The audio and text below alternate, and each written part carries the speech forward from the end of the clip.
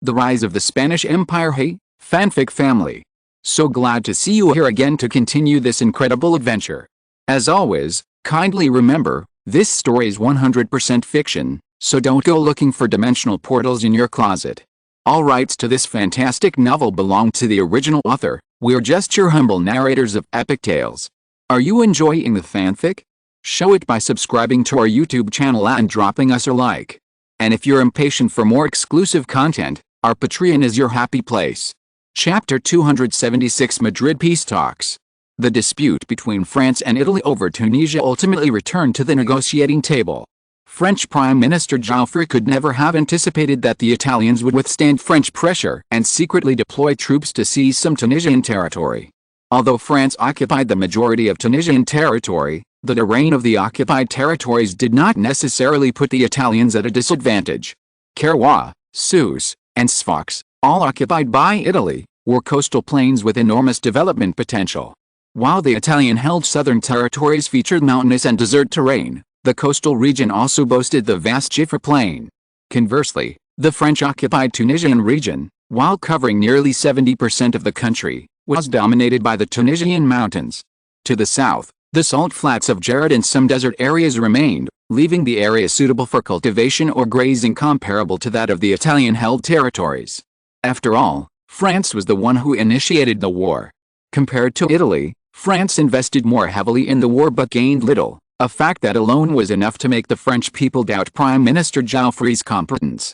Your Excellency, the Spanish ambassador has reiterated Spain's willingness to mediate as a neutral power in the colonial conflict with Italy over Tunisia. They hope we can send representatives to Madrid to participate in the peace talks to prevent further conflict with Italy, Foreign Minister Gambetta said, entering the room respectfully. Gambetta and Joffre belonged to the same party, which meant they shared the same objectives regarding the Tunisian issue. Joffre stared blankly at the Tunisian campaign map hanging in the Prime Minister's office before turning to Gambetta and responding, "Mr. Minister, who do you suggest we send to the peace conference?" "Your Excellency, these peace talks are of such importance that an ambassador cannot make the right decisions. If you do not intend to appear in person, I am willing to negotiate on France's behalf with Italy," Foreign Minister Gambetta said, word by word. Joffre nodded. The foreign minister was indeed a more suitable choice. Compared to ordinary ambassadors, the foreign minister possessed greater power and demonstrated France's commitment to the peace talks. Compared to the prime minister, the foreign minister's status was lower, avoiding any perceived degradation on the part of France. After all, the role of prime minister was comparable to that of the prime ministers of Spain and Italy. Since Italy hadn't sent its prime minister to the negotiations, France naturally had no need to send one either. Rushing to such a meeting would not only fail to give Prime Minister Joffre any say, but would also diminish his status and make him looked down upon. "Then you will represent France at this meeting." "Minister Gambetta, this meeting must at least ensure that the territories already occupied by France remain French, and ideally, recapture at least half of the territory held by the Italians. Tunisia is a crucial part of our colonial expansion plan, and we must not allow any problems to arise in Tunisia." Joffre made his decision and looked at Gambetta. "As you wish, Prime Minister," Gambetta nodded, accepting the daunting task. Meanwhile, the Italian government was also finalizing its peace negotiators. It's worth noting that the Italian government also chose its foreign minister to represent it at the peace talks, perhaps a tacit agreement among fellow European nations. As for Spain, as a neutral intermediary, Prime Minister Canovas will personally preside over the meeting. After all, as the host nation, sending a foreign minister to receive the two representatives would be somewhat awkward. The meeting, to be held in Madrid, will not only discuss the situation in Tunisia but also the colonial ties between Spain, France, and Italy and North Africa, aiming to prevent future colonial conflicts among the three nations. A few days after Spain invited both countries to participate in the peace talks, representatives from both countries arrived in the Spanish capital. French Foreign Minister Gambetta appeared unmoved upon his arrival. While Madrid has become quite prosperous after more than a decade of development, it still lags behind France's capital, Paris. While Madrid boasts trams and extensive streetlights, making it the world's first city that never sleeps, France has since followed suit with tram and streetlight projects, something Gambetta is no stranger to. But for the Italian foreign minister, everything he saw in Madrid was a novelty. While Italy certainly has its share of electricity needs, its finances aren't as lavish as those of Britain, France, and Germany. This has prevented Italy from building a city that never sleeps, similar to Madrid. Rome, Italy's capital, Vienna, the Austro-Hungarian capital, and St. Petersburg, the Russian capital, are known as Europe's three dark cities. Of course, this title is a tongue-in-cheek commentary in the European media, stemming from the slow pace of electricity development in these three countries. Italy has participated in the Spanish Tramway Expo, but due to funding constraints, even Rome, the capital, hasn't been able to provide widespread electricity. Only the royal palace and government offices are eligible for electricity. Beyond that, only established factories partner with Italian power companies to build power stations near their facilities. Indeed, Italian factories seeking to connect to the grid have had to finance their own power stations. The reason, of course, is that the Italian government lacks the funds to build large-scale power plants. Current electricity transportation faces numerous challenges. Electricity typically doesn't cross city boundaries, and even long distances result in significant losses. A single power station can only supply cities within a few kilometers. Further afield, access to electricity requires either a higher cost or the construction of a new power station. Consequently, electricity availability in Italian cities is abysmal. Only a few northern cities have power stations, while all cities south of Rome lack a single one. It's truly remarkable. Madrid has undergone tremendous transformation over the past decade or so. These changes are exactly what Italy needs right now. The Italian foreign minister, experiencing Madrid's transformation on his first day, exclaimed in a conversation with the Italian ambassador to Spain. The ambassador nodded in agreement. Having served as ambassador in Spain for several years, he had witnessed Madrid's transformation firsthand. Before Charles I became King of Spain, Madrid was also a major European city, boasting a population of over 400,000. However, compared to the capitals of other major powers, Madrid was somewhat underdeveloped, with only a few factories in the suburbs. These factories, however, lagged far behind in both number and scale. Looking at Madrid today, while its population makes it smaller than the capitals of Britain, France, and Germany, it's comparable to the capitals of Austria and Italy. Which city is more famous, Vienna, the capital of Austria, or Rome, the capital of Italy, than Madrid, the capital of Spain? Rome, the capital of Italy, served as the capital as early as the Roman Empire and has been the most important city in Italy for over 2,000 years. Vienna's history as a capital also dates back to the Duchy of Austria and has been the capital of the Holy Roman Empire since the Habsburgs took control of the throne. Madrid, in contrast, has been the capital of Spain for just over 300 years. Its surrounding mountainous and forested areas, coupled with its lack of proximity to plains, have severely limited its development. While there's still a certain population gap, Madrid's urban infrastructure and industry rival those of Rome and Vienna. As an Italian, the Italian foreign minister envied Spain. After all, the current King Charles I of Spain was, just over a decade ago, a duke in Italy, the youngest son of the King of Italy. Unfortunately, such a brilliant and ambitious monarch ultimately became King of Spain. Under Charles' leadership, Spain re-emerged as a powerful European power, even surpassing Italy's current strength. While deeply impressed by Spain's progress, the Italian diplomatic representative's sentiments were brief. For Italy, the upcoming negotiations with France were crucial. As long as Italy could hold on to the territories it occupied, it would not be on the losing side in the colonial competition for Tunisia. The day after the two representatives arrived in Madrid, peace talks between France and Italy officially began. Prime Minister Canovas, the Spanish representative, attended the talks first. He emphasized the importance of peace talks and expressed the hope that both France and Italy would present their own demands for peace. The French and Italian diplomatic representatives then engaged in a period of mutual debate. While the Italian side preferred to divide Tunisia according to the currently occupied territories, the French diplomatic representatives demanded that Italy withdraw from Tunisia, or at least give up half of its current territory. However, the French proposal was undoubtedly unacceptable to Italy. Italy occupied less than one-third of Tunisia's total territory. If it gave up half, wouldn't the French take most of the benefits? What was the Italians' goal in conquering these two territories? Wasn't it to snatch a piece of the French spoils and secure an unbeatable advantage? With both sides clinging to their demands and refusing to budge, the first day of peace talks stalled, with no progress at all. French Foreign Minister Gambetta, expressionless, returned to his residence and instructed the French ambassador to report back home on the progress of the talks. Before attending the Madrid peace conference, France had considered inviting other countries to participate as neutrals, or even simply setting up a separate table and ignoring Spain's request. Spain's diplomatic stance in this dispute also demonstrated its unwavering support for Italy.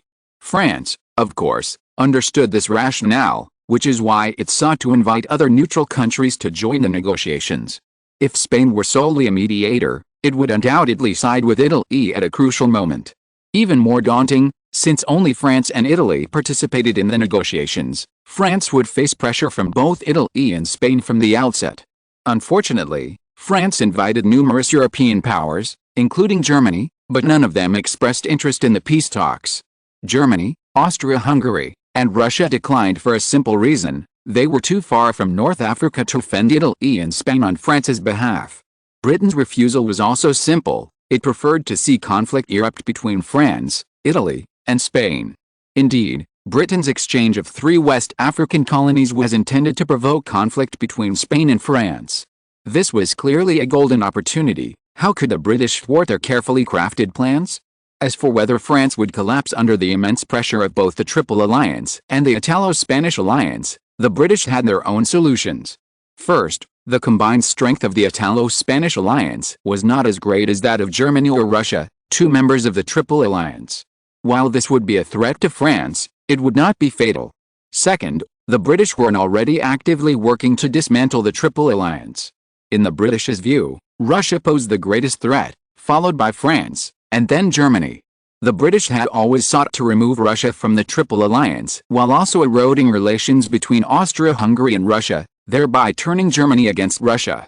This would create a situation in Europe characterized by 4 major military blocs. Germany and Austria would confront Russia, while Italy and Spain would confront France. These 2 countries, fighting independently, were precisely Britain's 2 greatest concerns. With Russia and France contained, Britain could expand unchecked in Africa and the Middle East, a situation ideal for the British. This was precisely why, despite their inherent provocative nature, the British were deeply concerned about the situation in Tunisia, but they ultimately declined France's invitation, stating that they would not intervene. This forced France to participate in the peace talks alone, even though they knew Spain would side with Italy at a crucial moment. If they did not participate, they would have to accept Italy's occupation of some Tunisian territory. As for using force to expel the Italian army, the French government had never considered it. While Italy was not strong, it was still a major power and would not be easily defeated. With the added support of Italy and Spain, France would likely face the pressure of fighting on 2 fronts. If France were to be drawn into a protracted war, the Germans would certainly not remain indifferent. If this backfired and France were to single-handedly challenge the entirety of Europe, that would be a real problem. No matter how ambitious Rauferre might be, he wouldn't have the audacity to ignore France's current diplomatic predicament. War should be avoided if possible, and France must not provoke Italy or Spain until it breaks Germany's policy of diplomatic isolation. Chapter 277 Naval Development Plan. Despite France's assertive stance during the negotiations, Italy, having returned to the table, clearly held a significant advantage. France had no intention of waging war against Italy, meaning the colonial dispute between them could only be resolved through negotiations. Spain, however, sided with Italy, and France could only guarantee minimal losses, with no prospect of gaining any further advantage from Italy. Although the negotiations reached a stalemate, Spain's expression of support for Italy ultimately led France to relent. Both sides agreed to establish their own Tunisian colonies, based on the territories currently occupied by each country. The French had originally proposed exchanging the central Tunisian region from Gafsa to Gabes for the Italian-held coastal line from Kairouan to Sfax. This exchange would have allowed France to occupy northern Tunisia and Italy to occupy southern Tunisia, eliminating the awkward situation of 2 separate colonies. However, the Italian government quickly rejected the French proposal. The Gafsa-Gabes line, while also coastal, also extended deep into Tunisia. Not only is the vast salt flats of Jared in this area, but the southern part is also a vast desert, leaving limited land for development. In contrast, the area from Kairouan to Sfax, currently occupied by Italy, is relatively flat, consisting mostly of plains, making it ideal for agriculture and animal husbandry. While consolidating the colonies into one area would be more advantageous for colonial development, given the disparity in land value, the Italians would undoubtedly prefer to hold on to the Kairouan area. This also resulted in Italy's Tunisian colony being split into two parts, with North and South Tunisia being unconnected and relying solely on ports for the transport of supplies. With the signing of the treaty, the dispute between the two countries over Tunisia officially came to an end. For France, gaining control of a large portion of Tunisia, which now connects to Algeria, was a significant gain.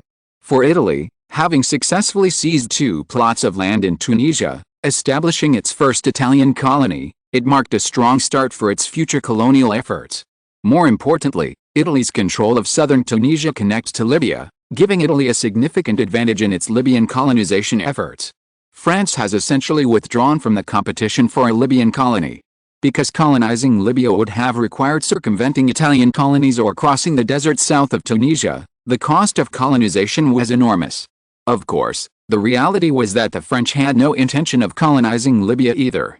Although Libya is much larger than Tunisia, arable land in Libya accounts for only 1% of its total land area, and the land suitable for agriculture or animal husbandry is only about 1/5 of Tunisia's. This figure is quite exaggerated. Tunisia's total area is only 160,000 square kilometers, while Libya's is a whopping 1.76 million square kilometers, 11 times the size of Tunisia. With only 1/5 of the arable land across 11 times the land area, this statistic alone is enough to give you an idea of what kind of country Libya is. The Middle East is often said to be a country built on desert soil, but Libya's situation is no less extreme, even more so than some of its neighbors. Precisely because of its vast desert landscape, Libya remained a remote, inaccessible region for a long time, which is why Tunisia remained relatively independent despite its submission to the Ottoman Empire. After the peace conference concluded, French Foreign Minister Gambetta departed without saying goodbye, clearly dissatisfied with the outcome. However, despite their dissatisfaction, France had no choice but to accept the outcome, as they could not afford the consequences of waging war against Italy and Spain. Gambetta's departure facilitated friendly negotiations between Spain and Italy. Spain's strong support played a crucial role in Italy's seizure of two colonies from France.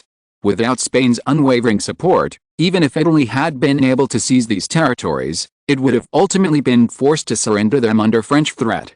Italy, of course, understood the importance of Spanish support. Both King Umberto I and Prime Minister Benedetto Caroli instructed the Italian foreign minister before the peace conference to maintain good relations with the Spanish government, regardless of the outcome. Although Italy successfully retained its conquered territories, maintaining them would still require Spanish support. Until Italy had a firm foothold in Tunisia, joining forces with Spain to resist French colonial encroachment was the best option. Italy would not abandon its good relations with Spain until its military strength expanded to a point sufficient to guarantee the security of its homeland and colonies. Because both sides were interested in cooperation, Prime Minister Canovas, after a brief exchange with the Italian foreign minister, signed a treaty with Spain concerning colonial cooperation in North Africa. This so-called colonial cooperation did not involve the joint development of a specific territory, but rather the mutual advancement and retreat of their colonies in the face of external colonial competition, thereby ensuring the safety of both colonies. Simply put, Spain supported Italy's colonization in Tunisia in exchange for Italy's support for Spanish colonization in Morocco. As for colonial conflicts outside North Africa, such as a colonial competition with France in West Africa, Italy would be exempt from this cooperation clause. This provided flexibility for both governments. While both countries had various colonial rivalries with France, Spain currently held far more colonies in Africa than Italy. While Italy was willing to cooperate with Spain, it clearly did not want to completely offend the French over Spain's West African colonies. Limiting the cooperation to North Africa ensured that the gap between Italian and Spanish interests would not be too great. While Morocco's land mass was larger, Tunisia had more arable land, roughly evenly balanced. Although Carlo had formally signed an agreement on colonial cooperation with Italy, he had no plans to invade Morocco. The reason was simple: Morocco wasn't just targeted by France. Britain, seemingly isolated from the European continent but in reality more focused on European affairs than the continental powers, was also present. Spain and Italy could counter France together because the French navy couldn't overwhelm the combined naval power of Spain and Italy, and its army couldn't quickly defeat Spain and Italy. But the British were different. Their navy could easily overwhelm the combined navies of Spain and Italy, meaning they could blockade Spain and Italy from their coasts without deploying their army.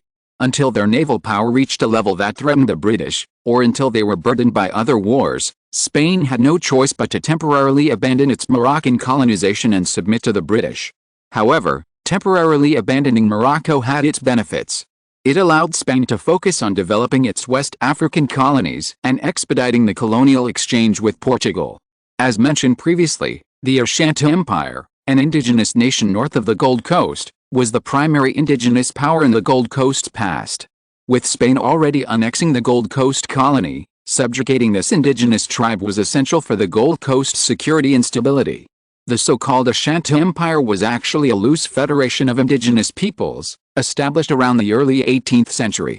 This federation was unique in that it was governed by an organization called the Council of Chiefs. The nominal supreme leader was the Ashanti tribal leader, the political and spiritual leader of the nation. However, as head of state, the Ashanti chief had no authority over other tribes. All tribes were equal members.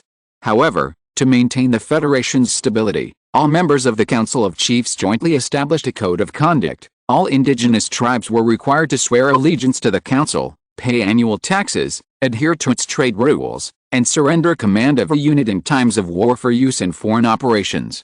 It was this rule that allowed this seemingly loose federation to survive British colonial rule until today. The British possessed powerful ships and artillery, but the natives were well versed in the local terrain and exploited it to inflict considerable casualties on the British. After engaging with these natives, the British shifted from simple military conquest to a plan to sow discord between the various states and the most powerful Ashanti tribe. This proved highly effective. Although the Ashanti chiefs ostensibly lacked command or authority over other tribes, they remained the leaders of the entire confederation, constantly finding opportunities to exploit loopholes and assert their power. Over time, the other tribes in the confederation harbored varying degrees of resentment towards the powerful Ashanti, which contributed to the British's attempts to sow discord. However, it became clear that after Spain took over the Gold Coast colony, the British's preparations had played a significant role in Spain's success. After learning from the Colonial Affairs Department about the situation among the tribes near the Gold Coast, Carlo decided to emulate the British strategy of sowing discord, continuing to sow discord among the Ashanti states and undermining their unity in the face of a powerful enemy. He aimed to encourage internal strife before Spain could annihilate the entire confederation. In contrast to the British divide-and-rule approach, Carlo had no intention of incorporating these indigenous peoples into Spanish colonial rule. Large-scale colonization of Africa carries a downside, the risk of a nation becoming black. This was a similar situation in France's history. With a continuous influx of black people, France transformed from a white nation into a mixed population of white and black. It's well known that babies born to black people, compared to those born to everyone else, are black. This suggests that France could very well become a European nation where blacks make up the majority, or even the vast majority, of the population in the future. Spain must be highly vigilant against this. Every race has flaws, whether it's the self-proclaimed whites or the oppressed yellows. This is human nature. However, compared to these two races, blacks possess far more flaws, many of which are more fatal, which explains Carlo's rejection of blacks. First, blacks are generally lazy and uncouth. Rather than earning a living through hard work, they prefer cruder methods like robbery and theft. When they were at the bottom of society, their threat was less severe. Once the world begins to value human rights and countries are forced to grant them, the harm posed by black people will immediately become apparent. When large-scale looting and theft occur, it will cause panic and unrest throughout society, even sparking racial tensions and increasing the risk of national division. Furthermore, black people carry a wide variety of pathogens. This is not discrimination against black people, it is a genuine reality. Sanitation in Africa, both now and in the future, is extremely poor. Black people have no regard for hygiene, creating numerous opportunities for the spread of disease. Furthermore, infectious diseases like AIDS, which everyone dreads, also spread from Africa. It is said that the HIV virus was first discovered in gorillas. As to how such a virus could jump from gorillas to humans, one must ask what the Africans of the time were thinking. While the consequences of AIDS are already severe, It is not the only disease to spread from Africa to the world. Other deadly diseases, including the later deadly Ebola virus, also originated in Africa. Not only would Carlo not consider incorporating Africans into Spanish colonial rule, he would even consider effectively eliminating the black population in Spain's existing colonies to prevent the horrific spread of African diseases to Spanish colonies through contact with black people. While frequent wars with these African natives would increase Spain's military expenditures, on the bright side, they would also increase the combat effectiveness of the Spanish army. While wars with African natives would certainly not be as effective as regular battles with European nations, they would allow Spanish soldiers to see blood and experience the brutality of the battlefield. Currently, the only colony that warrants a large-scale war against the natives is the Gold Coast, and the Congolese territory does not require large-scale external expansion for the time being. The reason is simple: the Congolese territory's southward expansion has been blocked by Carlo and Portugal's colonial exchange plan, and expansion is currently limited to the north or northwest. However, blind expansion is not a good idea either. The Congolese territory is too vast and difficult to manage. Currently, the number of immigrants in the Congolese territory has only just exceeded 50,000, making further large-scale expansion unnecessary. It would be better to stabilize for the time being and focus limited resources on other colonies. At a cabinet meeting following the conclusion of the Madrid peace talks, cabinet members voted and approved the Ashanti Conquest Plan, proposed by Secretary of State for the Colonies, William. According to this plan, in addition to the 2 colonial garrisons on the Gold Coast, Spain would also deploy 1 colonial garrison regiment each from the colonies of southern Morocco, the Congo Territory, and the Guinea Colony, totaling 5 colonial garrisons to launch a war against the Ashanti Confederation. These 5 colonial garrisons, totaling approximately 12,000 troops, would undoubtedly be enough to conquer the small Ashanti Confederation. Of course, preliminary preparations, such as accelerating the disintegration of the Ashanti tribes, were also essential. Destabilizing the Ashanti Confederation would make the Spanish offensive easier, avoiding further casualties and military expenditure. Because only colonial troops were involved, and the total strength was limited to 12,000, the military cost of the operation was low, estimated at between 15 million and 25 million pesetas. This military expenditure isn't significant, but if the plan goes smoothly, Spain's Gold Coast colony could double in size, reaching a total area of over 100,000 square kilometers. This is precisely why European countries are so keen on colonization. They can acquire vast tracts of land for development without significant expense. Consider that most European countries have land areas ranging from tens to hundreds of thousands of square kilometers. Only one country boasts an area exceeding 1 million square kilometers, the Russian Empire, whose territory extended to the easternmost reaches of Asia. Even Tsarist Russia was keen on territorial expansion, let alone other European countries with territories of only a few 100,000 or even tens of thousands of square kilometers. In addition to approving the Ashanti Conquest Plan, the cabinet meeting also approved a new request from the Ministry of Defense for the construction of new warships. Several years have passed since the Royal Guarnizo shipyard produced the design for the Renaissance-class ironclad warships, and Spain's major shipyards have yet to produce a design that satisfies the Navy. Spain has also collaborated with France and Italy on shipbuilding projects, but these collaborations have generally focused on armored cruisers rather than true ironclad warships. The so-called armored cruiser, like the battle cruiser that would later emerge, was a relatively specialized warship design.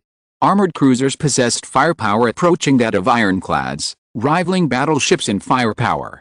However, the biggest difference between cruisers and ironclads lay in their cost per ship. Compared to ironclads, armored cruisers were more economical to build. This necessitated design compromises to ensure comparable firepower. Essentially, an armored cruiser was a cruiser equipped with battleship guns. Its armor protection was only marginally better than that of a typical cruiser, significantly lagging behind the ironclads deployed by other nations. Initially funded by Russia, these ships served as auxiliary warships, providing additional firepower to the battleship fleet. However, as Russia declined, these significantly flawed ships became its primary warships during the Russo-Japanese War. Their relatively weak armor ultimately led to many of them suffering heavy losses from the enemy during the war. Under Carlo's influence, Spain's approach to the Navy was to avoid building capital ships, but if they did, they had to build the best. After years of painstaking work, The Royal Guarnizo shipyard finally produced a ship that satisfied the Navy, which was the reason the military proposed building a navy. Rather than being a completely new design, the new ship design was more of an improvement by the Royal Guarnizo shipyard based on the Renaissance-class ironclads.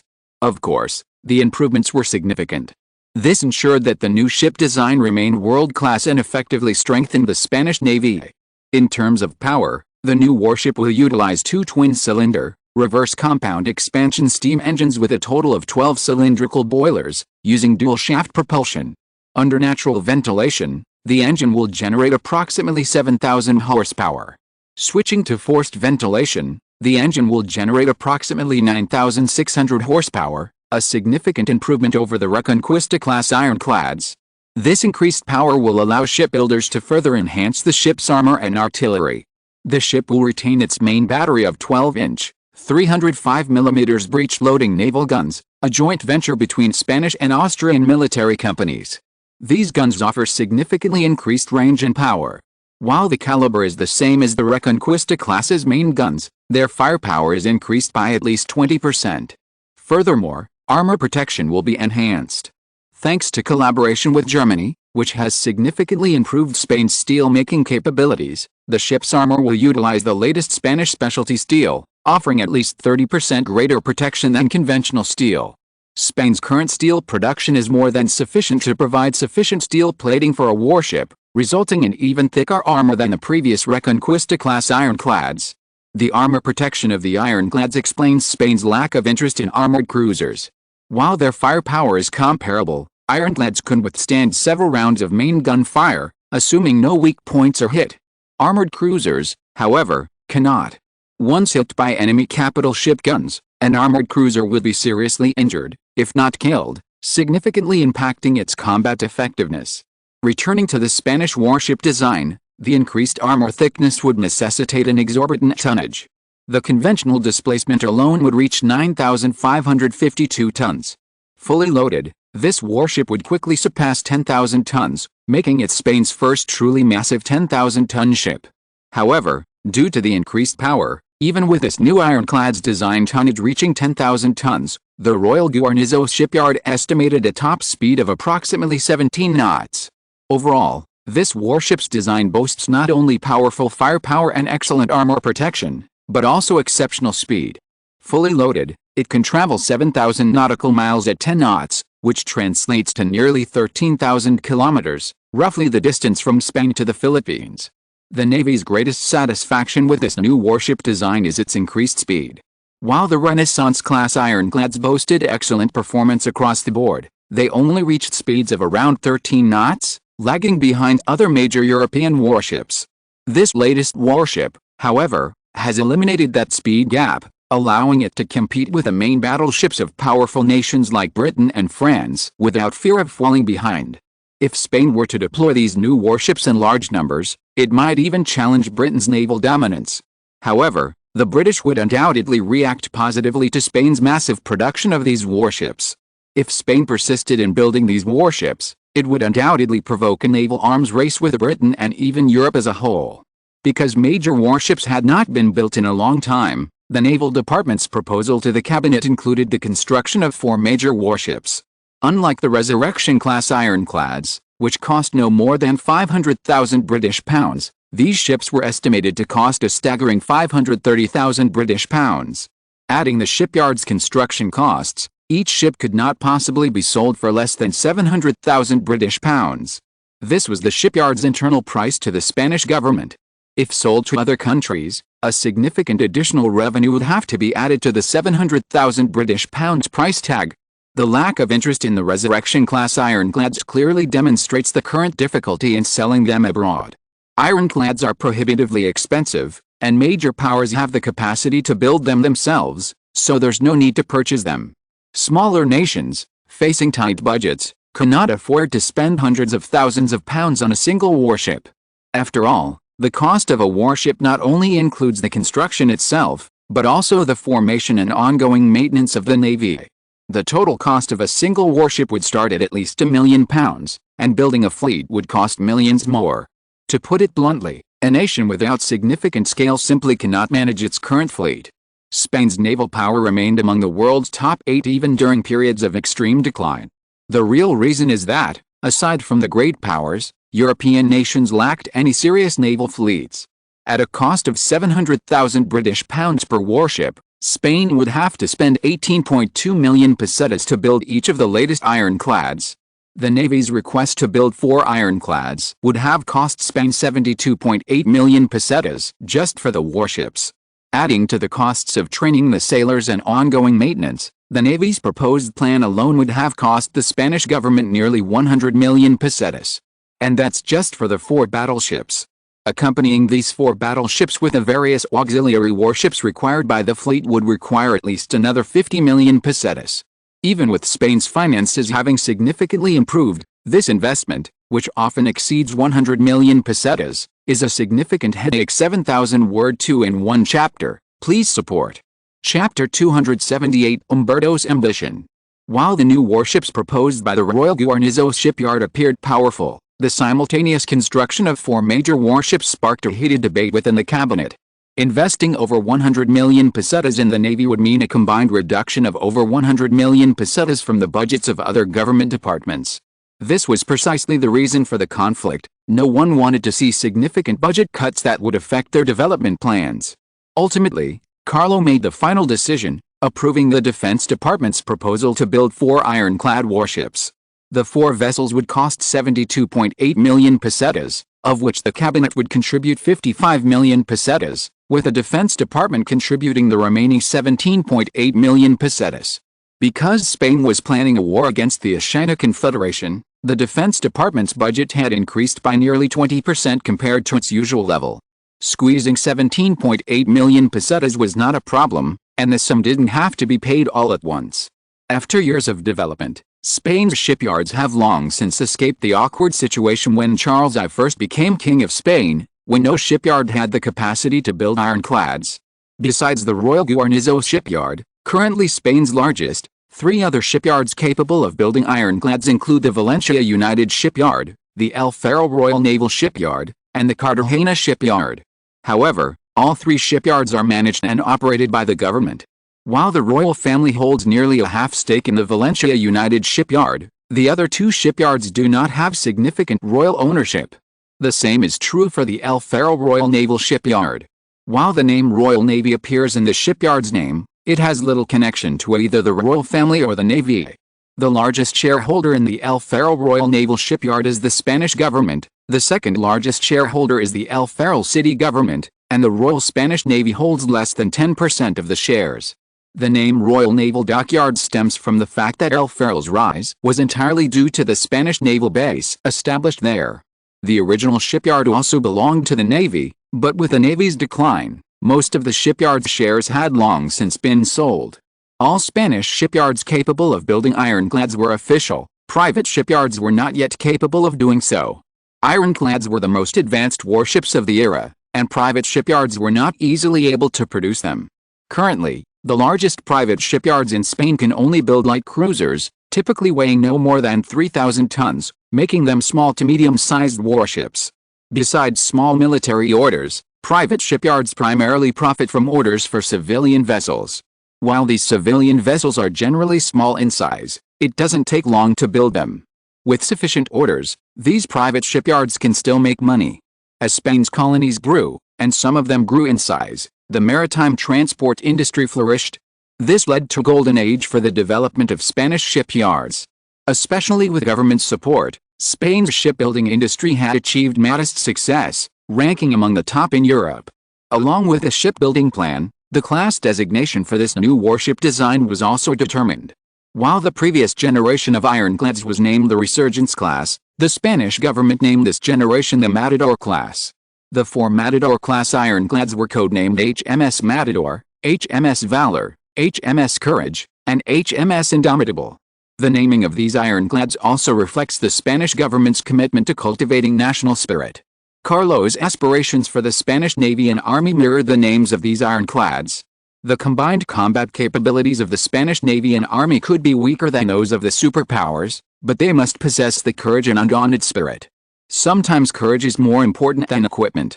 Given equal equipment, The side with greater tenacity will ultimately demonstrate greater combat effectiveness. As the saying goes, when two forces meet, the brave prevail. Carlo did not want his army, so costly and meticulously trained, turned up surrendering out of fear. Spain's population was inferior to that of the European powers, and this was the only way to improve the combat effectiveness of both its navy and its army and bridge the gap. The Spanish government remained open about the construction plan for these 4 ironclads. Even with these 4 ships, the Spanish fleet was still not strong enough to challenge the British. Even then, it was still a considerable distance from the Royal Navy. Britain controlled India, generating substantial annual revenue for the British government. This led to astronomical investments in naval development, with 3 ironclads built in the last 2 years alone. While building 3 ironclads in 2 years might not seem like a significant investment, the problem was the British's relentless pace of construction. Spain currently possessed only 5 ironclads, while the British could build the entire Spanish Navy in just 4 years. This is why Carlo didn't intend to keep it secret. Even if the British knew that the 4 Spanish ironclads were top tier, they wouldn't have to worry about the Spanish Navy posing a threat to the Royal Fleet. Unless Spain built 10 or more ironclads at once, such an investment would be too much even for the British Empire, let alone Spain, which had fewer colonies. Although Spain had 4 shipyards capable of building ironclads, the government didn't plan to build all 4 simultaneously. Once funding arrived, the Royal Guarnizo shipyard would begin construction on 2 ironclads. As Spain's largest shipyard, the Royal Guarnizo shipyard could accommodate up to 3 ironclads simultaneously. However, the shipyard's staff was limited, and due to other restrictions, the more ships under construction simultaneously, the longer each would take to build. If only 1 ironclad was built, it could be launched within a year at the earliest and 2 years at the slowest, with an average completion time of about a year and a half. However, if construction began on all 3 ironclads simultaneously, the launch time for each ship would be delayed by over 2 years, potentially reaching a slower pace of 2.5 years. Even if only 2 ships were laid simultaneously, achieving an average timeline of 1.5 years would be impossible. This meant that Spain's new warships would have to wait until the second half of 1883 at the earliest. Naval trials would also take a considerable amount of time, and the Matador-class ironclads would not be officially inducted into the Spanish Navy until around 1885 at the earliest. To minimize time, the first 2 ships would be built at the Royal Guarnizo shipyard, while the second 2 would be constructed at the Valencia United Shipyard and the El Faro Royal Naval Shipyard, respectively. Although these 2 shipyards were significantly smaller than the Royal Guarnizo shipyard, since only 1 ship was being built, the final progress was still able to keep pace with the Royal Guarnizo shipyard. Spain was expected to commission 4 ironclads between 1885 and 1886. This meant Spain could maintain its naval dominance until the pre-dreadnought era, during which it could then rapidly scale the technology tree and surpass the naval powers ahead of it. Just as the advent of the dreadnoughts rendered all pre-dreadnoughts obsolete, so too did the pre-dreadnoughts render all ironclads brittle and shabby. If Spain could seize this crucial opportunity, not only could it surpass the British Royal Fleet, but it could at least maintain 4th place in the world behind Britain, France, and Germany, and even surpass France and Germany. Germany would also increasingly prioritize its navy, but at this point, it was not yet ready to challenge the British naval dominance. This also meant that Germany had no intention of significantly developing its navy. Its goal was simply to build its navy to a level commensurate with its status. France was even more vulnerable. France possessed industrial and scientific capabilities, but due to limited military spending, its navy would eventually be surpassed by Germany. Spain, however, had the potential to surpass the French navy in the pre-dreadnought era. Of course, even if pre-dreadnoughts failed to surpass France, Spain still had a chance in the dreadnought era. Precisely because of this emphasis on pre-dreadnoughts, Spain stopped building ironclads after the Matador-class ironclads. These 4 Matador-class ironclads were sufficient to ensure Spain's naval power remained among the world's top 5. The subsequent pre-dreadnoughts were the main battleships that Spain would focus on building. This is why the Spanish government decided to make its shipbuilding plans public. If it hadn't, Spain would have had to wait until the pre-dreadnought era for its next large-scale construction of main battleships. Revealing plans for main battleship construction effectively boosted national confidence, a crucial requirement for Spain at this time. As expected, The announcement of the Spanish government's plan to build 4 ironclads over the next few years immediately caused a stir among the Spanish public. The former Spanish Empire relied on its powerful navy and vast colonies. Spain now boasts a considerable empire. If it could also develop a powerful navy, wouldn't it be considered a revival of the former Spanish Empire? If you think about it, Spain's current colonies are spread across the Americas, Africa, and Asia, so calling it the empire on which the sun never sets isn't entirely wrong. It's just that most of Spain's colonies are relatively small, making the term empire on which the sun never sets seem somewhat misplaced. While somewhat misplaced, compared to many European powers, Spain's colonial situation is far superior. Even the powerful German Empire currently lacks any significant colonies. Not to mention weaker powers like Austria and Italy, which possess virtually no colonies at all. Carlo was surprised by the news released by the Spanish authorities, which shocked not only the Spanish but also the Italian government. As Spain's ally, the Italian government was undoubtedly aware of the specific data regarding Spain's Renaissance-class ironclads, which were considered one of the most advanced warship designs in Europe at the time.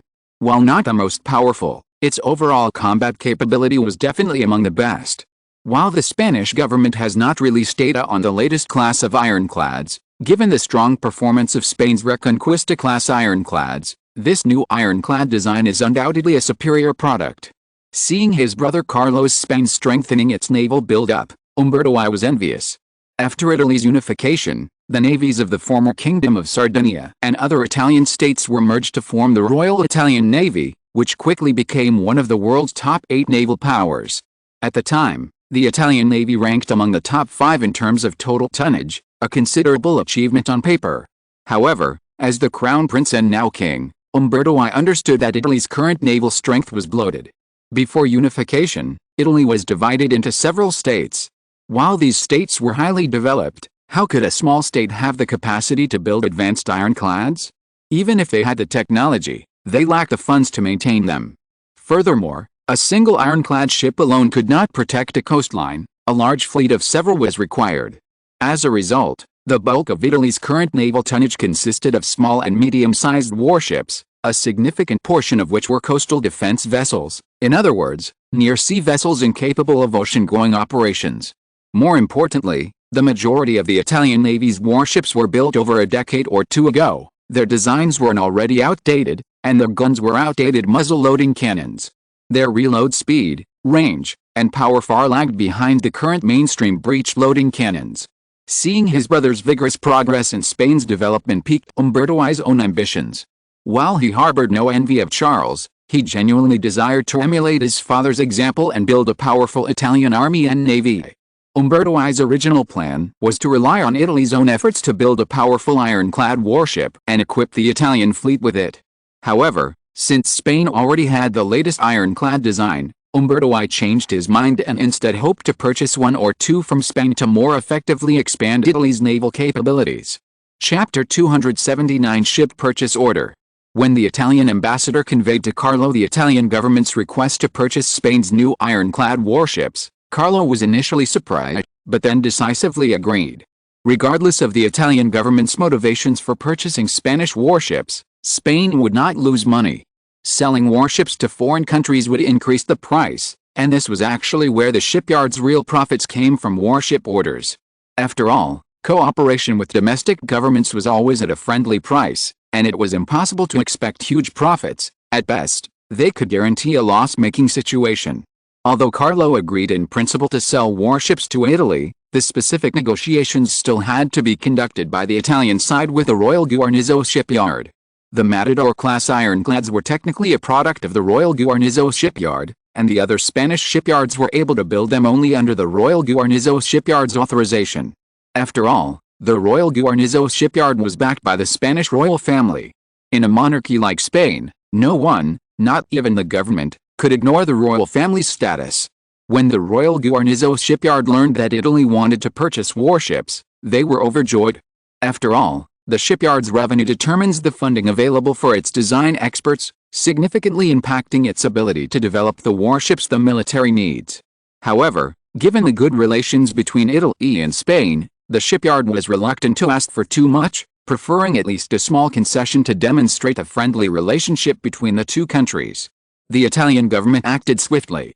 After confirming Spain's willingness to sell its latest warships, it immediately assembled a purchasing delegation to Spain and began negotiations with the Royal Guarnizo shipyard. The delegation, primarily composed of Italian naval commanders, was so eager because Italy's current shipbuilding capabilities were far behind those of the European powers. All of the Italian Navy's warships were outdated, and even the latest vessels built in recent years were defective and riddled with defects. Typical examples include the Giulio and Enrico Dandolo. As the Italian navies move away from sailing warships, these two warships were powered by vertical compound steam engines, capable of reaching a maximum speed of 14.8 knots, a remarkable feat. In terms of firepower, they were equipped with 450 mm, 20 caliber, muzzle-loading naval guns, a caliber that rivaled that of any European warship. However, the muzzle-loading guns and their large caliber severely limited their firepower. While the 450 mm main guns looked attractive, the Italian Navy discovered in actual combat that the two ships' main guns had a meager firing rate of 1 round every 5 minutes, rendering them vulnerable in battle. Furthermore, Italian shipbuilders overly focused on increasing gun caliber, neglecting to adapt large caliber guns to the ship's design. The Giulio had 3 exhaust funnels, with the 2 main gun turrets located between them, a truly unimaginable sight. Naval officers manning the guns had to be careful not to aim at their own funnels, lest they create a blatant joke. The Italian Navy's eagerness for foreign warships stemmed precisely from the flaws in Italian shipyards' ironclad design. Of course, the Italian government wasn't simply looking to Spanish warships. They hoped to learn from Spain's superior ironclad design expertise and replicate and improve upon them to create their own. To obtain data on the latest Spanish ironclads, they had no choice but to purchase them. While sending agents to steal intelligence might be feasible, it would severely damage relations between Italy and Spain, making it a costly undertaking for the Italian government. The Italian shipbuilding delegation received a lavish reception from the Spanish government and then proceeded directly to the Royal Guarnizo shipyard to inspect the warship construction site. As a military-industrial complex dedicated to the royal family, the Royal Guarnizo shipyard was undoubtedly a leading European institution. Upon their visit, the Italian shipbuilding delegation was astounded by its development. Many Italians, before arriving in Spain, still held the view that Italy was more advanced than Spain. They believed that Italy's current lag in shipbuilding was simply due to technological backwardness stemming from the country's recent unification, and that its industrial and shipbuilding capabilities were no less impressive than Spain's. However, upon arriving at the Royal Guarnizo shipyard, seeing how it had become a massive shipyard thanks to substantial royal investment, they began to take Spain's recent progress seriously and carefully examine the gap between Italian and Spanish shipyards. The Italian delegation's positive attitude made the subsequent visit much smoother. After the Spanish government announced its naval construction plan, it paid the Royal Guarnizo shipyard the deposit for the 2 warships, and the Royal Guarnizo shipyard had already been working at full capacity on the 2 ironclads. Although less than 2 weeks had passed, the keel laying of the first of the Matador-class ironclads, the Matador, was already halfway complete. The Italian ship purchasing delegation visited the keel-laying stage of the Matador. Whether in the era of ironclads or sailing warships, building a large ship was no easy feat. As warship technology entered the ironclad era, the cost and time required to build an ironclad ship continued to increase due to its increased complexity and the large amount of steel required. The keel-laying phase for the Matador-class ironclad alone took at least a month and a half, a testament to its enormous size. When the Italian ship purchasing delegation witnessed the shipyard workers laying the keels of the Matador and the ironclad, even though they had already been prepared for Spain's prowess in warship construction, they couldn't help but exclaim in amazement, "My God, what a massive ship this must be!" The Italian vice admiral, the leader of the Italian ship purchasing delegation, gazed in amazement at the keel, which was already more than halfway laid, his excitement evident. "Sir, may I ask the displacement of this warship you're building?" one of the generals in the Italian purchasing delegation asked, casting a curious glance at the Spanish diplomatic official in charge of reception. Of course, General. The Italian government had long expressed its interest in purchasing warships from Spain, and the basic data for these warships would undoubtedly be presented to the Italians. For this reason, upon hearing the Italian naval admiral's inquiry, The Ministry of Foreign Affairs official immediately responded according to their pre-existing knowledge. According to design estimates, the Matador-class ironclads have a normal displacement of approximately 9,552 tons, and a fully loaded displacement of approximately 10,700 tons, making them truly giant ships of 10,000 tons. Upon hearing that the Spanish-developed Matador-class ironclads could have a fully loaded displacement of over 10,000 tons, the naval commanders on the ship-buying team exchanged a glance, their eyes filled with excitement. As for the other Italian government officials, particularly those in the finance department, their expressions suddenly soured. The larger the displacement of an ironclad, the more expensive it was. After all, the weight of an ironclad was influenced not only by the thickness and surface area of the steel plating, but also by the caliber of the guns and the size of the turrets. Spain's previous generation of ironclads, the Reconquista class, sold for a staggering 600,000 British pounds. The more powerful Matador class, the Matador class, would have cost at least 700,000 British pounds. Italy's order for 2 ironclads would have cost Italy over 1.4 million British pounds, or 35 million lire. Italy had enjoyed a relatively healthy financial situation since unification, but Umberto I's military expansion ambitions clearly extended beyond this point, leaving some Italian government officials uncertain whether to celebrate or deplore. After all, with rising military spending, budget cuts for other sectors were inevitable. After viewing the keel-laying of the Matador with great anticipation, the admirals of the Italian ship-buying delegation eagerly entered into negotiations with the Royal Guarnizo shipyard. They wanted to quickly finalize the purchase details with the Royal Guarnizo shipyard, ensuring the Italian Navy possessed such a powerful ironclad vessel. Compared to these admirals, the Italian government officials were less eager. When they learned that a Matador-class ironclad cost a staggering 800,000 British pounds, they even considered returning to Italy. 800,000 British pounds was simply too expensive. It was enough money for Italy's own shipyards to build an ironclad and still have some left over. Even if the Spanish warships were more powerful than the Italian ones, they couldn't justify such a high price. After much wrangling, the Royal Guarnizo shipyard finally offered Italy a friendly price, a 50% discount on the 800,000 British pounds price tag, selling the ironclad to Italy for an internal price of 760,000 British pounds per ship. If Italy ordered 2 ships at once, the Royal Guarnizo shipyard would also provide some shells and torpedoes, further reducing Italy's expenses. While the 760,000 British pounds price tag was higher than the Spanish government's internal price, it was a demonstration of sincerity for the Royal Guarnizo shipyard. After all, the Royal Guarnizo shipyard needed to make a profit, and resisting the urge to profit from the Italian order was a significant gesture of respect for the Italian government.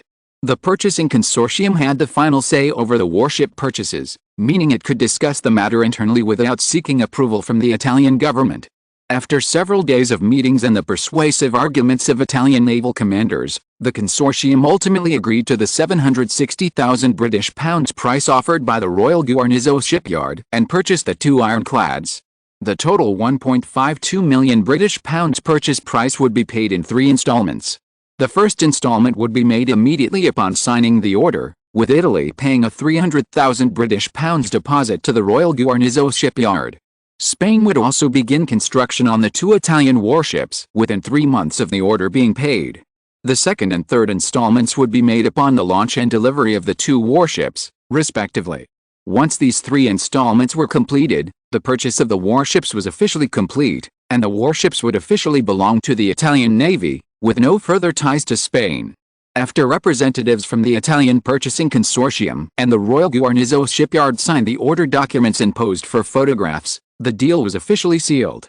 The news of Italy purchasing 2 ironclads from Spain immediately became a hot topic across Europe. Spain's newly developed Matador-class ironclads also captured the attention of European nations.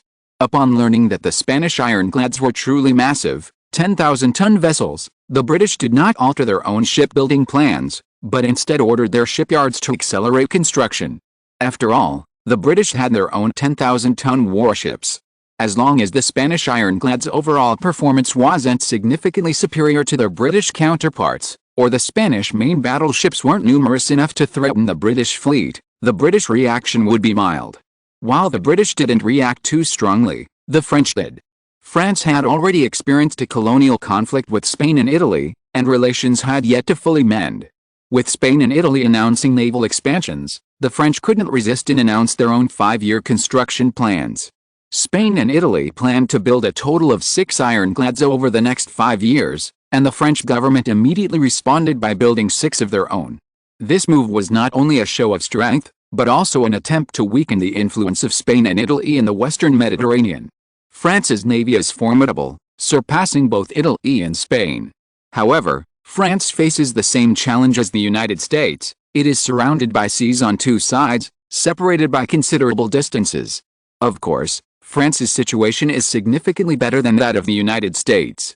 A route between the east and west coasts of the United States requires navigating the entirety of South America, a distance of nearly 20,000 kilometers. However, a route between France's west and south coasts only requires navigating the Iberian Peninsula, a distance of approximately 3,000 kilometers. Precisely because of these 2 separate coasts, France must maintain 2 fleets to protect its coasts. France deploys the Channel Fleet in the English Channel and the Mediterranean Fleet in the Mediterranean.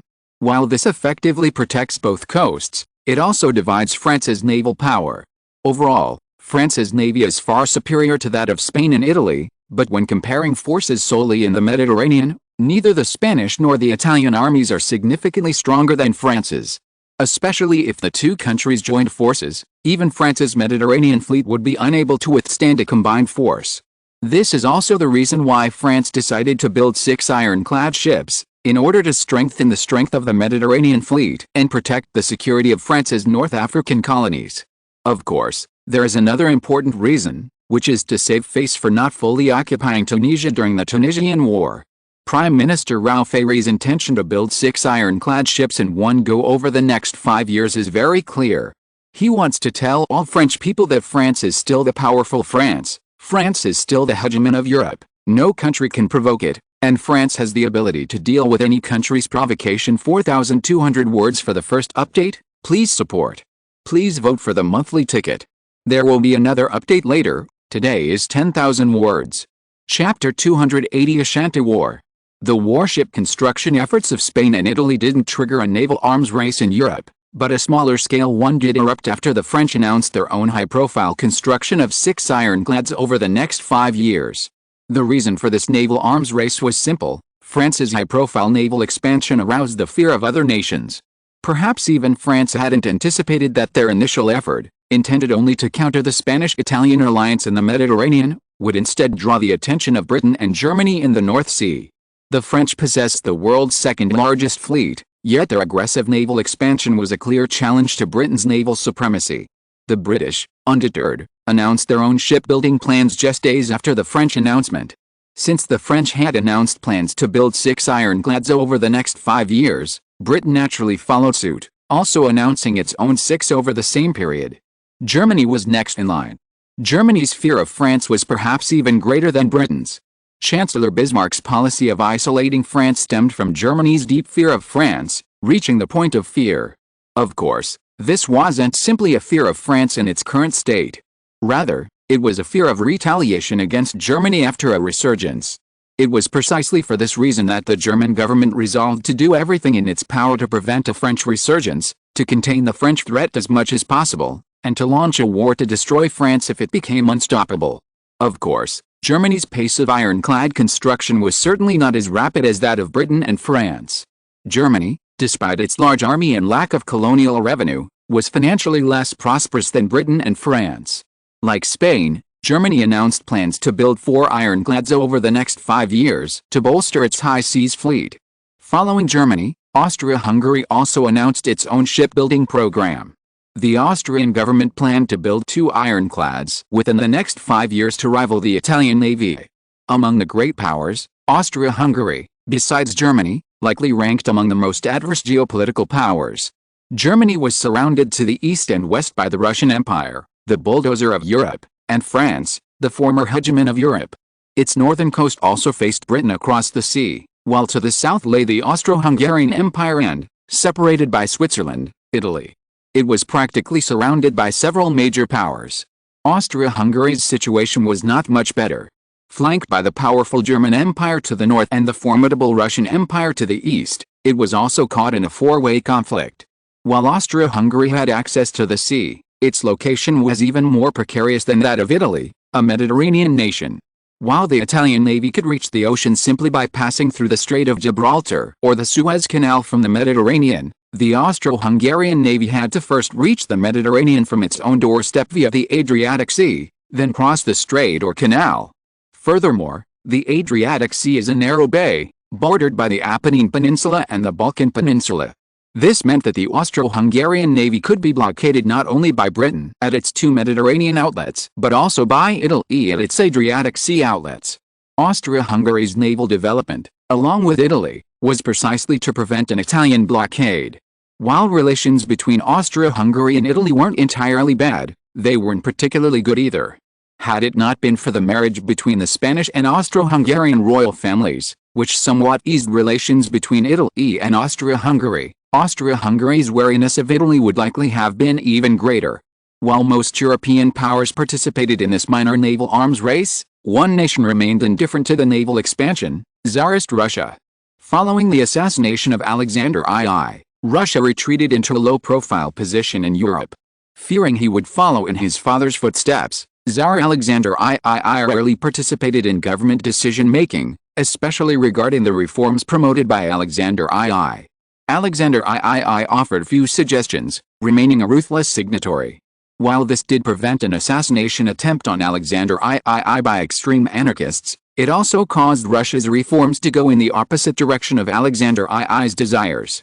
In the short period since Alexander II's assassination, the Russian government had already rescinded numerous reform-related decrees, coming close to outright declaring Alexander II's reforms illegal. Under such a chaotic situation, the Russian government naturally refused to join the European naval arms race. For the aristocrats who controlled the Russian government, precious Russian government funds could not be spent on the navy. Russia's current naval capacity was sufficient. Even Carlo hadn't anticipated that Spain's simple order for 2 ironclads with Italy would trigger a European naval arms race. However, this was good news for Spain. Historically, the last few years had been the last heyday of the ironclad. By 1889, the final year of the 1880s, battleships would be born, and ironclads would be consigned to the dustbin of history. Even though 1889 was still 8 years away, it was only a blink of an eye. Warship construction takes a long time, and it would take 2 or 3 years for a warship to be commissioned into the Navy. France, with its ambitious construction of 6 ironclads, might not have been able to fully integrate all 6 into its fleet by the time the battleship era arrived. France's substantial investment in ironclads meant it was unlikely they would abandon their ironclad construction. With the advent of the battleship era, Spain could aggressively build its own battleships, allowing it to moderate its investment in ironclads. While this unwittingly triggered a naval arms race in Europe, the Spanish government wasn't focused solely on the naval race itself. After sending off the Italian ship-buying group, the Spanish government decided to launch a war against the Ashanti Confederation. During this period, Spain's efforts to sow discord among the Ashanti tribes proved effective. At least the other tribes' attitudes toward the Ashanti, the most powerful, grew colder, even leading to a heated argument within the Ashanti Council of Chiefs. The conflict stemmed from the Ashanti chiefs' long-standing encroachment on the interests of other tribes. While the Ashanti chiefs formally had no power to interfere in the affairs of other tribes, as rulers of the entire confederation, their implicit power was far greater than it appeared. This also led to considerable resentment among other tribes toward the Ashanti chiefs and the Ashanti tribe. Spanish instigation nearly sparked internal strife within the confederation. While it didn't lead to a civil war within the Ashanti, the situation was enough for Spain.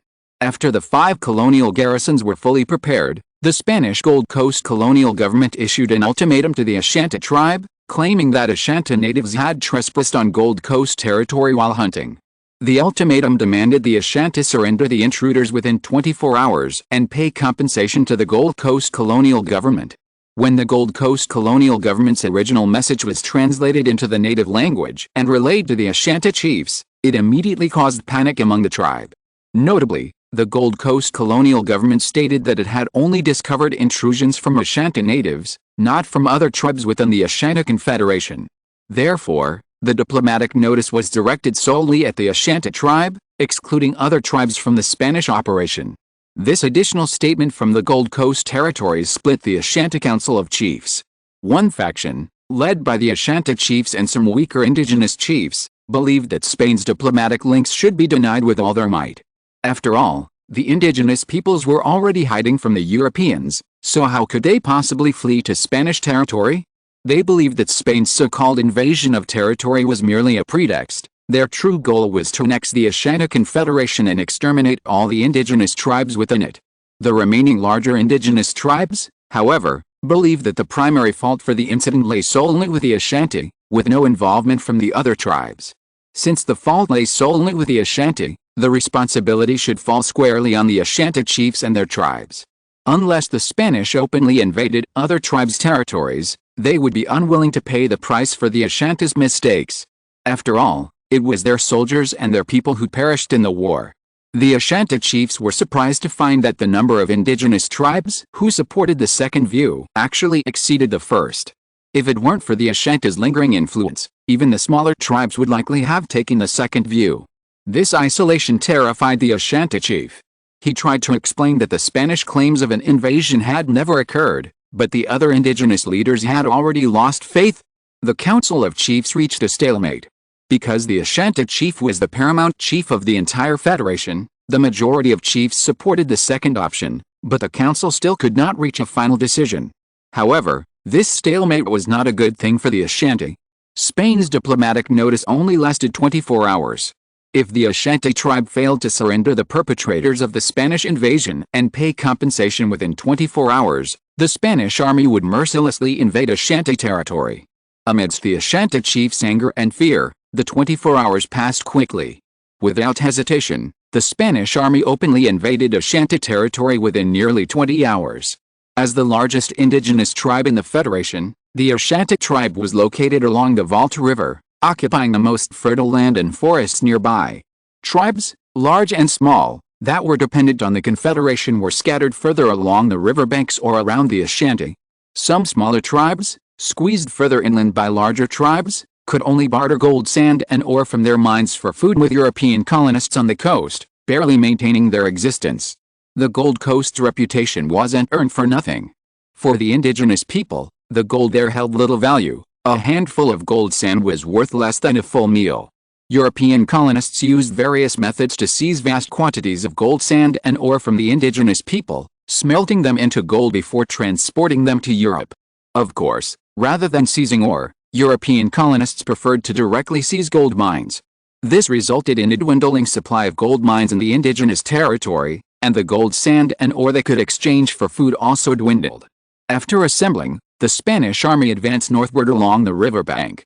To avoid provoking resistance from the entire Ashanti Confederation, the Spanish offensive would focus solely on the Ashanti tribe, with no plans to attack other tribes for the time being.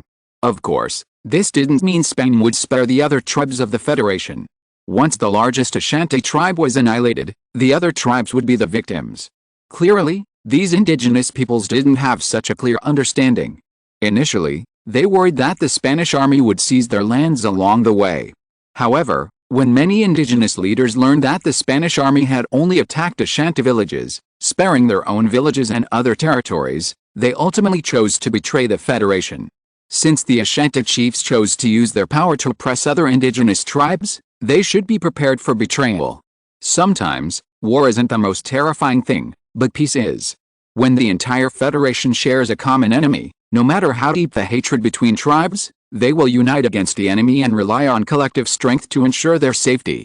However, when these tribes lack a common enemy, intertribal conflicts will be exacerbated, which is why they ultimately betrayed the Ashanti chiefs. This is what the British did historically. Spain simply arrived a little earlier. Without the support of the other tribes of the Federation, the small Ashanti tribe would naturally be ignored by the Spanish army. Spain mobilized 5 colonial garrisons, totaling over 10,000 men. Conquering a small indigenous tribe was easy. Upon learning that the Spanish army had launched an attack on the Ashanti, the other tribes fled back to their own tribes. Suddenly, the Ashanti chief, left alone, was filled with fear and regret. He regretted his harsh exploitation of the indigenous tribes, which ultimately led them to betray him when the enemy arrived. But regret is a lifelong commitment.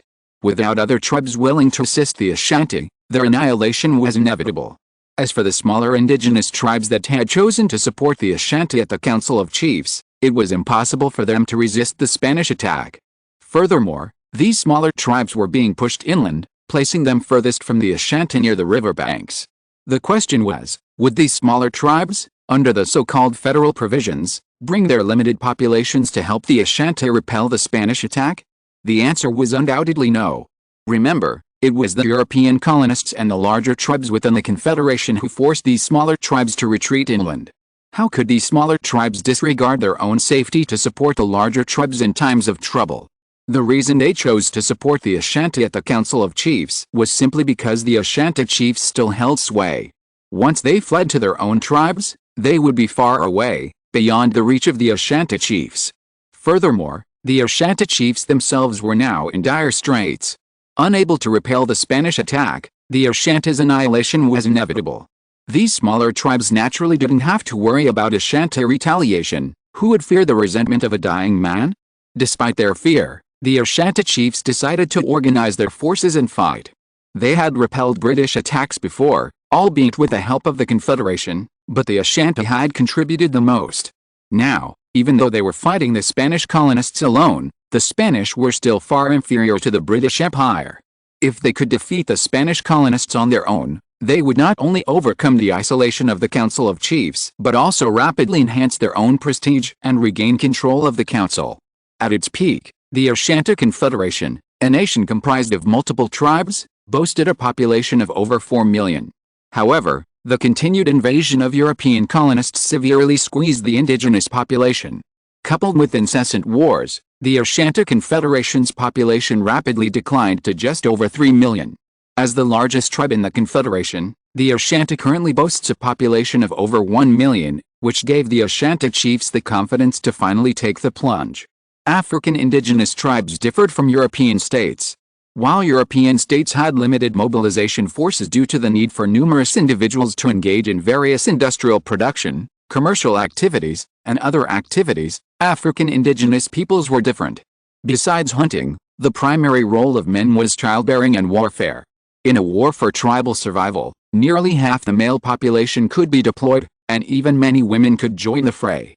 Although the Ashanti tribe had a population of just over 1 million, if the chieftain had made an effort, he could have assembled an army of several 100,000. Of course, this wasn't really an army, just a collection of indigenous people armed with a variety of outdated weapons. Of course, the Ashanti chieftain didn't have that much time. The Spanish diplomatic notice gave him only 24 hours, and given Spain's premature launch of the war, the Ashanti chieftain simply didn't have enough time to gather troops, let alone an army of several 100,000. Before the Spanish army arrived at the Ashanti base camp, the Ashanti chieftain had organized a defense of approximately 60,000 men. These men were armed with a wide variety of weapons, including muskets purchased with gold from European colonists, knives purchased from European colonies, and even wooden spears and stone axes crafted within the tribe. Compared to the diverse array of weaponry among the Ashanti natives, the Spanish colonial army's equipment was quite uniform. They all carried the standard Vittorio M1872 rifle. Due to the war effort, each man was also issued 50 rounds of ammunition, making ammunition quite abundant. The colonies in the rear continued to transport ammunition to the front lines, ensuring that every soldier had enough bullets. The cost of war was huge, and hundreds or even thousands of bullets might not kill a single person. Fortunately, the Ashanti lacked any decent muskets. Their few muskets were not only obsolete in Europe, but some were even more likely to burst than to hit the target. Fighting such an enemy, the Spanish soldiers had ample time to aim, effectively increasing their chances of success. The same principle also applied to artillery. The 5 colonial garrisons possessed a total of 15 artillery pieces, all of which were deployed to the front lines. While the Ashanti possessed a wide variety of weaponry, the majority consisting of cold weapons.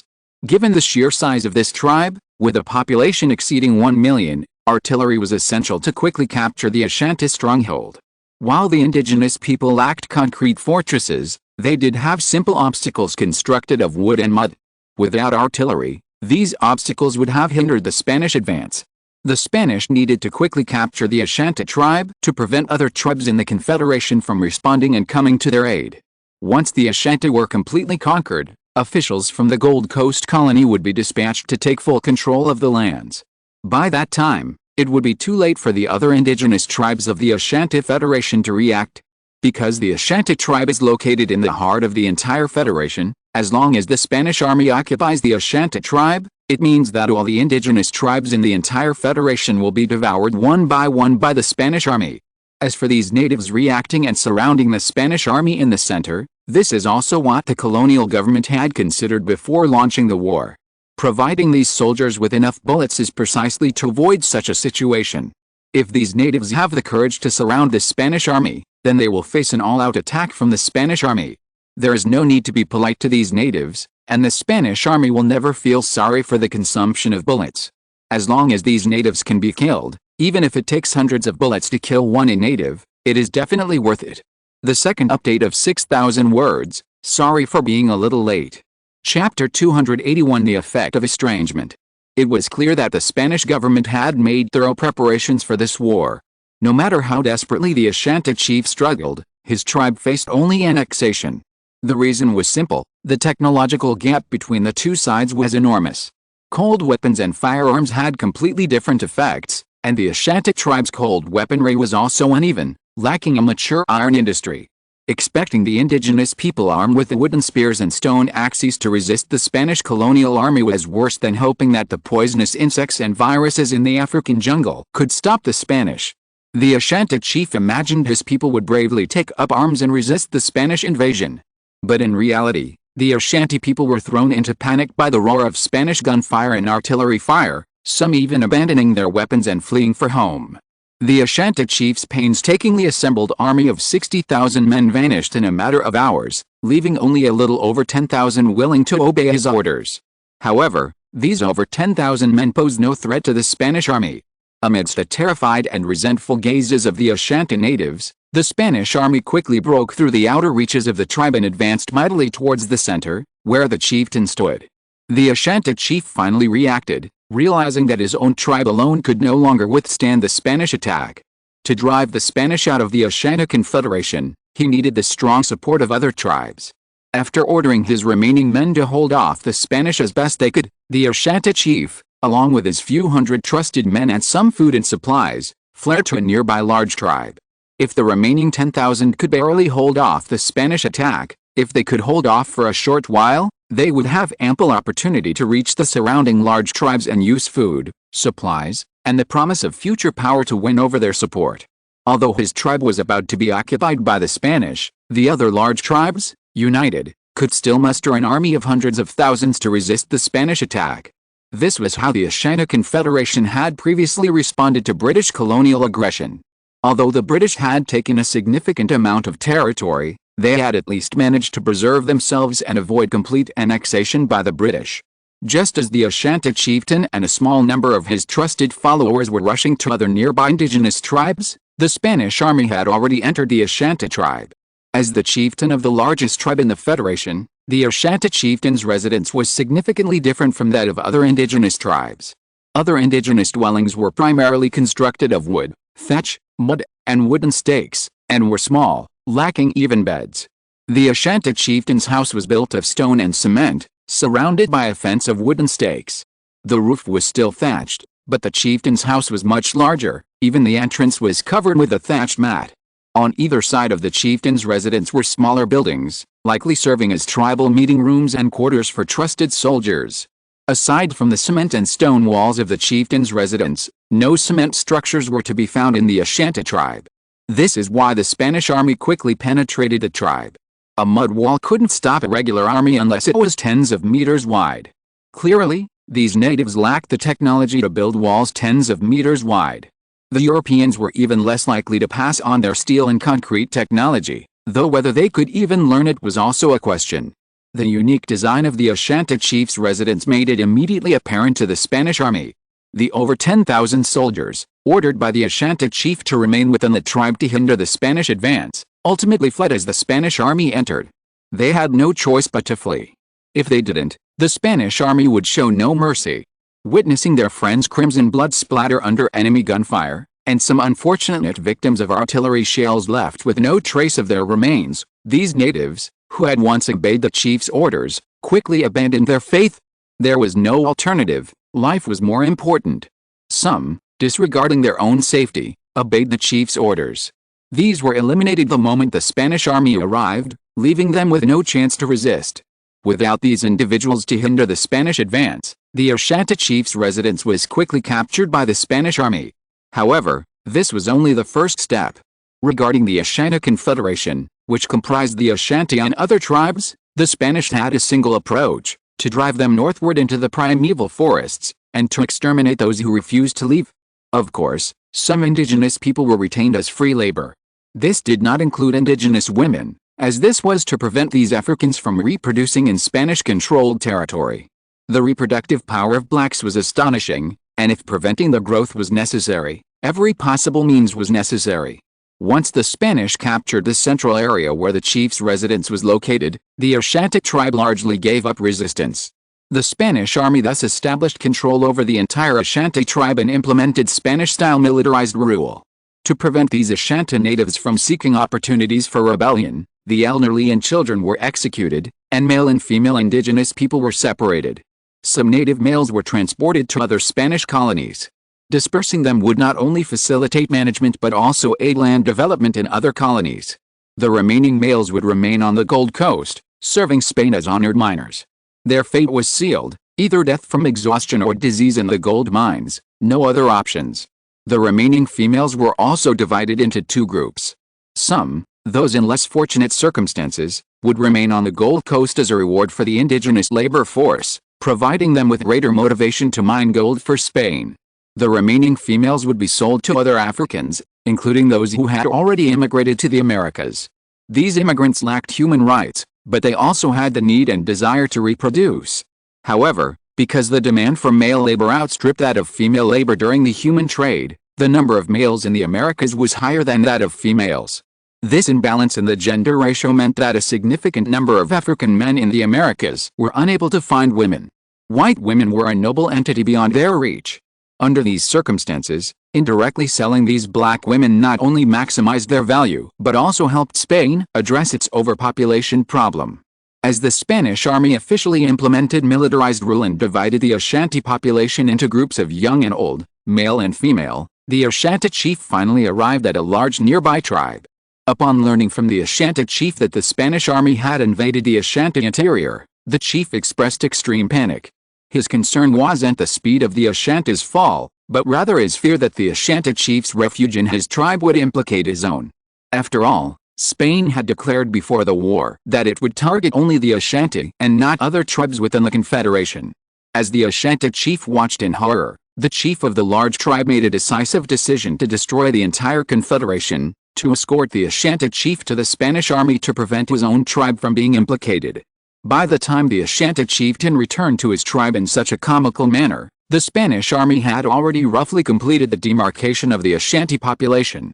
The commander in charge, upon seeing the Ashanti chieftain being escorted back by the other tribal chiefs, smiled a rare, yet profound smile. The colonial government's divisive tactics had unexpectedly proven so effective. With the Ashanti facing extinction, the other tribes had no intention of desperately resisting the Spanish. This, in turn, facilitated the Spanish army's operations. Even if they could annihilate the indigenous peoples against the entire Federation, it would undoubtedly be far more costly. 10,000 troops would be insufficient. After all, the Ashanti Confederation boasted a population of millions, and an army of over 100,000 could easily be assembled. It wasn't that the Spanish army couldn't defeat an indigenous force of over 100,000. The problem was that even 100,000 pigs would be a considerable challenge to manage. Even 100,000 indigenous people would be even more difficult to manage, and there was also the worry that these people would exploit the chaos and attack the Spanish army, creating even greater chaos. Given the current situation of division, the Spanish army could easily defeat them one by one. Once the largest tribe in the Federation was eliminated, even if the other tribes united, they would be no match for the Spanish. The Spanish commander praised the chief of the major tribe for his decision to escort the Ashanti leader back and presented him with a reward of food. This delighted the chief, who was now even more certain of the right decision, believing his tribe would be safe from the war.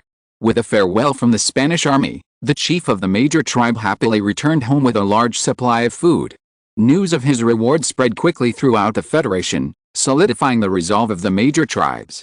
They resolved not to aid the Ashanti tribe, no matter what, prioritizing their own safety. As for the future development of the Federation, that had nothing to do with the Ashanti. At most, the remaining major tribes could continue to unite to resist Spanish colonial rule, while also relocating further inland to Africa. Under the previous Federation's rule, these tribes didn't occupy much prime land. The best land had been seized by the largest tribe, the Ashanti. Since they couldn't claim the best land with or without the Ashanti, why should they allow the Ashanti, the dominant tribe that towered over them, to continue? In the following days, the Spanish completely occupied the Ashanti's territory and thoroughly organized the tribe's population of over 1 million. Over 200,000 elderly and children were secretly executed, nearly all of the Ashanti's elderly and children. After all, healthcare in African indigenous tribes is even worse, and life expectancy is even lower than in Europe. Under such circumstances, it was difficult for anyone in the tribe to reach old age. Even if someone did make it, the tribe wouldn't support an elderly person who couldn't provide any labor. Of those 200,000 elderly and children, children were the largest group. After all, children's value far outweighed that of the elderly. The tribe's survival depended on them, which is why the Ashanti tribe had so many children. The secret executions of these indigenous people inevitably provoke resistance from some. Fortunately, without the involvement of other tribes, the small number of Ashanti natives resisting could be easily suppressed. These rebellions did not pose a significant challenge to the Spanish army. Aside from a few extra bullets, the cost was minimal. However, in just a few days, the Ashanti population plummeted from over 1 million to fewer than 1 million. The Spanish occupation of the tribe, a few days earlier alone, had cost the Ashanti nearly 100,000 casualties. Had the natives not quickly panicked and surrendered in the face of Spanish guns and artillery, the death toll would likely have been much higher. Spanish casualties were minimal, mostly due to accidents, such as sprained ankles, snake bites, or other venomous creatures. After dealing with the elderly and children, the next step was to deal with the remaining adult men and women. According to the plan, the Spanish army drove most of the native men to the port of the Gold Coast colony. There, they would be loaded onto ships and shipped to other Spanish colonies. This was not to say that there were no natives in other Spanish colonies. This is mainly because the other colonies have no plans to use large-scale military forces against the indigenous people. The indigenous people in the colonies have long been ravaged by the British, and their numbers are insufficient to support the development of the colonies. These indigenous laborers do hard labor, and it is hard labor with a high casualty rate. Mining, for example, is not easy, and the probability of mine collapse is not low. This kind of work with a relatively high casualty rate is done by the indigenous people, which also means that if the indigenous population of each colony is not controlled, it will drop sharply in a short period of time. Spain took over small colonies from Britain, and unless it launched a large-scale war against the indigenous people to obtain labor, it would still be short of population. A good opportunity like the Gold Coast's war against the Ashanti Federation must be used to allocate some labor to other colonies to ensure that all colonies have enough labor to develop land and minerals. The first update of 4,200 words, please vote for me. There is another update of 6,000 words that will have to wait until after midnight, for the same reason as yesterday. Chapter 282 The Three Emperors Alliance Again. The Spanish colony of Gambia naturally accepted the largest number of Ashanti natives. As a key agricultural colony in Spain's West African Development Plan, the Gambia required a large labor force to cultivate the land and maintain the plantations. The land cultivated by these indigenous workers would serve to attract more European immigrants. Only by increasing the number of European immigrants in the colony could the colony maintain stability. Of course, some European immigrants engaged in farming, but these were a minority. Most were able to obtain loans from Spain's two major official banks, using these funds to hire low-cost indigenous labor. Starting a farm or plantation was undoubtedly more profitable than cultivating the land themselves. Of course, farming wasn't the only option for European immigrants. Those with more capital could explore for minerals. Striking high-value minerals could multiply their wealth several times over, even becoming instant millionaires. Other options included engaging in business activities, which offered higher incomes and were more accessible, and were the ideal career path for European immigrants, especially Spanish immigrants. As more and more Ashanti natives were removed, the other tribes in the Confederation finally noticed something was amiss. Although the Spanish army did not attack them, it was clear that Spain's strategy for ruling the Ashanti would not be easily relented. Several larger tribes reconvened, attempting to re-establish their council of chiefs and discuss how the Confederation could survive without the Ashanti tribe and avoid war with Spain. These actions of the larger tribes captured the attention of the Gold Coast colony. To allay the natives' concerns, the Gold Coast colony made a crucial decision to launch a direct war against them. The pretext for launching a war was easy to come by, perhaps even irrelevant. A few days later, the Gold Coast colony launched a direct attack on the Ashanti Confederation, claiming that the Ashanti Confederation had harbored numerous Ashanti soldiers during the Spanish War against the Ashanti. Unprepared, the Confederation tribes experienced the same panic and fear that the Ashanti chiefs had experienced 2 weeks earlier. They feared they would follow in his footsteps, with their entire families massacred by the Spanish and their centuries-old tribes annihilated. The Spanish offensive, like its previous attack on the Ashanti, prioritized swiftness, striving to defeat these indigenous tribes as quickly as possible. These tribes couldn't muster many men in a short period of time. Information transmission and the mobilization of these tribes' manpower took time.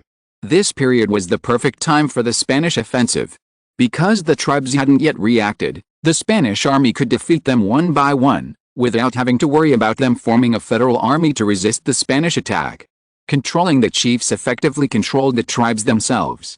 The chiefs feared death, and to avoid immediate loss of life, they were forced to cooperate with the Spanish colonial government. Notably, the Spanish army's first target was the tribe that had taken the Ashanti chief to Spanish control 2 weeks earlier. At the time, the Spanish had rewarded the chief with a large amount of food, which reassured the other chiefs and the Federation, who believed they and their tribes had been spared. However, this proved to be a delaying tactic. After Spain completely controlled the Ashanti, they turned their swords on the remaining tribes. Flustered, tribal leaders immediately summoned their own tribes, planning to reorganize a federal army to resist the Spanish invasion. However, they forgot a crucial point. In the previous response to the British invasion, they had simply handed their troops over to the Ashanti chiefs, the rulers of the Federation, and left it to their own tribes to ensure the Federation's security. But now, with the Federation's ruler gone, the various tribes had been unable to choose a new chief. Without unified and effective leadership, even if these tribes were willing to send troops to resist the Spanish invasion, it would be futile. The lack of a leader ultimately resulted in each tribe fighting independently. Without unified command, each tribe's first priority was to protect its own tribe. After all, these indigenous soldiers' families lived in their own tribes, and they could not remain indifferent to their families' safety. This also gave the Spanish the opportunity to defeat them one by one. The largest remaining tribes in the Ashanti Confederation had a population of only a few 100,000, while smaller ones had populations of only hundreds of thousands or even fewer than 100,000. Under such circumstances, it was impossible for the tribes fighting on their own to resist the Spanish invasion. In less than a day, the Spanish successfully conquered the largest tribe closest to the Ashanti. This, like a domino effect, caused several more tribes to fall to the Spanish army over the next week, including 2 with populations exceeding several 100,000. In just 1 week, more than half of the Ashanti Confederation's major tribes had been conquered by the Spanish. The remaining tribes combined were smaller than the Ashanti's population. This meant that Spain's complete occupation of the Ashanti Confederation was not far off. If the remaining tribes remained in this land, their extinction was inevitable. Some of these indigenous peoples were resourceful. Faced with the Confederation's continuous retreat, some tribes chose to flee to the mountains further north to avoid a Spanish advance. This was a difficult decision for these indigenous people. The Ashanti Confederation was located inland from the Gold Coast, and their tribes were located in the northernmost part of the Confederation, which was why the Spanish army had not yet reached their territory. Fleeing further north would leave them with limited land. Further north lay the vast Sahara Desert, a desolate and inaccessible expanse covering over 9 million square kilometers. However, they had no choice but to flee. The Spanish army would not give them any more time. Apart from continuing their northward flight, these tribes would simply face extinction. Eastward or westward were also out of the question for the indigenous tribes.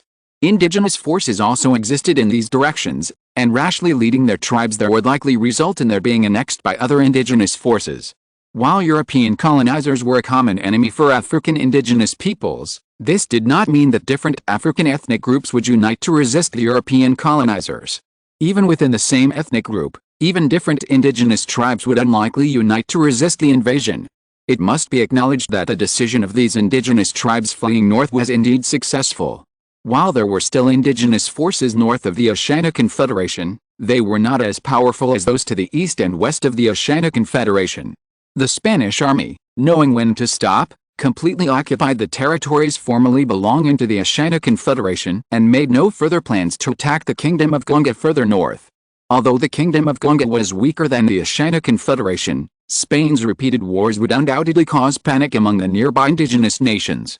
Normally, they wouldn't unite, but under the pressure of a powerful enemy like Spain, they might actually unite to resist Spanish colonial invasion. This would be a loss for Spain. Furthermore, dealing with the Oceania Confederation's millions of people would require time, so the Spanish army had no intention of setting foot outside the Oceania Confederation, at least not in the short term. The annexation of the Oceania Confederation had nearly doubled the size of Spain's Gold Coast colony, a task that would require careful consideration. Of course, extensive mineral exploration within the Oceania Confederation was also essential. Whether it was gold or other mineral resources, Spain would not miss out. The discovery of 1 or 2 large gold mines would be even better. After all, gold, besides being extremely valuable, also provided stability for the Spanish currency. The Gold Coast colonial government retained its traditional approach to dealing with the populations of other tribes within the Federation. The Federation's combined population of elderly and children numbered in the hundreds of thousands, and Spain would show no mercy to these indigenous people, who offered no economic value. As for the remaining adults, they still held considerable economic value. As long as they chose not to act recklessly, the Gold Coast colonial government was happy to retain this labor force, allowing them to create greater value elsewhere. Shortly after the Spanish government established the Ashanti Federation, 2 major international events unfolded. The first was the renegotiation of the Triple Alliance. As mentioned earlier, relations between Germany and Russia had plummeted to a freezing point since the Russo-Turkish War. Alexander II even nearly tore up the Triple Alliance and opted for an alliance with France against Germany. Following Alexander II's assassination, the Russian government adopted a more reserved diplomatic stance. This presented German Chancellor Bismarck with an opportunity. If possible, he sought to repair relations with Russia and maintain the Triple Alliance. Shortly after the assassination of Alexander II, German Chancellor Bismarck summoned the Russian ambassador to Germany and expressed Germany's desire to maintain friendly relations with Russia. The Russian government, desperate for stability, immediately seized Bismarck's olive branch. The Russian government refused to renege on the Triple Alliance, believing that remaining within the alliance was the only way for Russia to maintain long-term stability. With Germany's affection and Russia's willingness, relations between Germany and Russia rapidly improved. Austria-Hungary, noting the improved relations between Germany and Russia and having already secured Bosnia and Herzegovina after the Russo-Turkish War, was also willing to mend ties with Russia, as Germany had clearly expressed its interest in wooing Russia. Thus, the Triple Alliance was re-established. Ambassadors from both Russia and Austria held a cordial meeting with German Chancellor Bismarck in Berlin, resulting in the signing of a new treaty. This treaty modified the previous treaty and generally satisfied all 3 governments. The treaty stipulated that if any of the signatories went to war with a fourth power, the remaining 2 signatories would maintain benevolent neutrality and minimize the conflict. Localization is easy to understand. It meant avoiding a large-scale, multinational war. This was, in fact, a lesson learned by the 3 nations from the Tunisian War launched by France. Despite France's thorough preparations, Italy ultimately gained significant advantage. The real reason for the Italians' advantage was their support from Spain. Intervention by the great powers would play a crucial role in the war. Localizing the conflict ensured that Germany, Russia, and Austria would not worry about interference from other powers. After all, their allies were not fake. If other powers intervened in the war, their allies could intervene, ensuring they would not be isolated in peace talks. A second provision stipulated that any changes to the Ottoman Empire's European territories required the joint agreement of all signatories. This provision was primarily intended to ease tensions between Russia and Austria-Hungary. The Ottoman Empire's European territory consisted solely of the Balkans, a region targeted by both Russia and Austria-Hungary. To maintain the Triple Alliance, Germany certainly could not side with Austria-Hungary in the conflict between Russia and Austria-Hungary. The Russian government included this clause primarily to prevent Austria-Hungary, with German support, from controlling the Balkans and blocking Russia's southward advance. The third and final clause of the treaty stipulated that the Ottoman Empire could not surrender the Strait of Constantinople to any belligerent for military operations. This was understandable, as Russia primarily sought to prevent a British blockade of its Black Sea Fleet. Neither the German nor the Austro-Hungarian fleets would transit the Strait of Constantinople, and this clause essentially benefited only Russia. The three clauses of the treaty clearly demonstrate that Germany and Austria-Hungary paid a price to maintain Russia's membership in the Triple Alliance. Austria-Hungary pledged not to expand in the Balkans without Russian permission, while Germany guaranteed that Britain would not blockade the Strait of Constantinople in the event of a war between Russia and Britain. These sacrifices earned Russia the reward of remaining in the Triple Alliance, making an alliance between France and Russia a mere speculation. I don't know what Britain and France thought about the re-signing of the Triple Alliance Treaty, but in any case, its continued existence was definitely a good thing for Charles and Spain. The reason was simple. The Triple Alliance was primarily aimed at France, which made it absolutely impossible for France to antagonize Spain and Italy. After the signing of the Triple Alliance, Russia would undoubtedly hold off on rapprochement with France. If France further offended Spain and Italy, virtually everyone in Europe, with the exception of Britain, would become France's enemy. Remember, Britain and France also harbored a deep hatred for each other.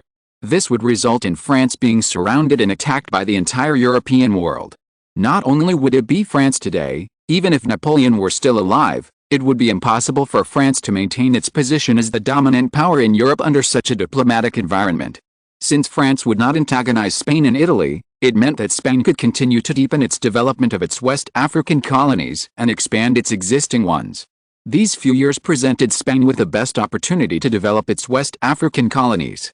If history had continued as it would, had the Triple Alliance collapsed in a few years and a Franco-Russian alliance been formed, France would have been less accommodating towards Spain and Italy. With a powerful ally, France no longer feared war with Spain, and Spain should seriously consider the consequences of simultaneously offending two superpowers. The signing of the Triple Alliance Treaty was just one of the major international events of this period. Another major international event was the news of the assassination of current U.S. President Garfield. Although the United States was not highly regarded in Europe, it was still a major power, and the assassination of a U.S. president was no small matter. More importantly, the assassination of U.S. President Garfield, following the assassination of Tsar Alexander II a few months earlier, made European monarchs concerned for their own safety. With the advancement of weaponry, assassinating rulers has become increasingly easier. Rifles in various countries have now evolved into breech-loading rifles, which are not only more powerful but also have a longer range. A single rifle shot to the torso will result in death, regardless of one's status. Only the extremely lucky can survive, but overall, the odds are against them. The power of a rifle is far more than what is depicted in a game. A single shot from a high-powered rifle can pierce the body, leaving a massive wound in the process. Although the muzzle of a gunshot wound is only a few centimeters in diameter when viewed from the front, the wound on the back often exceeds 10 centimeters. Even if it doesn't hit the head, a hit to the torso can cause severe internal damage. Such injuries, let alone in today's medical environment, even with the advancements of later medical technology, carry a high risk of death if not treated promptly. The news of two consecutive assassinations of rulers of powerful nations has caused many European rulers to worry about their own safety, and they have increased their investment in their own security forces. Carlo was naturally among them. As the saying goes, there are all kinds of birds in a big forest. Carlo couldn't guarantee that Spain wouldn't have a few extreme ideologies. If you were to be attacked by such a traitor, it would be a real disaster. Medical technology in this era was so poor that Carlo would not rely on it for his life. The best solution was to strengthen his personal security and avoid public appearances as much as possible. Fortunately, Carlo's vehicle was specially modified. Speed was not a priority, but safety was absolutely paramount. To ensure his own safety and that of the royal family, Carlo allocated new funding to the Royal Security Intelligence Service, directing its director, Kadir, to intensify domestic intelligence infiltration efforts to prevent assassinations. Speaking of the assassinated U.S. President Garfield, he was undoubtedly an extremely unlucky victim of backward medical technology. As the second U.S. president to be assassinated after Lincoln, Garfield's assassination sparked widespread debate in the United States. Although only 50 years old, Garfield possessed considerable experience. He had fought in the Civil War and risen to the rank of Major General. He later served in the Christian Church and became the first clergyman in American history to hold a presidency. However, this mathematically gifted and clerical U.S. president was not particularly fortunate. He was assassinated at the Washington, D.C., train station in his own nation's capital. Within 2 meters of the president, the lawyer pulled out a revolver and fired 2 rapid shots, one piercing the president's arm and the other hitting his torso, causing severe bleeding. Notably, Garfield traveled unaccompanied by security. Station security officers subdued the assassin, allowing him to get within 2 meters of the president before firing. This close distance effectively increased the pistol's accuracy. Although the assassin only fired 2 bullets, both struck the president's body. The good news for President Garfield was that neither shot hit a vital part. The arm shot, needless to say, would have been non-life-threatening had it been disinfected and bandaged promptly. The torso shot, while seemingly dangerous, actually avoided all vital organs and was theoretically non-lethal. With prompt identification and treatment, the president's life would have been saved. Unfortunately, X-ray technology was unavailable at the time. It wasn't invented until 14 years after Garfield's assassination. American doctors, of course, knew they had to find the bullet before they could bandage the wound. So how did they find the bullet that had lodged itself in the president's body? The answer was their hands. Yes, they used unsterilized fingers to probe into the wound. This not only aggravated the president's injuries but also put Garfield's wound at risk of infection. This is how President Garfield met his end. He wasn't killed by an assassin, but by the doctors treating him. Remarkably, to locate the bullet in the president's body, the president's medical team even sought help from Alexander Graham Bell, the inventor of the telephone, to develop a metal detector. Bell did develop one, but the president's medical team didn't fully follow Bell's instructions. They didn't avoid contact between the detector and other metals, which resulted in the detector failing to detect the bullet in the president's body. Of course, this hasn't happened yet. When news of Garfield's assassination reached Europe, it immediately became a hot topic. Kings everywhere strengthened their security forces, mocking Garfield for traveling without a bodyguard. In addition to strengthening his own defenses, Carlo has also increased his investment in medical technology. As the saying goes, even the most careful plan can lead to loopholes, and Carlo cannot be certain that he will never face assassination attempts. How to survive an assassination attempt is something Carlo must consider and strive to achieve. This is the second update of 6,200 words. Please vote. Chapter 283 Carlo Award. To effectively promote the improvement of Spain's healthcare environment, Carlo decided to increase support for medical development and establish relevant awards as a means of support. As mentioned previously, Carlo also established related innovation awards in the industrial sector, but these were always small awards, aimed at supporting innovation in small and medium-sized enterprises. For this award to promote medical development, Carlo decided to emulate the later Nobel Prizes and establish a prestigious award that would resonate throughout Europe and even the world. To ensure this new award's success in Europe, generous rewards were essential. The upcoming awards would include 6 categories: literature, physics, chemistry, mathematics, medicine, and science. Winning any of these awards would receive up to 800,000 pesetas in cash and other prizes, bringing the total value of all the awards to over 1 million pesetas. Based on the exchange rate between the pesetas and the British pound, winning any of these awards could net over £50,000 in funding alone. This is a significant sum, enough to impress any scientific research organization, company, or individual worldwide. The combined prize money for the 6 awards reached 4.8 million pesetas, equivalent to £300,000. This sum alone was enough to shock the entire Europe. Consider this: the Nobel Prize, once renowned, was initially funded by the interest earned from the $9.2 million Nobel estate. The first Nobel Prize award was worth approximately $200,000, equivalent to only £40,000. Compared to Carlo's prize of £300,000, the Nobel Prize would have been a distant second. This generous prize alone was enough to quickly make the award famous throughout Europe. And the generous prize was only the first step in Carlo's establishment. The second step was to continuously promote the newly established award, making every researcher and industry professional around the world proud to receive it. Carlo named the new award the Carlo Prize, a move designed to rapidly increase its profile. Of course, Carlo also had his own selfish motives. Once the Carlo Prize successfully established itself as one of the world's leading academic awards, the Carlo name would become universally known, enduring for centuries. This is similar to the Nobel Prize, which later became well known. Naming an award after a person is an honor, and renowned awards like the Nobel Prize and the Turing Award are named this way.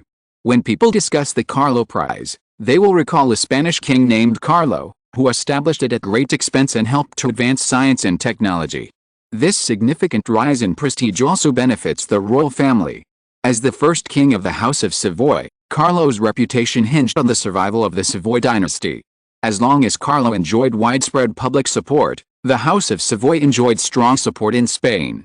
Even if the throne were overthrown by some unforeseen event, the House of Savoy could regain its throne by seeking the help of the royalists.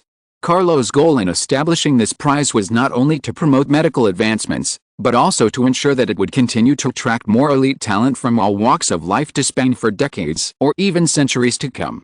Therefore, attracting these winners warrants significant attention. If a Spanish recipient of the Carlo Prize receives an 800,000 pesetas financial award, they will also receive a personal audience with Carlo, a property in any Spanish city, 50 acres of land, and a medal. Scientific research recipients also receive free access to Spain's top laboratories and membership in the Royal Academy of Sciences. Foreign recipients of the Carlo Prize can directly apply for Spanish citizenship, which grants them the same benefits as Spanish recipients. Even if these foreign recipients choose not to become naturalized, they can still access Spain's top laboratories and related resources by working part-time at Spanish universities. If these recipients join the Royal Academy of Sciences, their research funding will be significantly increased. Overall, the Carlo Prize offers exceptional value, both in terms of financial rewards and support for research. Using this award to attract talent to Spain is likely to attract at least half of the recipients, if not all. Of course, some scientists prioritize their country above all else and may be unmoved by Spain's attempts to win them over. But these individuals are always a minority. As long as he can recruit most of the Carlo Prize winners, Carlo's vision for the award will be fulfilled. To ensure the long-term operation of the Carlo Prize, like the later Nobel Prize, rather than relying on annual self-financing, Carlo has decided to establish a jury and an award management company to oversee the annual awarding and prize distribution. To maintain the award's popularity, Carlo has no plans to reduce the prize money in the short term. This means that the annual prize alone will require at least 4.8 million pesetas, a significant expense. Carlo plans to invest 25 million pesetas in the award management company, which will use this capital for investment, with the proceeds used to pay the annual prize. After deducting the first year's prize and some advertising expenses, the company will have nearly 20 million pesetas available. With such a large sum of money to invest in industry and finance, Spain's current rapid development will easily generate millions of pesetas annually. Investing in high-potential industries, in particular, can potentially multiply the investment several times over in just a few years.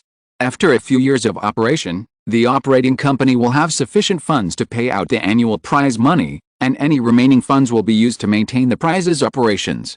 Even if the currency depreciates in the future, the operating company can maintain the prize's appeal by increasing the prize money. Over time, the Carlo Prize will easily become a world-renowned scientific research award, with each award drawing significant attention from countries and scientists. Any scientist who receives the award will instantly become a coveted prize, sought after by countries and major corporations. To promote the Carlo Prize, the Spanish royal media, controlled by the Spanish royal family, has been heavily promoting the newly established award since the end of the Ashanti War. Had it not been for the Triple Alliance and the assassination of the U.S. president, the Carlo Prize would likely have already become well known to many Europeans.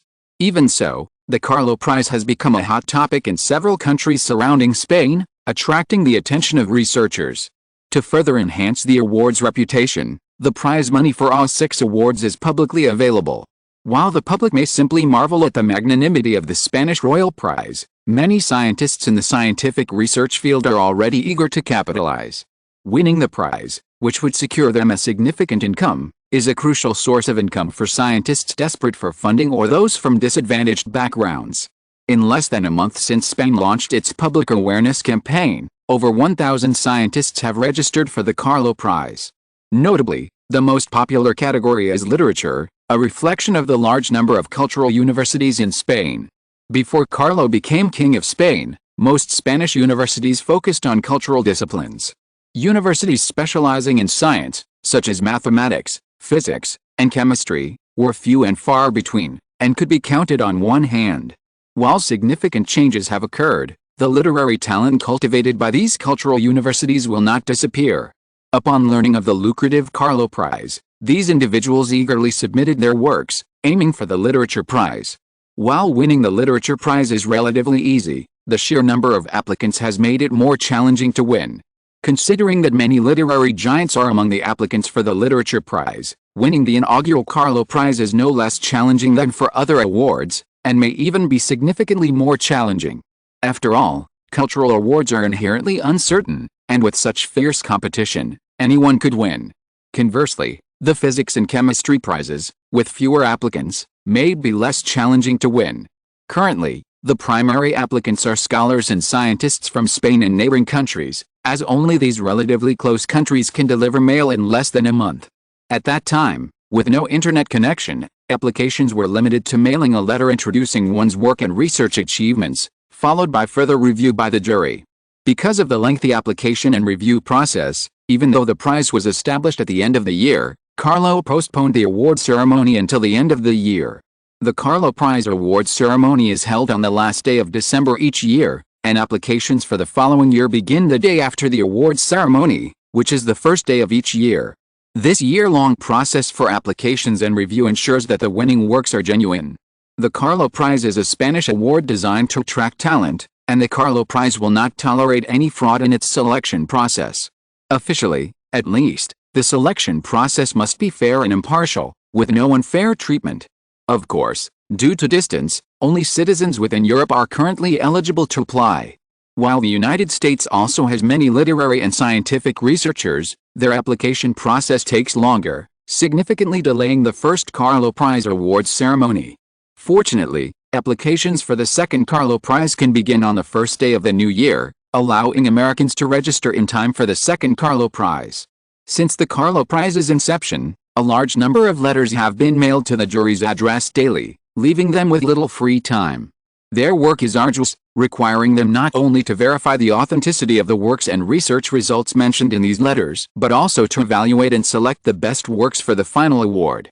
While the verification process alone takes considerable time, selecting the best works and research results is much shorter. Since the official announcement of the award, Spain has been warming up for the year-end awards ceremony. Only by attracting widespread attention, even from the entire European public, can the winners experience a supreme sense of honor and accomplishment, and truly feel privileged to receive the award. This will also spark interest among more scholars and scientists in applying for the award, allowing Spain to continuously select from these scholars and scientists. Although only 6 individuals receive the award each year, this doesn't mean the Spanish government is limited to contacting these 6. Other scientists whose research and development achievements haven't been recognized but have been instrumental will also be contacted. Talent is something no country can ever have too much of. This not only means gaining more talent, but also reducing the number of competitors. Only by continuously cultivating talent can Spain gain an advantage in scientific research, thereby driving progress across all industries. Carlo is primarily focused on the review process in the fields of mathematics, physics, chemistry, and medicine. The medical field, of course, is essential. It forms the foundation for Carlo to improve the healthcare environment he enjoys. Mathematics, physics, and chemistry are relevant to countless industries and projects, including Spain's key power and automotive industries. It's no exaggeration to say that the number of mathematical, physics, and chemistry professionals a country possesses can, to a certain extent, determine its strength. A sufficient pool of mathematical, physics, and chemistry talent can drive progress in related industries. Military, light, heavy, and chemical industries are all related to mathematics, physics, and chemistry, and mathematical, physics, and chemistry talent are fundamental to industrial progress. So far, Spain has been quite successful in promoting the Carlo Prize. While the majority of applicants are literary figures, there are also a significant number of relevant scientists. Many have submitted their best scientific research achievements, including foundational theories and experiments, for the mathematical, physics, and chemistry awards. For the jury, selecting the most outstanding of these far-reaching research results is no less challenging than selecting the best literary work. Carlo closely monitors the jury's progress and issues his own directives. Regardless of whether the literary works and scientific projects ultimately receive the award, they must first be recognized by the European public. If the works and research projects ultimately selected fail to gain public recognition, then the award has failed from the outset. Only by gaining public recognition and credibility can the award be successfully maintained. Otherwise, even if the Carlo Prize's prize money is high, the public will lose interest in such a lack of credibility. Choosing the most recognizable works and research projects from among the entries is also a difficult task for the jury. First update of 4,200 words, please give me your monthly votes. If you are listening to this novel on a channel other than Fanfic World, it means it was downloaded and re-uploaded without effort. We warmly invite you to visit our channel, Fanfic World. There you will find the original version of this story and many other novels of various genres. We look forward to seeing you dive into a world of incredible novels. Chapter 284 Automobile Industry. Among the projects nominated for the Science and Technology Award, one caught Carlo's attention, the car project developed by Benz and others. It had been several years since Carlo had personally visited a car factory to see the progress of car development. It wasn't that Carlo didn't value automotive development, but rather that the limitations of current technology had led to significant instability in car engines. During Carlo's last visit to the factory, Benz had clearly stated that existing cars needed to be serviced after driving around 200 kilometers, otherwise they could suffer unpredictable problems. The worst-case scenario was engine damage, while the entire vehicle could be written off. Although car speeds had increased to over 30 kilometers per hour, the limited range of 200 kilometers severely limited the commercialization of the car. Furthermore, the automotive industry at the time was immature, and with the factory producing a few hundred cars annually, full commercialization was simply not possible. Several years had passed since Carlo's last visit to the factory, and Carlo finally remembered Benz's car and decided to visit the factory to see for himself the extent of its development. Logically, the Model T marked the rapid development of the automotive industry. However, the technology behind the Model T had already existed in the late 19th century, and countries had developed relatively stable automotive technology and corresponding engineering. The limiting factor in the growth of the automotive market wasn't technology, but rather the scale of each country's automotive industry and the speed at which cars were built. Before Ford's assembly line, automobile production was entirely manual. This not only relied heavily on the workers' experience but also significantly slowed production. Before the Model T, the largest automakers produced only a few hundred cars annually. Most factories produced less than double digits annually, and even those that managed to produce cars often went bankrupt due to lack of sales. Because cars were entirely handcrafted, they were extremely expensive. Even the aristocracy and capitalists couldn't afford expensive cars, which limited the size of the auto market. Annual production in Europe and the United States combined was less than 10,000 cars. The Model T significantly increased production speed, which in turn led to the expansion of the automotive industry. Carlo had high hopes for Benz's car factory, hoping they could develop a relatively stable car and then, relying on assembly line production, rapidly expand the market. At that time, while other countries' automotive industries were still immature, Spain was already at the forefront. If Spanish cars could capture half of the global market before other countries developed a mature auto industry, coupled with continued strong operations, car sales would generate enormous revenue for Spain. Although Carlo owned the company's shares, annual tax revenue would also provide a significant income for the Spanish government. The Model T was introduced in 1908, before which the world's car ownership was limited to only tens of thousands. After its introduction, 15 million cars were sold in just 19 years. This demonstrated that, as long as car prices could be kept within reasonable limits, the auto market could be enormous. If Spain could sell 15 million cars, even if the profit per car was only 100 pesetas, the net income would still be 1.5 billion pesetas. The government would also receive substantial tax revenue. The development of the automobile industry was a boon for both Carlo and the Spanish government. On August 18, 1881, in a large industrial area outside Madrid, on one of the area's main thoroughfares, a large factory seemed somewhat quiet. The factory gates were open, and workers, instead of working inside, meticulously swept the road with brooms and other tools. They cleaned not only the factory interior but also the main road outside. This strange scene within the industrial area signaled the arrival of a distinguished guest. This distinguished guest was, of course, Carlo. Upon learning of Carlo's impending arrival for an inspection, Ben summoned all the factory workers and instructed them to thoroughly clean the factory, ensuring a tidy and sanitary environment for the king's arrival. Upon learning of the king's impending inspection, the workers were filled with enthusiasm, and cleaning became a delightful task. "Everyone, hurry up. His Majesty the King will be arriving soon. If he sees this mess, he'll inevitably lose confidence in our factory." As the factory director, he too, took a broom and joined the workers in cleaning. Following the director's example, the workers were filled with enthusiasm, and the factory roads were quickly cleaned. A straight path branched off from the main road in the industrial area, leading directly into the factory. It curved to the right and headed north, connecting to the large square behind the factory, also used for vehicle testing. Within this open square, several cars were parked. Their bright colors suggested they had been recently produced. After cleaning, everyone at the factory stood at the factory gate, quietly awaiting the king's arrival. Carlo didn't keep them waiting for long. About 10 minutes later, a convoy of vehicles slowly approached. Leading the convoy were two modified cars, roofless, allowing the soldiers inside to observe the surroundings and protect Carlo. 3 identical cars were at the end, with 5 cars in front and behind protecting the center car. Carlo's car was in the center. It was a specially modified car, significantly larger than the ordinary cars the soldiers were riding in. The convoy slowly approached the factory entrance and then stopped. Guards emerged from the 5 cars in front and behind. The captain of the guards first ordered the guards to form a line, then respectfully stepped forward and opened the door for Carlo. Carlo slowly stepped out of the car, gazing curiously at the unprecedented factory. The last time Carlo inspected the progress of automotive development, he had gone to the experimental area outside Madrid.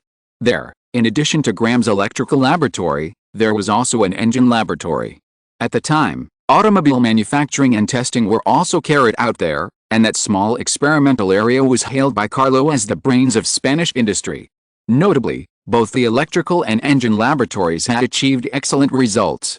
The power company and automobile company, built on the foundations of these 2 laboratories, had long since relocated to a larger industrial complex. "Your Majesty." Ben stepped forward quickly, addressing Carlo respectfully. "Mr. Benz, long time no see. Let the workers rest. Aren't they tired from standing here all the time? Bring a few technical experts with me to the factory."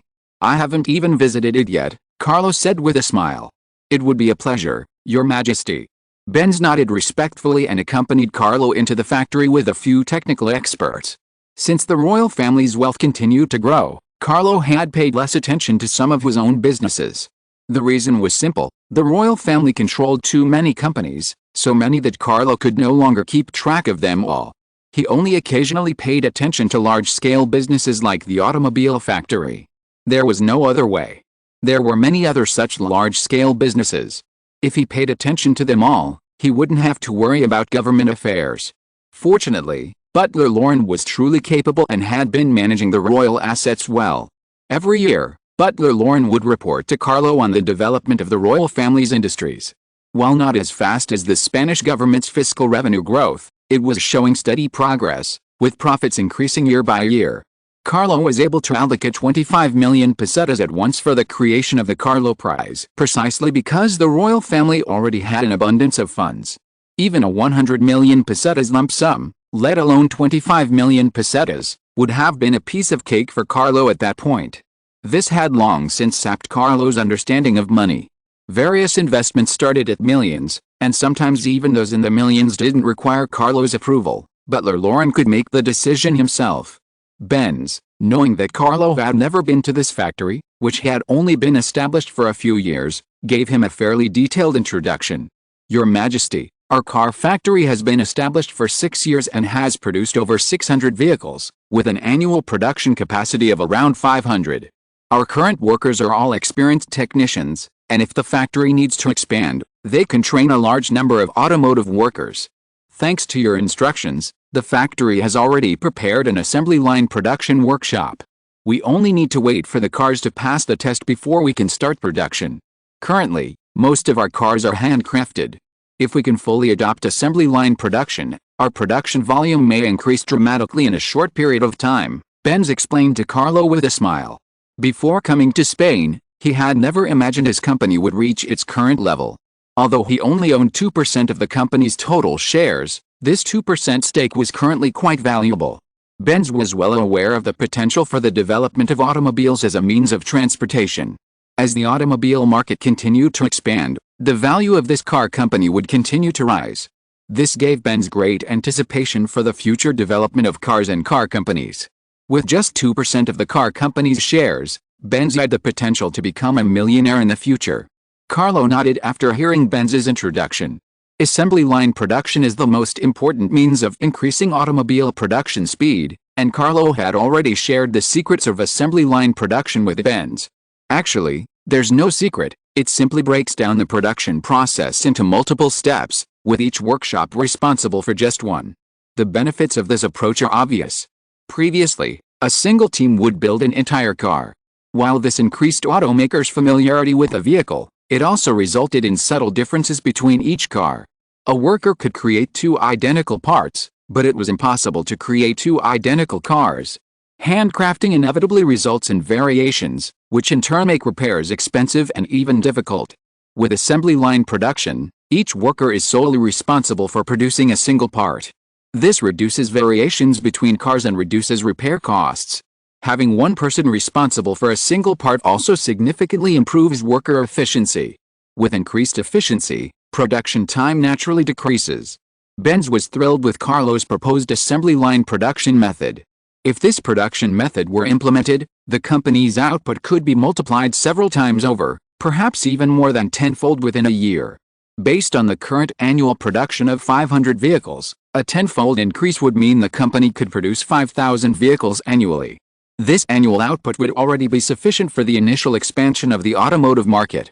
If the performance of the vehicles met Carlo's requirements, it would also mean that the vehicles would soon enter commercialization, and the company would usher in its own golden age. After the relatively lengthy factory introduction, Carlo, Benz, and the others arrived at the square behind the factory to view several newly built vehicles. Benz continued to introduce Carlo. "Your Majesty, please see this, our latest car. We use a brand new engine, code-named EG3, developed in our engine laboratory. This engine produces approximately 35 horsepower, propelling the car at a much faster speed. We've also made some modifications to the tires. Compared to previous tires, they are now 6 inches wide, providing greater grip. We've added springs to each tire, effectively reducing the bumps at full speed. According to our preliminary tests, the car can now reach a maximum speed of 40 kilometers per hour and can travel stably for at least 500 kilometers. Carlo nodded again, quite satisfied with the car's current performance. A speed of 40 kilometers per hour was a significant improvement compared to a horse-drawn carriage. And a stable range of 500 kilometers, roughly the distance from Madrid to Barcelona, would take 13 hours to drive 500 kilometers at a maximum speed of 40 kilometers per hour. Who could drive a car for 13 hours straight? Cars today don't have power steering. Steering relies entirely on arm strength. In other words, no one could sustain a 13-hour drive, not even Superman. This also meant that commercializing cars would only require building repair stations every few hundred kilometers across Spain. Of course, gas stations were also essential. After all, a car couldn't run without fuel, and a car without fuel wouldn't even be worth the hair of a horse. How much would a car like this cost? Carlo asked. Cost is a crucial factor, determining a car's market success. If the cost is too high, the price won't be low. Excessively high prices can influence people's choices, as they sometimes prefer a cheaper carriage to a faster, more expensive car. The cars we're currently building cost 12,600 pesetas. If we can increase production speed through assembly line production, the cost can be reduced to at least 10,000 pesetas, Benz replied. Carlo shook his head, dissatisfied with the current cost. 12,600 pesetas is no small sum, amounting to £484.60 British pounds, or $2,423. Such a sum is simply beyond the reach of ordinary families, limiting car ownership to the aristocracy and capitalists, leaving even the middle class unable to afford it. We must find a way to keep the cost of our cars below 6,000 pesetas to attract more buyers. Of course, This isn't a short-term goal. A quick reduction of 10,000 pesetas is all it takes to commercialize such a car, Carlo commented. Only when the cost drops to 6,000 pesetas will the middle class be able to afford a car. Previously, cars were luxury reserved for the aristocracy and the wealthy. However, the world's aristocracy and capitalists combined represent a significant number, providing sufficient funds for initial expansion. Once assembly line production effectively reduces the cost of cars, it's not too late to consider selling them to the middle class and the general public. Historically, Ford relied on assembly line technology and the cost reductions brought about by mass production to reduce the cost of a car to $260, or £52. Such costs are quite outrageous, at least not currently achievable by Spanish car companies. Based on Ford's Model T production cost of $260, the equivalent of only 1,352 pesetas is roughly one-tenth of the current cost of producing a car in Spain. Even reducing costs to under 10,000 pesetas, let alone 1,352 pesetas, would take considerable time. This also means that car companies won't be able to replicate Ford's success story in a short period of time. Achieving a certain scale in the car market would be a significant achievement. Benz nodded, clearly aware of the current cost shortcomings of automobiles. No matter how superior a car may be, its cost and price must be reduced. Only when it becomes affordable for ordinary people can it truly become a means of transportation, becoming a vital means of transport, rather than a luxury item circulated only by the wealthy. After the introduction, the next step was to conduct a real-world test. Carlo was intrigued by the new car's 40 km/h speed, which was more than enough for everyday needs. You should know that the most popular means of transportation, the train, has a speed of less than 60 km/h. This is only possible in plain areas, where there are no speed restrictions. Because Spain is mountainous, train speeds generally remain between 30 and 40 km/h, with few trains exceeding 40 km/h. This also means that driving a newly produced car between two Spanish cities may take less time than a direct train. After all, trains need to stop at train stations to let passengers get on and off. Stopping takes a long time, while cars can go directly to the destination without stopping. Unless there is a fuel shortage or a problem with the car, cars are more efficient than trains for distances under 500 kilometers. Of course, this efficiency only applies to the transportation of people. If a car were used to haul goods, it certainly wouldn't reach 40 km/h. Currently, freight trains in Spain typically travel at speeds of 20 to 30 km/h, with most of the time below 25 km/h. If a car were used to haul goods, the speed would likely be similar, perhaps even hovering around 20 km/h. Again, Spain is mountainous, and the roads aren't very flat. Pulling heavy loads also puts a strain on a car's engine. Carlo was curious about whether it could haul a heavy load for over 500 kilometers. While carrying a person for 500 kilometers isn't a great feat, being able to do so reliably with a full load would be an exceptional feat for current automotive technology. If a car could achieve this level of performance, it would be considered capable of replacing horse-drawn carriages. Only when cars completely replace horse-drawn carriages would the automotive heyday truly arrive. For this reason, Carlo was particularly interested in the performance of such a car in terms of hauling goods. This new car has 5 seats, 2 more than the original, significantly increasing its passenger capacity. Of course, all seats except the driver's seat could be removed, transforming the car into a cargo truck.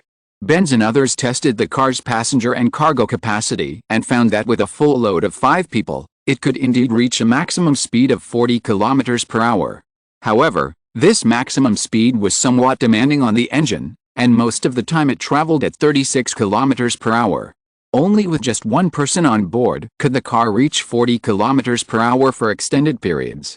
However, the difference between 36 and 40 km/h wasn't significant, which Carlo was fine with. The car also demonstrated excellent cargo carrying capabilities. Including the driver, the entire vehicle could carry 420 kilograms, 70 kilograms more than the previous generation. This represented a significant improvement in cargo carrying capacity, making it a superior choice over a horse-drawn carriage, whether used for hauling passengers or goods. Regarding speed, with a full load of 420 kilograms, the new car barely reached a maximum speed of 30 km/h. However, as with passengers, this maximum speed couldn't be sustained for long. For extended travel, the speed had to be reduced to around 27 kilometers per hour. When fully loaded, the stable speeds of passenger cars and trucks can reach 36 kilometers per hour and 27 kilometers per hour, respectively, which is already a very good level. Due to lack of time, Carlo was unable to personally see how long these cars could run continuously. However, the car factory did not dare to hide this fact. Since they said that the cars could run stably for more than 500 kilometers, Carlo still believed the data they said. According to the results of current actual car tests, apart from the disadvantage of high cost, current cars can be said to have no disadvantages. Compared to horse-drawn carriages, cars are faster, have a greater capacity to carry people or cargo, and do not require as much meticulous care.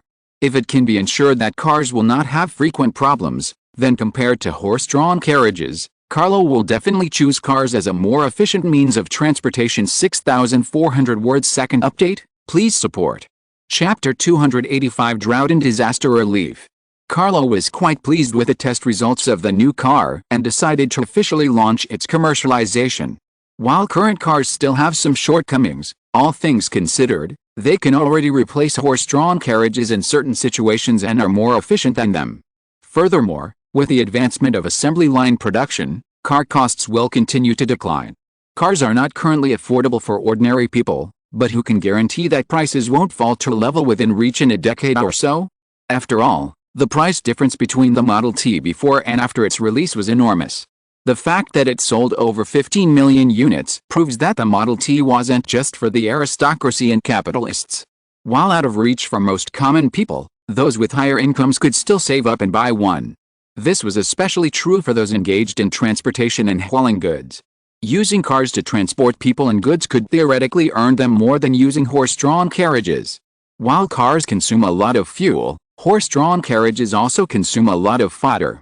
Furthermore, oil prices were low at the time, and the primary form of lighting for the public was kerosene, derived from petroleum, in the form of oil lamps. However, before releasing the car company needed to make further preparations. Carlo's goal was to launch the car simultaneously in major European capitals and cities, which meant the car company had to keep up production.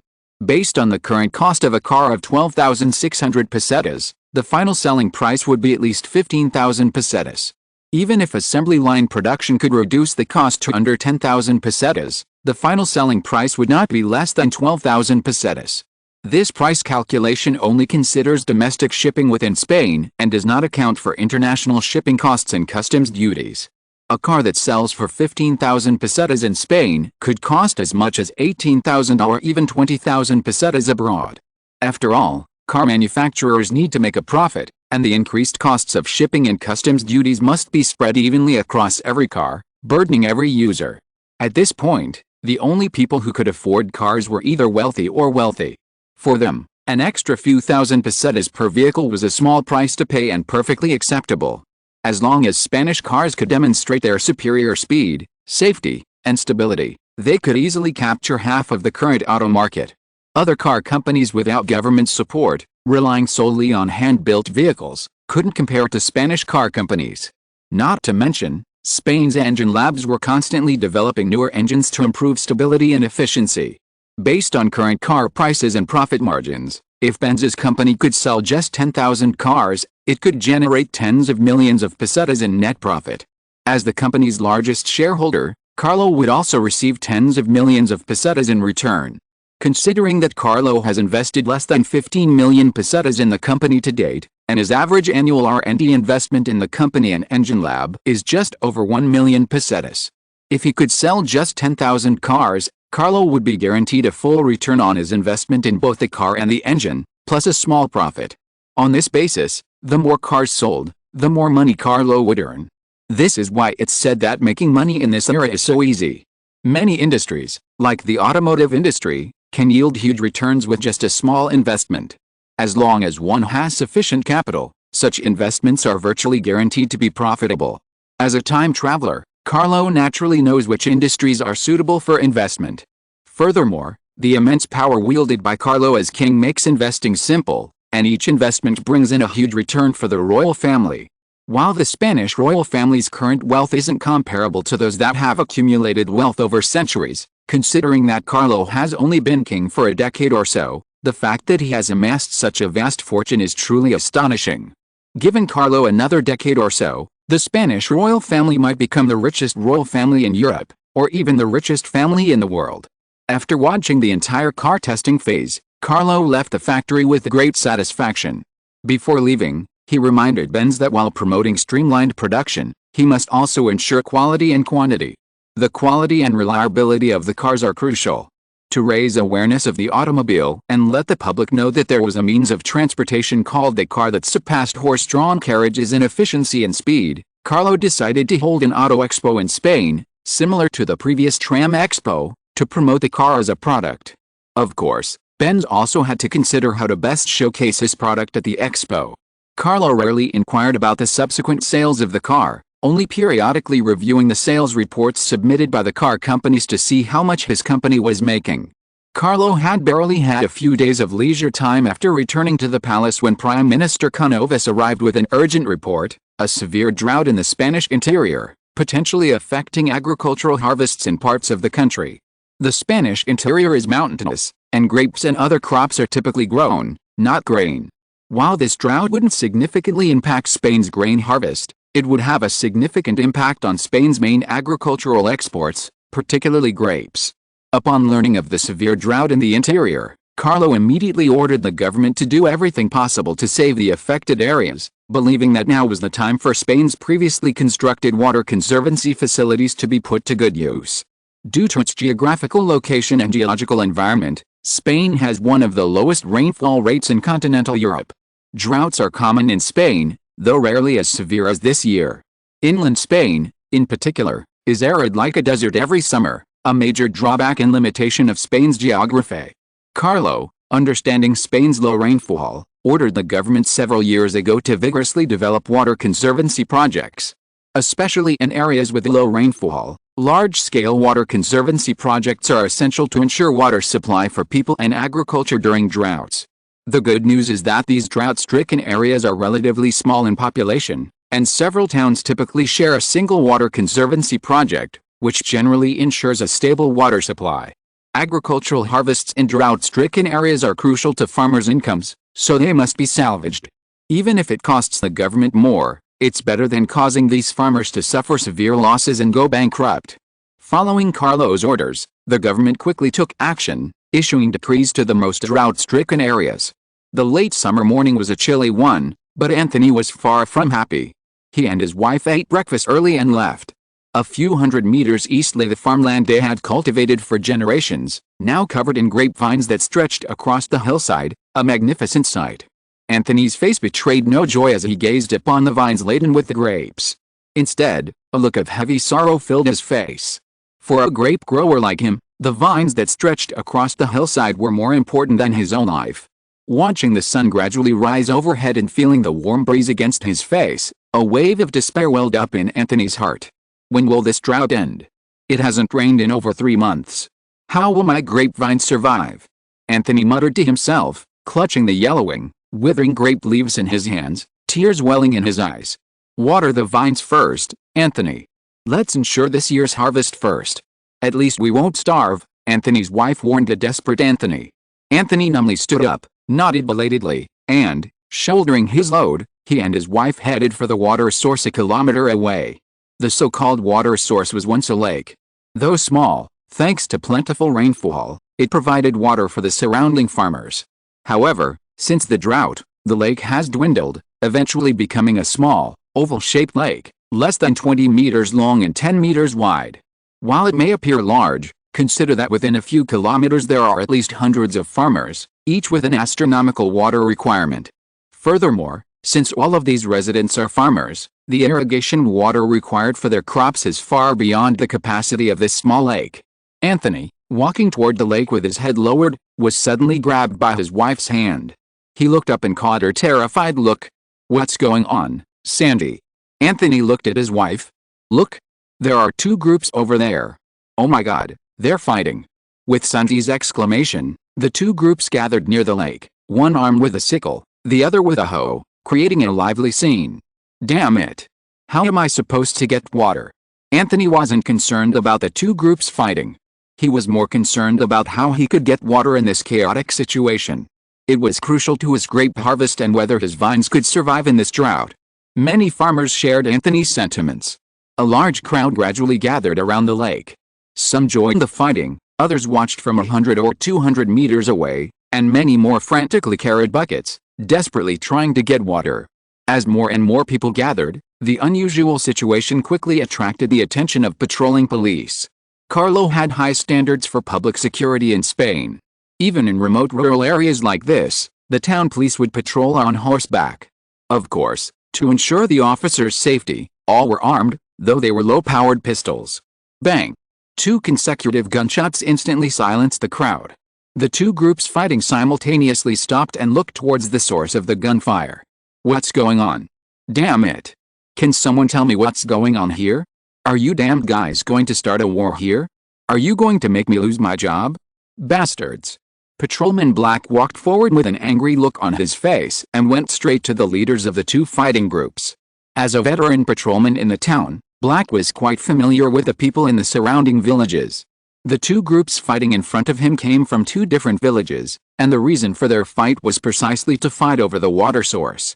This lake is the public water source for the entire town, but because the water level in the lake is constantly decreasing, some people want to take the lake for themselves and only let people from their own village to draw water.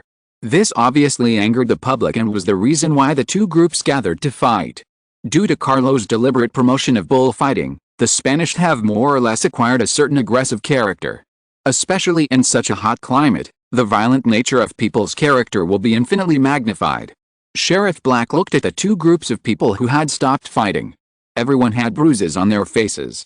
Some of the more seriously injured guys only felt the pain at this moment, and their bones might have been broken. Damn it, you idiots! This was not the civilized era of the future, and the temper of a patrolman was naturally not very good. Sheriff Black was well known in several small towns around. Not only was he good at fighting, but his marksmanship was also superb. More than a decade ago, a group of robbers came to the town, specializing in robbing remote farmers. Sheriff Black chased the robbers for several days, and finally shot all the robbers at the cost of being seriously injured.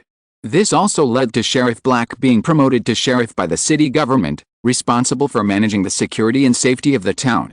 After learning that the reason for the fight between the 2 groups was because of the competition for water resources, Sheriff Black was furious, but he still explained to all the onlookers, from today on, you don't have to worry about the water problem.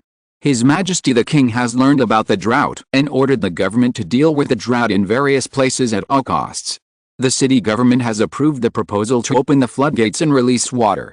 The town's irrigation canals will have water tomorrow. Sheriff Black, are you telling the truth? Will there be water in the canals tomorrow? Hearing what Sheriff Black said that the floodgates would be open to release water tomorrow, the onlookers no longer cared about gossip, and excitedly walked forward and surrounded Sheriff Black. Damn it! Would I lie to you? This is an order from His Majesty the King himself, passed down from the cabinet to the regional governments, and from the regional governments to the municipalities. Who would dare to forge an order at such a critical moment? Men, His Majesty cares about us, and we must reduce His Majesty's worries, right? From now on, I don't want any competition for water. Everyone must queue up according to need. If anyone cuts in line or fights for water, I will consider revoking their access.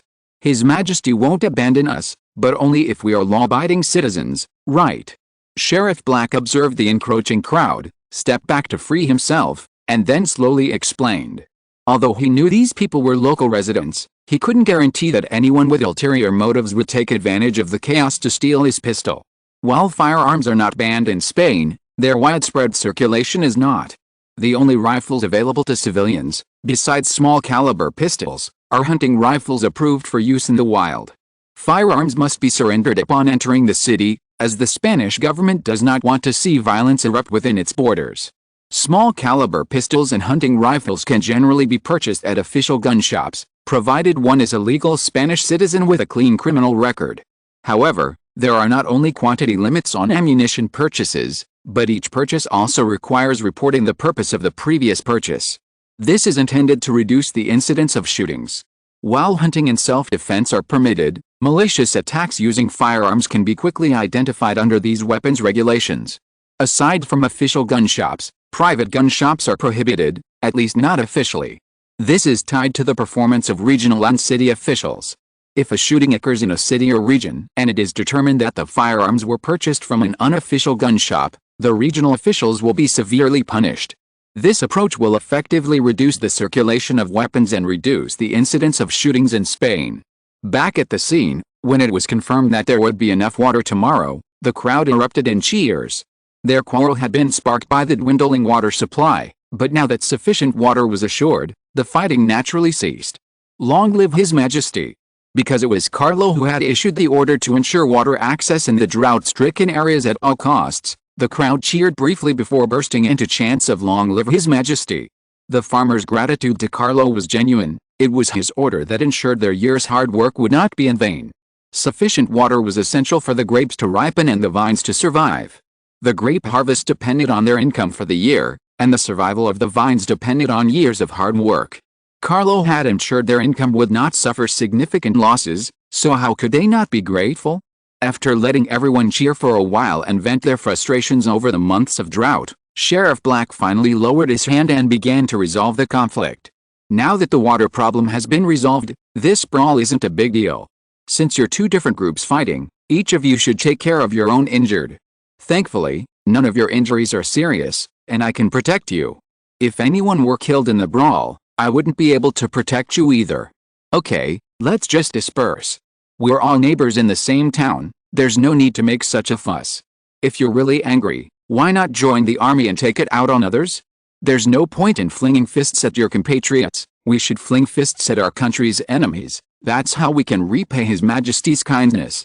It's only because I'm old that I've joined the army. I heard the military pays better than patrol officers. If any of your young men want to join, don't try to stop them. Sheriff Black first assigned responsibilities to the two groups, then smiled and tried to mediate the conflict. In reality, there wasn't much of a conflict. With no conflict of interest, the two groups could naturally shake hands and make peace. After Sheriff Black's words, the two groups' anger turned from fighting to gratitude towards Carlo, and even some of them wanted to join the army to repay Carlo's kindness. On the other hand, the Spanish military's benefits were indeed exceptional. Charles, fully aware of the principle that power springs from the barrel of a gun, had repeatedly increased the Spanish military's income and benefits since becoming King of Spain. Why did Prime Minister Primo's revolution succeed? Besides the corruption and chaos of Queen Isabel and her government, the vast wealth extracted from Spain's colonies and homeland flowed directly into the pockets of the nobility and clergy, leaving no trace of the common people. Middle and high-ranking military positions were firmly controlled by the nobility, who in turn withheld soldiers' wages in various ways. Under such circumstances, it was only natural that the military would turn to the revolutionary cause. This was also the reason why Queen Isabel's government quickly collapsed and was ultimately driven out of Spain by Prime Minister Primo. This was a lesson for Charles, who understood the importance of ensuring a guaranteed income for his soldiers. Needless to say, the Guards, as a force directly under the royal family, enjoyed the highest benefits of all Spanish troops and were known for their exceptional loyalty. It's no exaggeration to say that they carried out every order Carlo gave without hesitation, even if it meant a suicide mission. Thanks to Carlo's years of hard work, the Guards had long since become a force completely loyal to the royal family, one Carlo could fully trust. Although Carlo's direct command consisted solely of the Guards, the military academy's extensive training of officers over the years gave him considerable influence over the Spanish Royal Army. The continuous increase in soldiers' incomes was due in part to rising per capita incomes in Spain, but also to Carlo's repeated requests to the government and parliament for higher salaries. This information had been widely publicized throughout the nation through the press, and the soldiers of the Royal Army were well aware of it. Although Carlo hadn't yet seized control of the military, his influence within it allowed him to issue direct orders to the Royal Army under special circumstances.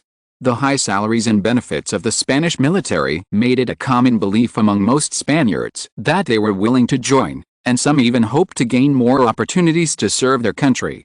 Upon hearing Sheriff Black's request not to stop his son from joining the army, the farmers all laughed and said, "Of course not, Sheriff Black. If that kid wants to join, we'd be overjoyed."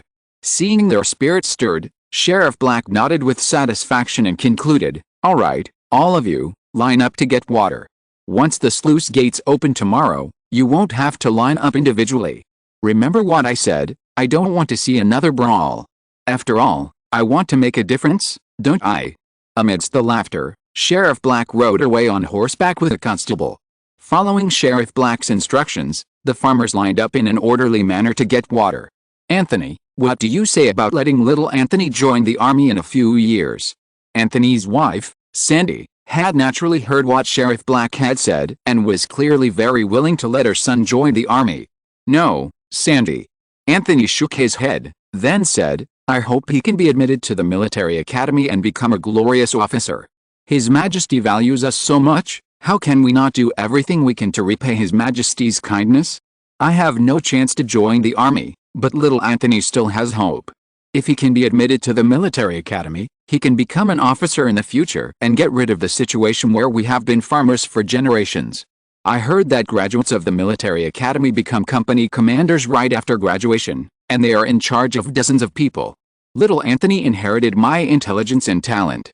I believe he will definitely be able to be admitted to the military academy and become a senior officer in the future. The couple laughed as they talked, sweeping away their previous despair, and seemed full of hope for life. 6,600 word to in one chapter. Please support. Chapter 286 Inspection.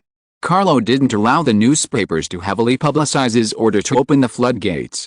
After all, excessive publicity can be detrimental. Governments simply needed to mention it briefly during their announcements, and a steady stream of people would naturally remember Carlo's kindness. Excessive publicity would inevitably tire some people of such publicity, even resenting it. True gratitude needs to be inspired from the heart, not just by a few news articles. Carlo hoped to instill a deep love among the Spanish people for his rule, and this would require decades of subtle influence. So far, Carlo's plan has been quite successful. While some of Carlo's actions were motivated, the Spanish people have undoubtedly benefited from them. After all, even a lifetime of false benevolence and righteousness can, to a certain extent, be considered benevolent. It's simply a benevolent act with less than pure motives. But for the Spanish people, a monarch who can increase their income and improve their lives is certainly a wise ruler. To Carlo's surprise, the lack of publicity actually proved most effective. The drought had left many farmers in a desperate situation, their survival nearly lost. Just then, news arrived of Carlo's order to ensure water access for farmers at all costs. As the saying goes, a helping hand in need is worse than icing on the cake, and Carlo's actions were no different. Even more surprising was that while Carlo hadn't intended to publicize his relief efforts, the farmers whose crops had been saved came forward one after another, constantly speaking of Carlo's achievements. Through word of mouth, Carlo's unwavering commitment to disaster relief efforts garnered praise from the Spanish people, who hailed him as a benevolent monarch rarely seen in a century, a savior from a troubled Spain. This was a development Carlo hadn't anticipated, but he wasn't about to waste such a golden opportunity. The next day, some of the hardest hit regions had already strictly complied with the cabinet's order to release water. The previously constructed water conservancy projects had proven effective. While they couldn't completely offset the negative impact of the drought, they had helped to restore some income for farmers. Those less severely affected by the drought can still rely on surrounding water sources for a while. However, if the floodgates in more severe areas aren't opened, they'll soon be reduced to vast expanses of wasteland. Of course, farmers' incomes in the most severely affected areas will undoubtedly be affected. To this end, Carlo convened a cabinet meeting to discuss various strategies for coping with the drought. First, tax cuts will be implemented for all drought-affected areas, with varying degrees of reduction or exemption depending on the severity of the drought, up to a maximum of 2 years of tax exemption. Secondly, crop rescue efforts will be increased or reduced to minimize losses suffered by farmers in drought-stricken areas. Take Anthony, for example. He's a pure grape grower, and his harvest primarily occurs during this time. As long as water can be guaranteed for his vines for a month, Anthony can ensure he receives his full income for the year. After that, water can be reduced for Anthony's vines, allowing them to be used for other crops that need more water.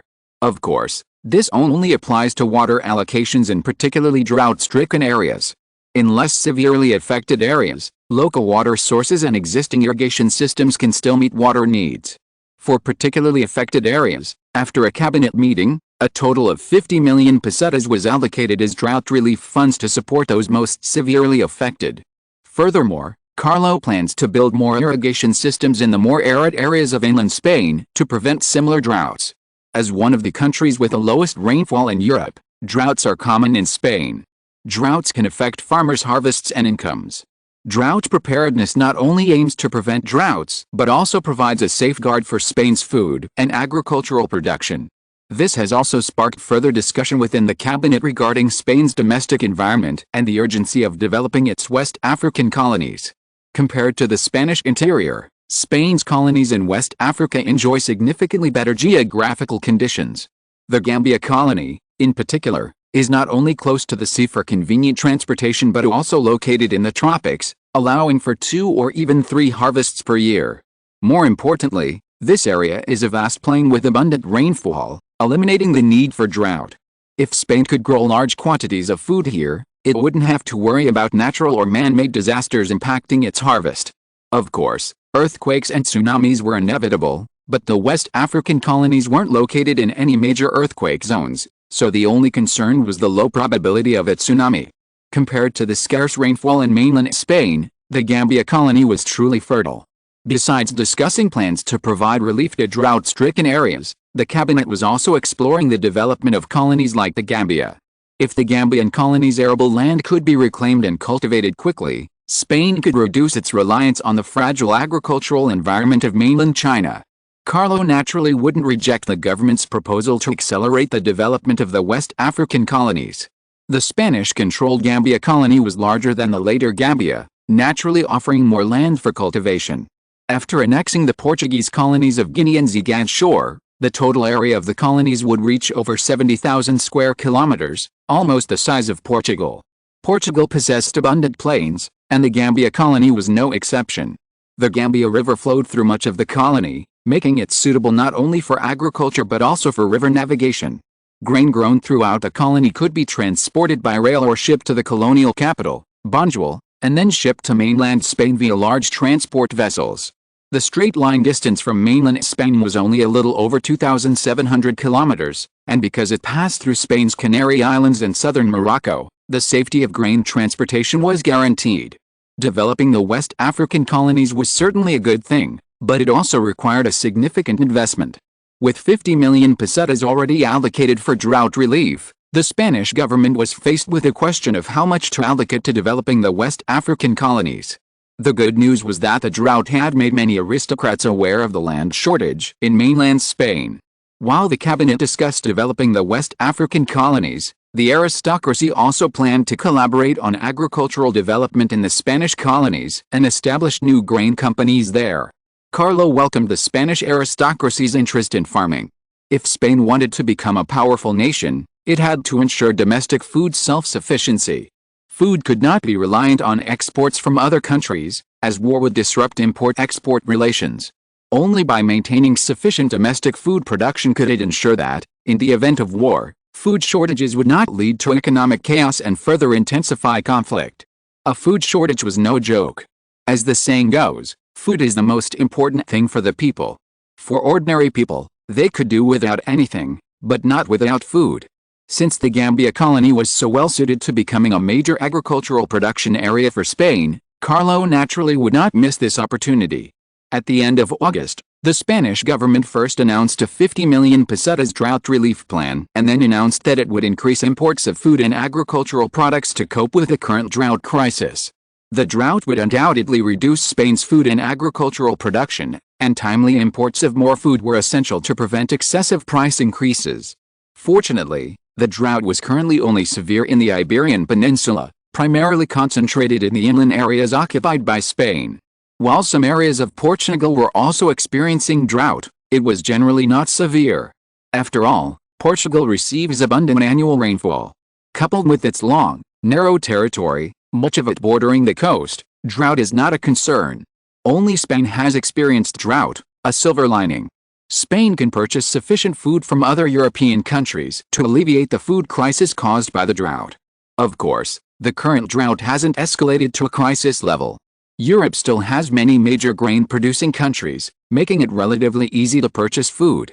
The government's announcement of a detailed relief plan has given relief to residents in the disaster-stricken areas.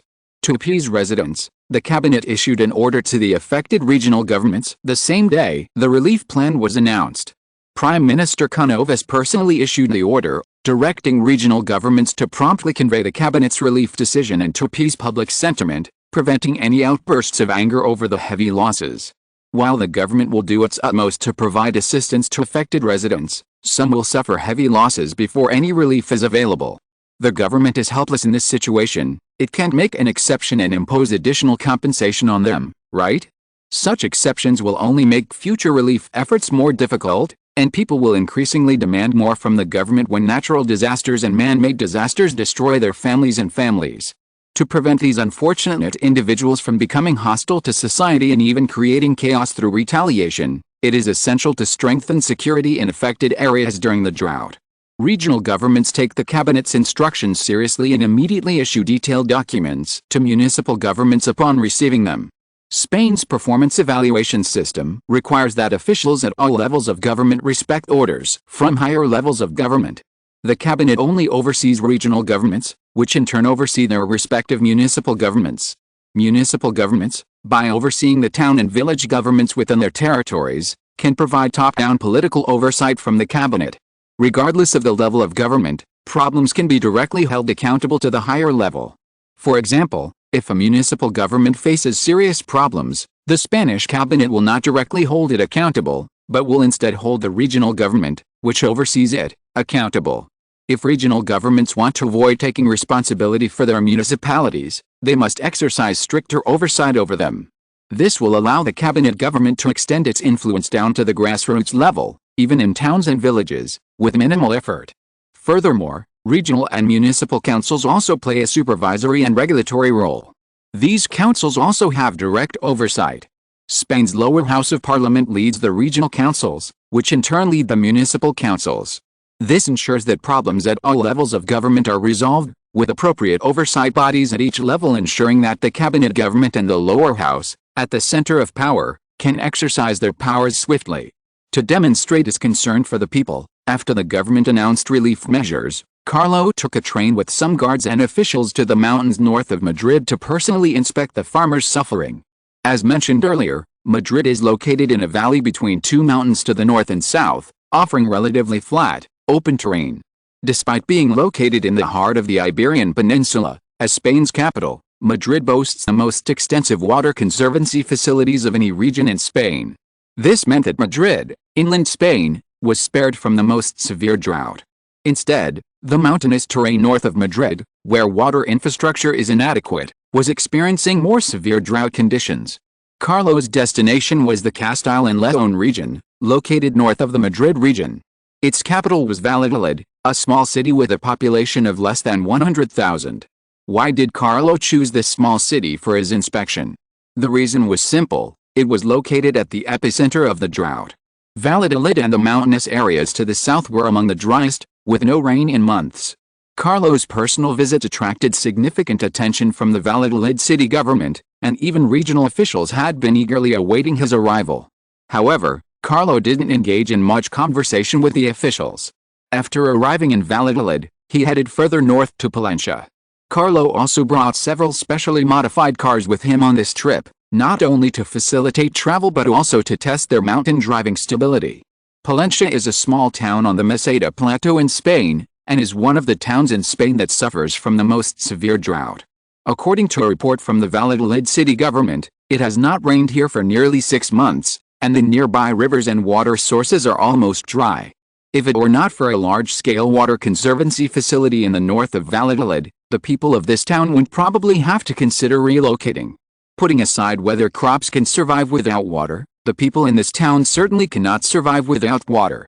Although this large-scale water conservancy facility plays a key role, the water conservancy facility belongs to Valladolid and must also maintain the normal water supply for the citizens of Valladolid. Under such circumstances, the originally large-scale water conservancy facility suddenly became insufficient. The purpose of Carlo's visit, in addition to seeing the drought situation with his own eyes, was to solve the problem of severe water shortage in Palencia. Chapter 287 Auto Expo. While Carlo was inspecting the drought, automobile companies were urgently expanding their staff in preparation for the Auto Expo. The Spanish Auto Expo was scheduled to take place 3 months later, in early December 1881. Prior to this, automobile companies needed to produce at least 1,000 cars as a reserve, ready for delivery when orders came in. Without assembly line production technology, producing 1,000 cars in just 3 months would have been impossible. However, with the help of assembly line production, it was possible for automobile companies to try. Meanwhile, major newspapers were heavily promoting news of the Auto Expo. Thanks to the publicity generated by the Madrid Nights and the Tramway Expo, the announcement of the Spanish Auto Expo at the end of the year immediately attracted significant international investment. The automotive industry, like the electrical power industry, was an area in which countries were still exploring but had achieved limited success. Spain had already established itself as a powerhouse in the electrical power industry through the Madrid Nights and the Tramway Expo. If the automotive industry also made significant progress, wouldn't it mean that European powers were lagging behind Spain in both these two sectors? Regardless of what other nations thought, Spain was methodically preparing for its own automobile exhibition. During this period, no major events occurred, save for the assassinated U.S. President Garfield's death from injuries sustained by quack doctors, which led to Vice President Chester Alan Arthur taking over the presidency. In December 1881, the Spanish automobile exhibition in Madrid commenced smoothly. Held in a large, simply furnished area outside Madrid, the exhibition could accommodate tens of thousands of visitors. Of course, to ensure smooth operation, a limited number of visitors were allowed. Besides prominent newspapers and media outlets from various countries, only invited distinguished guests and a small number of ticketed residents were permitted entry. In the center of the exhibition grounds stood 5 cars of different colors. Notably, the cars bore distinctive and conspicuous logos on both the front and back. These logos belonged to the company that manufactured them, the Royal Benz of Spain. At Carlo's suggestion, Mercedes-Benz adopted the famous three-pointed star as its logo, though its meaning was completely different. While the three-pointed star of later generations represented the advancement of mechanization in the sea, sky, and land, the three-pointed star of Mercedes-Benz at this time represented the company's philosophy, quality, integrity, and service. Carlo still had high hopes for Mercedes-Benz. In the future, Mercedes-Benz would create more sub-brands, striving to encompass all vehicle categories. At the auto show, cameras from major newspapers were constantly on. Spotlights flashed, and puffs of smoke gathered, seemingly unable to dissipate for a short time. This also demonstrated how novel the cars on display in Spain were to others. Other European countries had also produced prototypes of cars, but the difference between these prototypes and the already completed cars unveiled in Spain was stark. But this wasn't the highlight of the show. A temporary straight road, over a kilometer long, was constructed within the exhibition grounds to showcase the car's speed. As 2 Mercedes-Benz cars approached in the distance, speeding past like the wind at nearly 36 kilometers per hour, the media present were thrilled. They couldn't believe that something they had never seen before could actually reach speeds comparable to a train. More importantly, this vehicle didn't require tracks or anything like that. It could travel on a relatively flat surface. Seeing the astonished faces of the onlookers, Benz and several technical experts smiled and stepped out of the cars to introduce the Mercedes-Benz cars to the crowd. Hearing that such cars could reach speeds exceeding 36 kilometers per hour, the crowd erupted in excitement. The spotlights blazed even more fiercely.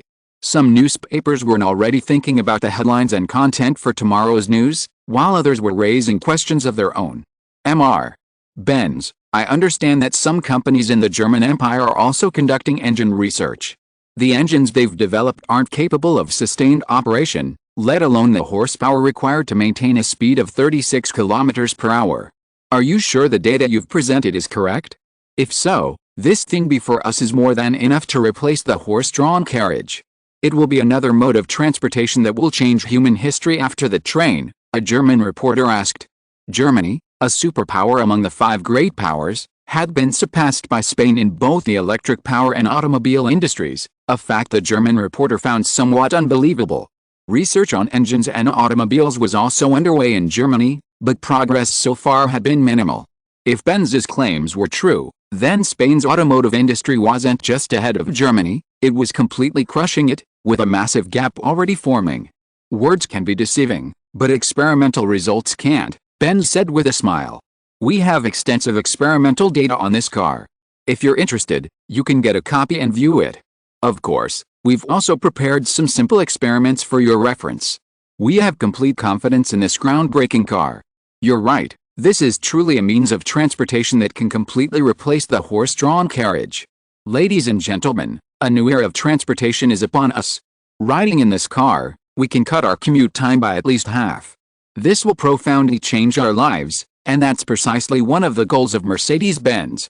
Hearing about the experimental data and related experiments, most of the onlookers believed Benz's claims. After all, Benz had no reason to lie. While exaggerating data might generate hype, if buyers found their cars weren't as good as Benz had claimed, Mercedes-Benz's reputation would be instantly tarnished. Testing of the car soon began. To allow the onlookers to experience the car's speed and stability firsthand, interested parties could apply for a ride. Of course, such a limited number of spots were destined to be available. Besides reporters from prominent newspapers, only a handful of distinguished guests could enjoy this experience. As for the majority of ordinary people, they could only spectate. However, many were eager to experience the thrill of riding in such a massive vehicle. Fortunately, the exhibition area was spacious enough to accommodate several cars, making it less crowded. To directly demonstrate the speed of the vehicles, all participating cars were driven at maximum speed. When the journalists sat in the cars and experienced speeds of 36 kilometers per hour, their expressions were filled with amazement. While today's cars may not be as comfortable as later generations, their speed alone far surpassed the horse-drawn carriages of everyday life. Even the trams, which have only recently become popular in Europe, were far slower than horse-drawn carriages. For example, in Spain, trams generally do not exceed 20 kilometers per hour to ensure safety on urban roads. With the exception of trains, which can exceed 36 kilometers per hour, no other means of transportation can reach that level. This was what astonished the reporters. In terms of speed alone, these so-called cars surpassed most other modes of transportation. Because so many people wanted to experience the car, the test vehicles rarely stalled, except for picking up and dropping off passengers. They were driven at full speed almost constantly. Thanks to the engine stability, the cars ran without any problems for the long drive, stopping only when the fuel ran out. Of course, before stopping, Benz had already detailed the energy used by the engines and the maximum range each car could travel on a full tank. Under the reporters' watchful eyes, the cars were refueled and quickly started up again. This convinced the reporters that the car before them was truly a groundbreaking means of transportation, surpassing the power of a horse-drawn carriage in terms of functionality. Putting aside other things, simply driving for hundreds of kilometers continuously was impossible for a horse-drawn carriage. Horses are animals, after all, and they need to eat, drink, defecate, and urinate. Cars, on the other hand, carry their own fuel, which is their only source of energy. As they run, the exhaust pipe excretes combustion gases, eliminating any unnecessary time. Mr. Benz, would your company consider selling this automotive technology?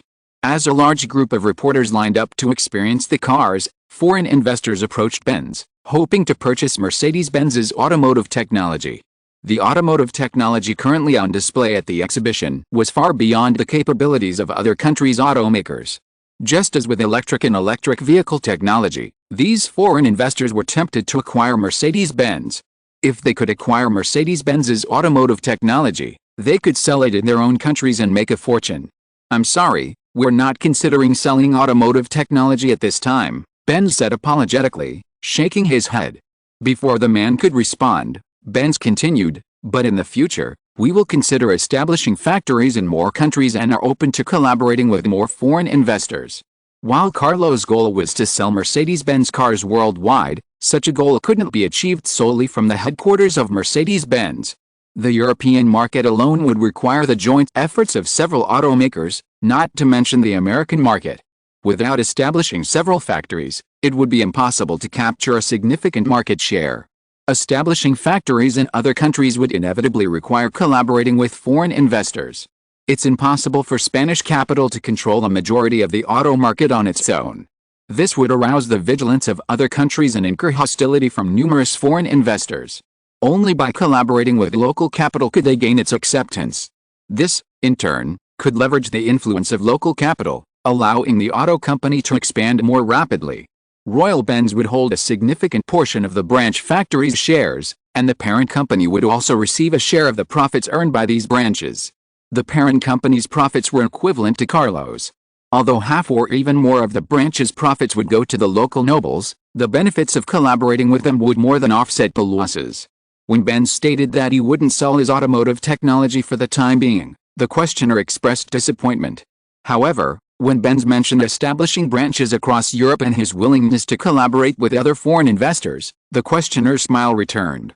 The conversation between the two men reached even more people, and many investors expressed interest in such a partnership. For investors, whoever can make them money is their friend. Currently, cars are demonstrating a greater role than horse-drawn carriages, representing enormous business opportunities in the automotive market. Investors have a keen sense of smell and naturally sensed this business opportunity. While there's no guarantee of profitability from collaborating with Mercedes-Benz, the potential for profit is undoubtedly significant. These investors are naturally willing to take a gamble, even if the car's current performance warrants a stake. Of course, before partnering with Royal Benz, they wouldn't mind buying a few cars to get a feel for them. Seeing the long queues of people waiting to experience the cars, some directly approached Benz to express their desire to buy one. Royal Benz had already prepared, producing 1,000 cars in advance for these prospective buyers. In the 3 months leading up to the auto show, Royal Benz completed the assembly line and successfully produced 1,000 cars within 3 months. Besides increasing production speed, the assembly line also significantly reduced costs. Benz had previously reported to Carlo that each Mercedes-Benz car cost 12,600 pesetas, a clearly extremely high figure. After mass-producing cars using assembly line technology, although not many cars had been produced yet, according to the car company's statistics, the average cost of producing the 1,000 cars had dropped to around 12,000 pesetas, a significant reduction in per-car cost. For this reason, after discussing with Carlo, Benz decided to set the price of each Mercedes-Benz at 15,000 pesetas, ensuring a profit of over 3,000 pesetas per car. While 15,000 pesetas was relatively expensive, it was a small sum for most capitalists and aristocrats. The gap between the rich and the poor exists in every era. What might be an astronomical sum for the lower classes might be just breakfast for the upper classes. While the price of a Mercedes-Benz car wasn't as outrageous, 15,000 pesetas was certainly not a significant expense for most aristocrats and capitalists. Of course, there were certainly many ordinary people who were interested in cars but were ultimately deterred by the price. Horse-drawn carriages, as the mainstream means of transportation, were expensive, but many ordinary people could afford them. After all, a carriage is simply one or more horses in a wooden carriage. The cost is obvious, so how expensive could it be? Cars are different. From the engine to the other components, everything is new. Newness also means higher costs, which inevitably leads to a rather inflated price tag. And indeed, this is the case. The price of a carriage ranges from a few hundred to over 1,000 pesetas. A Mercedes-Benz is enough to buy at least 15 ordinary carriages. While the exorbitant price of 15,000 pesetas discouraged many ordinary people, many capitalists and aristocrats placed orders. Mercedes-Benz has the word royal in its name, and this auto expo was organized by the royal family. Although the royal family didn't make an appearance, the Spanish nobility understood that Carlo Ancelotti was the largest shareholder behind Mercedes-Benz. Whether genuinely interested in cars or simply to show their support, the Spanish nobility were bound to purchase several cars. It was precisely because of the nobles' support, coupled with the genuine interest of many capitalists in the cars, that many capitalists were interested in the cars. As a result, on the day of the auto show alone, over 100 people signed car purchase orders with Mercedes-Benz. Most purchased just one car, simply interested in experiencing it. Some, seeing a real business opportunity, bought several cars in quick succession, apparently intending to form a car company. Of course, car company here doesn't refer to car manufacturer, but rather to a company that uses cars to transport passengers or goods. The large number of people experiencing the cars on the day of the show indicated a significant interest in this new form of transportation. While a car is expensive, a short-distance ride isn't prohibitively expensive. Whether one truly needs a car or simply wants to experience a novel mode of transportation, forming a car company can be profitable. Over 100 cars were sold on the day of the show, which was excellent news for Benz and the company. While 100 cars might not seem like a large number, considering each car generates a net profit of 3,000 pesetas, The profit from these 100 cars is a staggering 300,000 pesetas. At this sales rate, it would only take a few days for Carlo to fully recoup the cost of his investment in the automotive industry. 5,000 word to in one chapter. Please support. Chapter 288 Manual Telephone Exchange. The exhibition was a resounding success, with over 100 cars sold on the first day, earning the Royal Benz Company over 300,000 pesetas in net revenue. And that wasn't all. Over the 3 days of the exhibition, sales averaged over 100 cars per day. After the exhibition, although sales experienced a sharp decline, they still maintained a steady pace of around 10 cars per day. As 1881 drew to a close, Benz sent Carlo a report on the company's progress for the entire year. This report covered the month following the exhibition. Although it was only a month, the Royal Benz Company had sold over 600 cars. At a net profit of 3,000 pesetas per car, the net profit from these 600 cars was at least 1.8 million pesetas. At a price of 15,000 pesetas per car, the Royal Benz Company had already raked in over 9 million pesetas in revenue in just 1 month. While half of this was due to the auto exhibition, it's undeniable that Benz's Benz Motor Company had achieved enormous success. Even if it only sold a few cars per day, the company's net income would still reach tens of thousands of pesetas. With 365 days in a year, that's a staggering 3 to 4 million pesetas per year. Whether Benz could achieve daily sales of several cars might be impossible in Spain alone, but if the entire European market were included, achieving that level would be a breeze. While the Royal Benz Motor Company's guaranteed annual revenue of millions might seem substantial, to Carlo at that moment, such a small sum was nothing. Unless car sales surged or Benz Motor Company developed a new generation of superior vehicles, Carlo had little energy to devote to the company's operations. By 1882, a new technology had captured Carlo's attention, the wired telephone. Like the automobile, the wired telephone was a world-changing invention. However, wired telephone technology at the time was still cumbersome and relied on manual telephone exchanges. It's undeniable that it was the gradual exploration of these complex technologies that led to the advancement of telephone technology. Without the efforts of these pioneers of this era, future generations wouldn't have been able to stand on the shoulders of giants and continue to advance. It's worth noting that the so-called wired telephone wasn't the product of Spanish scientists, but rather the work of Alexander Graham Bell. This renowned scientist was also the one who developed the metal detector for the assassinated U.S. President Garfield. While there are varying theories about the exact inventor of the telephone, Bell, as the first person to apply for a patent, is undoubtedly considered the undisputed inventor.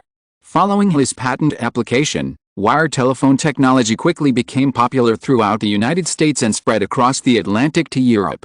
Carlo was certainly aware of the changes that wired telephone technology would bring to human life. Even after Bell's patent application, the Royal Academy of Sciences of Spain approached him about acquiring his wired telephone technology. However, it's undeniable that wired telephone technology at the time had significant flaws. Phones connected entirely via wires, and to call different people, they had to rely on manual telephone exchanges to connect to different lines. This also meant that telephones at that time were ultimately only accessible to a small number of people. If more people used them, manual telephone exchanges would become overwhelmed and experience frequent problems. Furthermore, existing telephone technology was limited by distance. While cross-city communication was possible, the distance affected the sound quality. Words could certainly be transmitted, but whether the person on the other end could hear them clearly was uncertain. Despite these drawbacks, wired telephone technology at that time was a significant milestone for those who relied solely on telegraphs for communication. After all, telegraphs required encoding of spoken words, which was then transmitted via cables to other stations. Telephones, on the other hand, simply transmitted over wires, allowing the other party to hear the spoken words in real time without the need for decompilation. After acquiring Bell's wired telephone patent, Spain decided to establish a manual telephone exchange in Madrid, initially providing internal government services. Telephones were installed in the residences and offices of cabinet ministers, the offices of several key government departments, the House of Commons and the House of Lords, and the Royal Palace. Because the number of people using these telephones was limited, Madrid's manual telephone exchange faced minimal pressure on efficiency. Essentially, only a dozen employees were needed to maintain telephone communication in important locations like the cabinet, the Royal Palace, and the parliament. The most obvious benefit of having telephones in important government departments was faster communication between departments and the speed with which the cabinet could process messages. Recognizing these benefits, countries around the world strongly supported the development of the telephone. On January 2, 1882, Spain's first manual telephone exchange was officially completed in Madrid and quickly put into operation. Carlo, curious about the Spanish telephone, became the first user and had a brief telephone conversation with Prime Minister Canovas. The Royal Palace of Madrid is located on Calle Barón in the city center, while the government buildings are located on Calle Castilla, north of the city center. The distance between the two is over 8 kilometers. Using telegraphs, even if the sending and receiving locations are only a few kilometers apart, it still takes 1 minute, or even 2 or 3 minutes, to complete the entire process. However, with landline telephones, communication over such short distances is almost negligible. Carlo and Prime Minister Canovas' watches were perfectly calibrated, even the stopwatch hands aligned. It was through the times recorded on their watches that Carlo determined that the delay in short-range landline telephone calls was less than a second. This delay was quite dramatic, demonstrating that the telephone had a wider reach and influence than the telegraph in short-range communications. Of course, at greater distances, the telegraph's advantage was even more pronounced. A telephone requires both parties to be online simultaneously, while a telegraph does not. Furthermore, a telegraph can use encryption to communicate secretly, while a telephone can hardly do so. Because Madrid's telephone system was newly established, detailed testing of all telephones was required. After several days of testing, the data reported to the government by the Madrid Telephone Company confirmed Carlo's hypothesis. Current landline telephone technology exhibits minimal latency over short distances, meaning calls within 20 kilometers. The maximum latency over this distance is a fraction of a second, which is remarkably short compared to telegraph calls. Because other cities had yet to establish manual telephone exchanges, delay testing for medium and long-distance calls could only be conducted by temporarily accessing telegraph lines. According to the Madrid Telephone Company's test results, call delays gradually increase when the call distance exceeds 20 kilometers. At distances exceeding 50 kilometers, the delay rises to 3-5 seconds, and calls become extremely unstable. As for calls over hundreds of kilometers, current technology is difficult to achieve. Even if feasible, call quality would be severely affected, and delays would be difficult to control. This also means that current wired telephone technology is limited to intra-city communication, making it difficult to achieve long-distance communication across cities. This difficulty in achieving long-distance communication is the greatest drawback of current telephones and a pressing issue that wired telephones need to address. After confirming that current wired telephones have some effectiveness, Carlo increased his investment in the Madrid Telephone Company and established a wired telephone research and development team at the Royal Academy of Sciences, appointing several experts to conduct further research on wired telephones. Carlo issued several directives to this research team. First, Spain's wired telephones must achieve intercity communication within the next few years. If cross-city communication were possible, the role of the telephone would be greatly enhanced, whether improving communication efficiency between governments or for military purposes. Secondly, they needed to find an automatic telephone exchange to replace manual labor. If only manual labor were required, the efficiency of the telephone exchange would be severely strained. At the time, landline users were few, and manual labor was acceptable for intercity communication. Once such a convenient technology became widespread, manual labor alone would no longer be enough to meet the needs of urban areas. It was imperative to develop a machine that could automatically perform telephone exchanges. This would not only save labor but also accelerate the development of landline technology. Carlo's request wasn't made blindly, but rather based on his own memories of the development of the telephone. Neither long-distance telephone communication nor automatic telephone exchanges were complex technologies. Carlo's memory predicted that both technologies would mature within the next 10 years. Carlo's substantial investment in research and development at this time would likely accelerate the launch of both technologies. Spain, as the country that mastered both technologies, would also benefit from the long-term development of the telephone. In addition to his own demands, Carlo also allocated 2 million pesetas to the telephone research team and promised to provide at least 1 million pesetas in R&D funding annually, allowing the team to focus on their research with confidence. This amount of R&D funding was already substantial. Bell's development of the telephone didn't require such a large sum. Carlo's willingness to invest so much in the telephone research team was precisely because he hoped that with sufficient funding, they would more quickly develop more mature telephone technology. In addition to funding telephone technology development, Carlo also planned to establish a manual telephone exchange in Madrid, ensuring that both of Spain's major cities had access to telephone communication technology. In the future, when wired telephone technology enabled intercity communication, Carlo's first priority would be to merge the telephone systems of Madrid and Barcelona and connect them to key cities in each region. If Madrid and all cities in mainland Spain could communicate within seconds, government orders would be transmitted to regional and municipal governments more quickly. Furthermore, any unexpected events in regional and municipal governments would be more quickly reported to the cabinet, allowing for quicker responses and solutions. Spain's Madrid Telephone Company and its manual telephone exchange didn't attract much attention from European countries. After all, wired telephone technology was not unfamiliar to European nations. As early as 2 years earlier, in 1880, Britain, France, and Germany had already established telephone exchanges and laid telephone lines in their major cities. Spain, in contrast, lagged behind some European countries in this regard. This was largely due to Carlo's high standards for Spanish wired telephone technology. Although all were wired, European countries implemented telephone communications 2 years earlier, resulting in their phones being magnetic, requiring users to provide their own power source. Whether powered by batteries or power lines, these phones required a power source to operate. Spanish phones, on the other hand, utilized the latest technology, public-powered telephones, which required no additional power supply. The phone lines themselves provided their own power source. While the differences between the two types of phones were not significant, the lack of a power source offered significant convenience for limited use cases. Europe's electricity industry was still in its early stages of development, with only a limited number of cities connected to electricity. Even in cities with electricity, many areas remained unserved. Even in Madrid, Europe's renowned city that never sleeps, electricity is limited to the industrial suburbs and a few busy streets in the city center. Most residents lack electricity in their homes, and without power, magnetic telephones are unusable. The primary benefit of a shared power telephone is that it eliminates power constraints. Beyond that, call quality and range haven't improved significantly. After key government departments established telephone communication, reports from these departments after a period of use indicate that these landlines are quite popular. Landlines facilitate communication between government departments.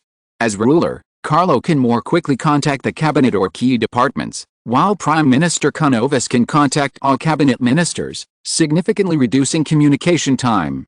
In some cases, officials can even discuss matters that would otherwise require face-to-face meetings simply by phone. This is impossible with telegraphs, which require translation and are more widely accessible. Chapter 289 Millions of tons of food production. The commercialization of the automobile and the introduction of the landline telephone were certainly good news, but they only captured Carlo's attention for a while. After the excitement faded, Carlo's attention returned to the situation in Europe. Carlo's focus on Europe stemmed primarily from the shifting dynamics following the Russo-Turkish War. Although Germany, Austria-Hungary, and Tsarist Russia had renewed the Treaty of the Triple Alliance, it was clear to all that relations between Germany, Austria-Hungary, and Tsarist Russia had broken down. The treaty was more of a compromise, a move designed to avoid upsetting the European situation. Beneath the surface, Germany, Austria-Hungary, and Russia were each searching for new solutions. Sure enough, in February 1882, Carlo, the director of the Spanish Royal Security Intelligence Service, reported to Carlo a significant piece of news. Secret negotiations were underway between the German, Austro-Hungarian, and Italian governments, potentially leading to a military pact. For Spain, even a military alliance between Germany, Austria-Hungary, and Italy would have little impact. Spain even maintained an alliance with both Austria-Hungary and Italy. This alliance of three major powers posed no threat to Spain. So why did Carlo order the head of the Royal Security Intelligence Service, Cardinal, to closely monitor the situation in Europe, particularly the dynamics between Germany, Austria-Hungary, and Italy? It was primarily to verify whether the European situation would develop as history had predicted. Currently, while there have been some minor fluctuations, the overall trajectory has remained relatively unchanged. The Triple Alliance Treaty was ultimately bound to break down.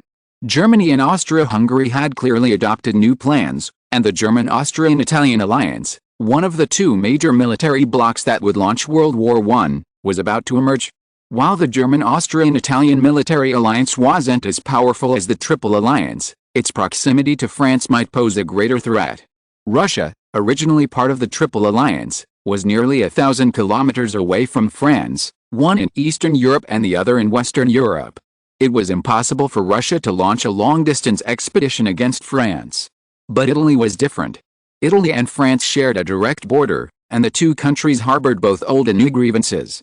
If the conflict between France and Germany escalated, France would face a joint attack from the three great powers of Germany, Austria, and Italy.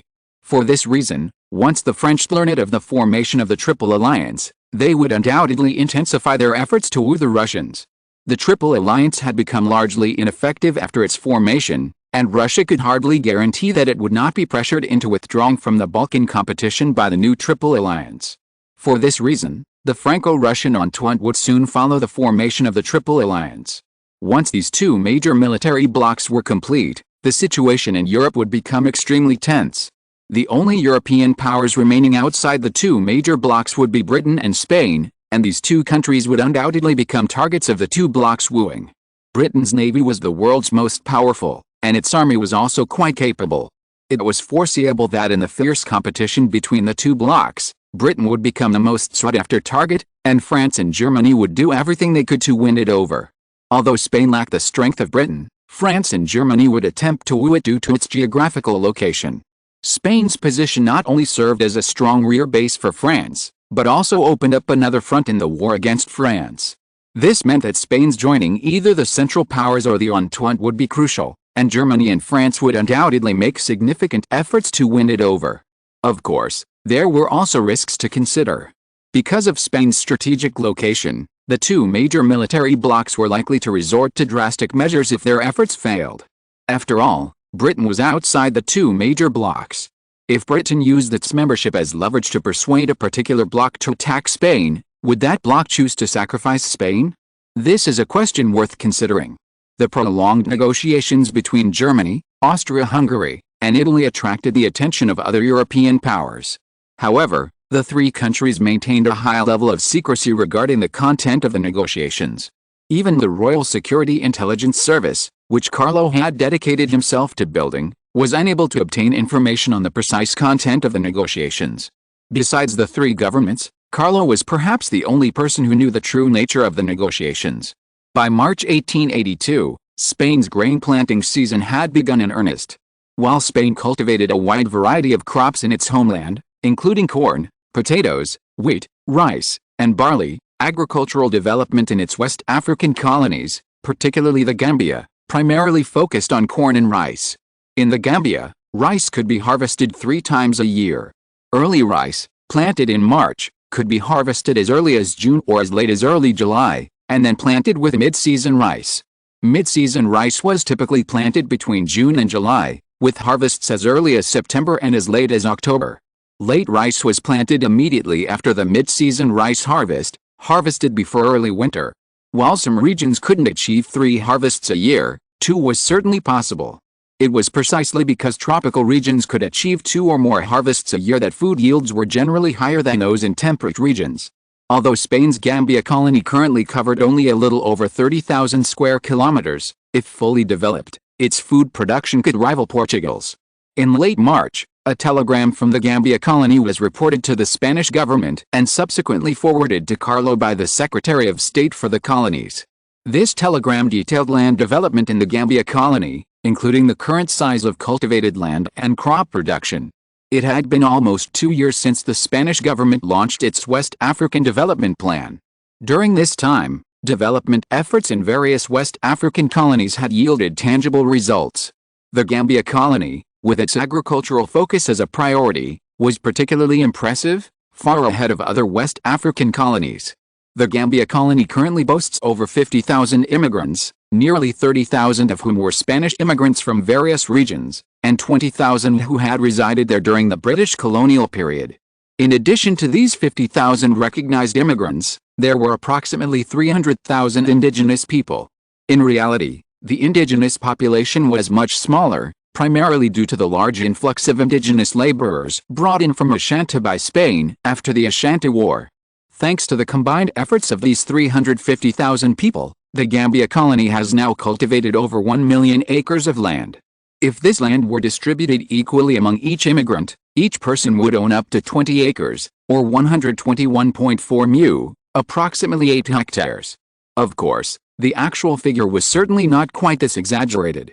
The West African Development Project involved numerous aristocrats and capitalists, and these aristocrats and capitalists also developed a significant portion of the land. The average landholding for the 50,000 immigrants in West Africa was only 10 acres at most, with few possessing more than 10 acres. However, compared to mainland Spain, the per capita land area in the Gambia colony was significantly larger. After all, with only 50,000 people spread across over 30,000 square kilometers, there was more than enough land to go around, and even the small population was a concern. Based on the Gambia colony's historical per-acre grain yields, over 1 million acres of land could yield at least 400,000 tons of grain per harvest. Even if some areas could only achieve 2 crops per year, the entire Gambia colony could easily harvest over 1 million tons of grain annually. Just how exaggerated is 1 million tons of grain production? Based on current per capita food consumption in Europe, 1 million tons of grain would be enough to feed at least 6 million people for a year. Europe's per capita food consumption is currently the highest of any continent. If we use the per capita food consumption of other continents as a guide, 1 million tons of food could feed even more people. Consider that, as of this year, Spain's population is just over 21 million. This means that if the Gambia harvest is successful this year, the food produced by the colony alone could feed over a quarter of Spain's population. Thanks to the Gambia's food production, Spain wouldn't have to worry about a food crisis even if the drought inland persisted. More importantly, 1 million acres of land is actually just over 4,000 square kilometers, barely 1/10 of the total area of the Gambia. As the Gambia develops, its total arable land will increase, and so will its food production. While feeding the entire population of Spain might be a bit of an exaggeration, providing Spain with over 2 million tons of food is certainly within reach. For Spain's food production, the expansion of the Gambia's arable land is undoubtedly a positive development. However, considering that excessive Gambian production would affect the income of Spanish farmers, certain limits were needed on increasing food production in the Gambia colony. For Spain at this time, tens of millions of farmers remained the nation's foundation. If a significant increase in food production resulted in heavy losses for these farmers, the gains would be disproportionate. Blindly increasing food production without considering the farmers' concerns would only lead to a greater crisis within Spain. Therefore, maintaining Gambia's food production at around 1 million tons was the best outcome for Spain at this time. The Gambia colony would provide sufficient food production for Spain, preventing a food crisis there, while also ensuring income for local farmers and protecting Spain's core economy by limiting Gambia's production. Since the Gambia colony was under Spanish control, any future need to increase food production could be met through rapid land reclamation. After all, the Gambia colony was located in the tropics, where corn and rice could be harvested roughly every 3 months. After reviewing the Gambia colony's report on grain production, Carlo nodded with satisfaction and openly expressed his approval of William, Secretary of State for the Colonies, and Harrison, Governor of the Gambia colony. William, thrilled by Carlo's praise, stood up, clearly having achieved his goal. It's been 5 years since Spain's third cabinet election. This also suggests that a fourth cabinet election will be held this year. As a cabinet minister, William naturally wants to remain in the government. More importantly, this year's cabinet election will usher in even greater changes. To maintain stability, Count Canovis's election as the new Prime Minister of Spain was accompanied by a lack of large-scale cabinet changes. Many officials who served under Prime Minister Primo had survived the interim cabinet and the third cabinet without incident. Prime Minister Canovis will certainly not give up on the new cabinet election. Once elected, he will undoubtedly make significant changes to the existing cabinet. After all, Prime Minister Canovis already possessed sufficient prestige to freely replace cabinet members within his power without fear of opposition from other parties or cabinet ministers. William's preference for Carlo over Prime Minister Canovis stemmed primarily from the fact that the Secretary of State for the Colonies was elected by the House of Lords. As a cabinet minister, William had a relatively clear view of the Spanish political landscape. While Prime Minister Cánovas appeared to possess considerable prestige, the Spanish government was effectively controlled by Carlo. The Spanish Senate, in particular, with the addition of numerous aristocratic members, had become a monopoly for Carlo. If Minister William wished to retain his position as Secretary of State for the colonies, he would have to earn Carlo's trust in order to secure a seat in the House of Lords. While Prime Minister Count Cánovas had greater power to appoint cabinet ministers, these crucial departments were each individually assigned, making it impossible to clear a position specifically for William. Chapter 290 The Hero's Decline. Since 1882, many cabinet ministers have been reporting frequently to Charles. Charles had become a force to be reckoned with in the Spanish government, and securing his support would be beneficial to their re-election. Charles, of course, understood the purpose of these ministers' frequent reports, and he deliberately facilitated them. The reason was simple: to prevent the Prime Minister from monopolizing the cabinet and thereby undermining the monarchy. While the Prime Minister could appoint 9 cabinet ministers, the King of Spain also controlled 5 cabinet positions, including the Deputy Prime Minister, the Archbishop, the Minister of Justice, the Minister of Crown Affairs, and the Minister of Colonial Affairs, either through direct appointment or election by the Senate. Adding the Minister of Defense, who is elected by the Military Council, the king wielded sufficient political power to counterbalance the Prime Minister, ensuring that future kings would not be sidelined. Since March, the momentum for a cabinet election has intensified in Spain. Although such elections are not determined by popular vote, the Spanish public still pays close attention to each one. Put simply, the Prime Minister is elected by the House of Representatives, while its members are elected by the regional councils. Regional council members are elected by the people of each region, who have direct say over who will serve. Any citizen over 18 years of age, who has resided in Spain for at least 10 years, and holds Spanish nationality is eligible to participate in and be elected as a regional councillor. This system is far more democratic than the direct appointment system under Queen Isabel. Spanish citizens actively participate in every regional council election and closely follow each transition of power in the cabinet. Public opinion polls conducted by major newspapers indicate that significant support for Prime Minister Cánovas' re-election remains. While Spain lost its Cuban colony during his presidency, the West African colonies it gained were not insignificant. More importantly, Spain's Congolese territories now span millions of square kilometers, a size that alone more than offsets Spain's loss of Cuba. This is also due to the stability of Spanish politics. The Conservative Party has become the largest party in Spain. As its leader, Cánovas' chances of re-election are much greater than those of any other prime minister. Carlo's stance is clear: he supports Cánovas' continued tenure. After becoming prime minister, Cánovas has not forgotten Carlo's support. On all important decisions of the Spanish cabinet, Cánovas fully considers Carlo's opinions and stance, demonstrating deep respect for the monarchy. This is why Carlo is willing to allow him to continue in office. With no major uncertainty surrounding the prime ministerial selection, Carlo is not inclined to pay much attention to the Spanish cabinet election. A more important matter currently warrants Carlo's attention: the critical illness of Spain's former prime minister, Duke Primo, a prominent figure in the House of Savoy. Since his assassination in 1875, Prime Minister Primo has gradually withdrawn from politics. This is partly due to his willingness to hand over all power to Carlo, believing that Carlo can lead Spain to greatness. Another factor was Prime Minister Primo's poor health after the assassination. Although the assassination didn't endanger his life, medical technology in that era was far from reliable. Since then, Prime Minister Primo's health has deteriorated significantly, and he appears to have aged by more than a decade. As the greatest contributor to the Spanish kingdom, after Prime Minister Primo announced his retirement from politics, Carlo, acting on behalf of the royal family, gifted him a substantial amount of assets, including a castle and thousands of acres of land.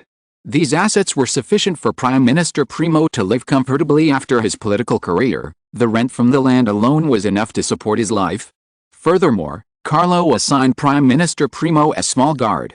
This wasn't to monitor him, but to protect him. While Prime Minister Primo's reforms were certainly positive for Spain, they were a drastic loss to the previously vested interests. Even when Primo was prime minister, he faced an assassination attempt. Now that he has retired from politics and no longer holds any political power, who can guarantee that Primo will not be assassinated? The guards sent by Carlo were precisely to protect Primo's safety. Carlo was deeply grateful to Prime Minister Primo. Without his support, Carlo would not have become King of Spain and so easily seized so much political power. A power-hungry prime minister, after Carlo demonstrated his ability, would likely have been even more wary of him, unlikely to grant him the power and influence he deserves. 13 years had passed since Carlo became King of Spain. Old men like Prime Minister Primo, who had once driven the Spanish Revolution, were now in their twilight years. Born in 1814, Prime Minister Primo was 68 years old, a truly long life for his time. If the assassination attempt hadn't caused his health to deteriorate drastically, Prime Minister Primo might have lived into his 70s or 80s. This is a stark contrast to his historical assassination in 1870 at the age of 56, and he lived at least 12 years longer than he did historically. Prime Minister Serrano, 4 years his senior, is now 72. Carlo has also discussed this with Prime Minister Serrano, who has formally requested to relinquish all official duties, intending to retire with honor and enjoy his remaining years. People of every era are similar. Regardless of how many years they live, they inevitably face various ailments in old age. Archduke Serrano was in relatively good health, but his health gradually deteriorated after turning 70.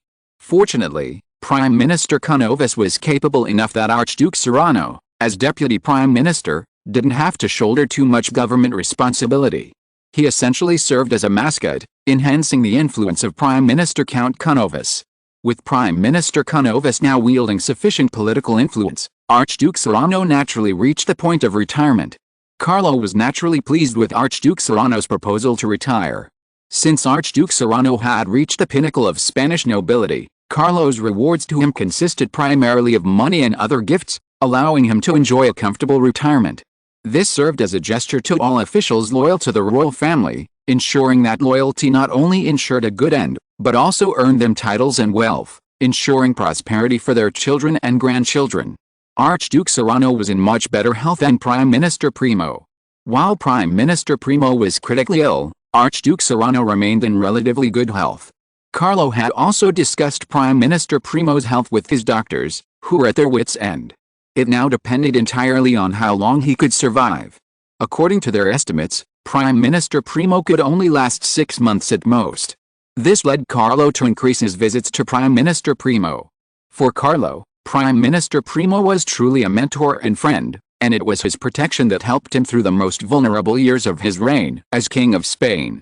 Carlo's brother, King Amadeo I of Spain, quickly and voluntarily abdicated the Spanish throne, largely due to the assassination of Prime Minister Primo before he even arrived in Spain. Without supporters, the king's hold on the throne was doomed to fail. What Carlo hadn't anticipated was that before Prime Minister Primo, another notable figure had quietly passed away. When the news of Garibaldi's death reached Italy, Carlo was at the palace with his youngest son, Martin, and daughter, Sofia. Martin was not yet 3 years old, at the height of the child's adorable years. Carlo was enjoying a leisurely moment, holding 6-year-old Sofia in his left arm and Martin, less than 3, in his right, while checking on the academic performance of 7-year-old Prince Juan Fernando. Upon learning of Garibaldi's death, Carlo immediately put the two children down. He stared at the guard who had delivered the message, incredulous, and demanded, "What did you say? Mr. Garibaldi is dead." "Yes, Your Majesty. News has come from Italy that Mr. Garibaldi passed away this morning at his residence on Caprera Island. The Italian government is already preparing for Mr. Garibaldi's funeral," the guard explained respectfully, handing him a telegram. Carlo took the original message, carefully read it, and sighed.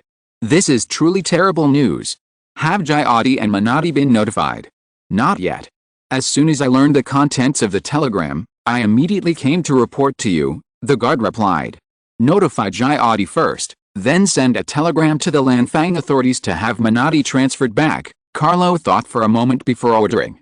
"As you command, Your Majesty," the guard nodded and went to convey Carlo's orders. After the guards left, Carlo sat in the palace, gazing toward Rome, his mind lost in thought. Father, Prince Juan Fernando approached, his expression filled with concern. "Don't worry, little Juan. A hero like Garibaldi will surely ascend to heaven, and he will no longer be tormented by illness." Carlo suppressed his mixed emotions and gazed at his eldest son with a look of relief. For Carlo, Nothing could be happier than seeing his eldest son blossom into such a capable figure. Since receiving Carlo's rigorous, elite, aristocratic education, Juan Fernando had meticulously completed all his assignments without complaint. The teachers Carlo had specially hired from across Europe were also delighted with little one's efforts, praising his diligence numerous times. So far, little one's performance had satisfied Carlo. After completing his studies and developing his political skills, even if he didn't become a wise and powerful, pioneering monarch, he could certainly be a mediocre ruler capable of maintaining the status quo. Considering the trajectory of history, Spain truly needed a successor to Charles to consolidate the territories he had conquered. If Charles's plan to annex Portugal and establish the Iberian Empire were truly realized, it would take decades for Spain to absorb all of Spain. Once Portugal and Morocco were fully absorbed and digested, Spain's potential would be infinitely expanded, making it a true power capable of competing with the superpowers. Having learned of Garibaldi's death, Charles naturally would not remain indifferent. He would at least send a trusted confidant to attend Garibaldi's funeral. After all, Garibaldi had been very supportive of Charles. Both of Charles' sons had traveled from Italy to Spain to serve Charles. One currently serves as commander-in-chief of the Spanish Guard, and the other as head of the Spanish Military Guidance Corps in Lanfang. Both enjoyed Charles's deep trust. Charles considered attending Garibaldi's funeral in person, but ultimately reconsidered the idea. After all, Charles was the King of Spain, while Garibaldi was an Italian national hero. The two were completely unrelated. Even though Charles and Garibaldi had a close relationship, it wasn't the sort of person a king could condescend to attend in person. Perhaps only kings and emperors could afford Charles a personal visit. Even the kings of smaller states weren't eligible. Only rulers of the great powers could afford Charles a personal visit. If Charles insisted on going, it would only damage the prestige of the Spanish royal family. If a king didn't respect his own authority, who else would?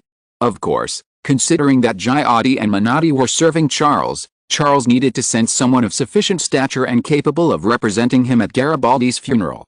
In reality, Charles had only one person in mind, Lauren, the Grand Steward of the Spanish palace.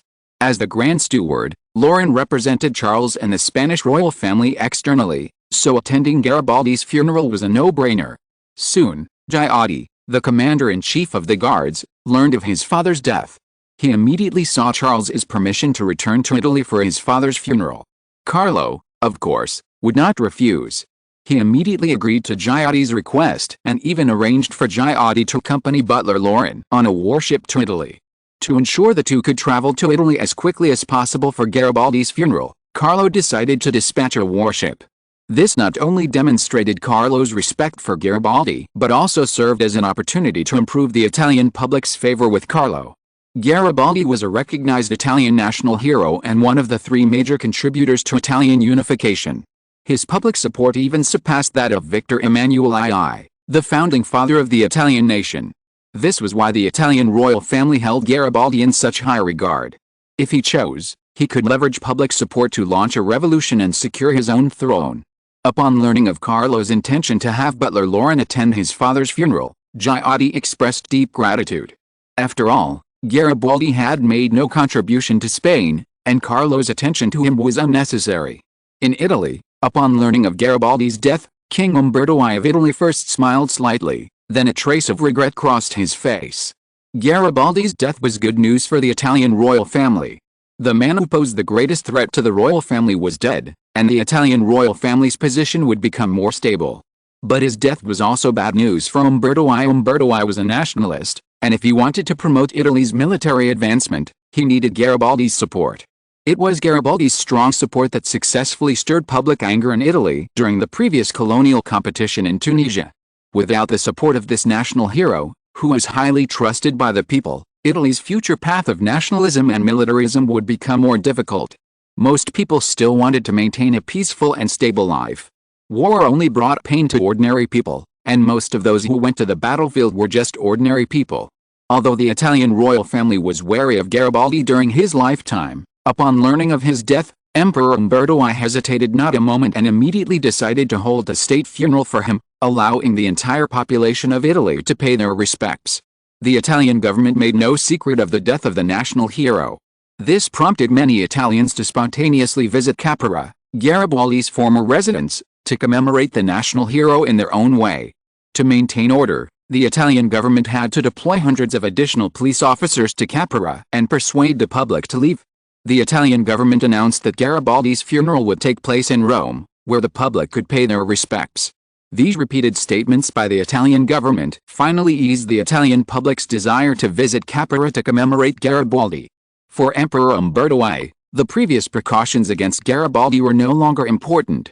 The important thing now is how to make good use of Garibaldi's funeral to improve the royal family's favorability. The more attention the Italian royal family pays to Garibaldi's funeral, the more favorable the public's impression of the Italian royal family will be. It is for this reason that on the day of the announcement of Garibaldi's death, Umberto I made a high-profile announcement to donate 500,000 lire for Garibaldi's state funeral, and in accordance with Garibaldi's final wishes, Garibaldi will be buried in the family cemetery on Caprara Island. 5,000 word 2 in 1 chapter. Please support. I originally planned to post it this afternoon, but something suddenly happened in the afternoon. Sorry. If you are listening to this novel on a channel other than Fanfic World, it means it was downloaded and re-uploaded without effort. We warmly invite you to visit our channel, Fanfic World. There you will find the original version of this story and many other novels of various genres. We look forward to seeing you dive into a world of incredible novels. Chapter 291 Death of Prime Minister Primo. Umberto I's decision regarding Garibaldi's funeral proved to be a brilliant one. As a renowned national hero in Europe and America, Garibaldi's death shocked the entire continent and also captured the attention of many countries in the Americas. Due to distance, American countries could only have their ambassadors in Rome represent them at Garibaldi's funeral to commemorate this renowned European and American classical hero. Nearer nations also sent their own representatives, even major powers like France and Germany. A funeral that attracted so much international attention was unusual in Europe. Few funerals, save those of historic nobles and rulers, could attract such international attention. Generous donations from the Italian royal family further enhanced Garibaldi's lavish funeral. Although Garibaldi's last wish was to be buried in the family cemetery on Caprara Island, this did not necessarily require the entire funeral procession to take place there. Instead, the burial took place in the Basilica of San Lorenzo in Genoa, where his remains would lie in state for several days for the public to view and pay their respects. On June 3, 1882, Italy dispatched naval vessels to transport Garibaldi's remains from Caprara to Genoa. Civilian vessels of all sizes spontaneously followed behind the warships, forming a spectacular funeral procession. Italians spontaneously stopped work and school to rush to Genoa to pay their respects to this national hero. The Italian government even declared a nationwide suspension of work and school, further boosting its reputation. The funeral procession was similar to those of European aristocrats. Garibaldi's remains were transported through the port of Genoa and the shipyard where he had worked in his youth before arriving at the Basilica of San Lorenzo. After 3 days of rest, they were promptly returned to Caprara, where they were buried in the family cemetery after a funeral ceremony. Even after the funeral ceremony, many Italians were reluctant to leave.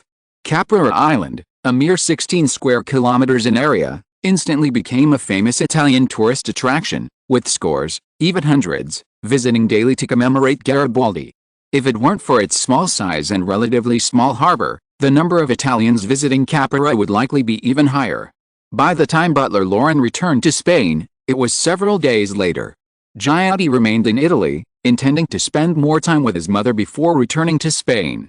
Giotti had originally planned to invite his mother and sister's family to live in Spain, where they would have a caring presence, and his position as commander-in-chief of the guards would provide ample support for the entire family. However, Giotti's proposal was quickly rejected by his mother.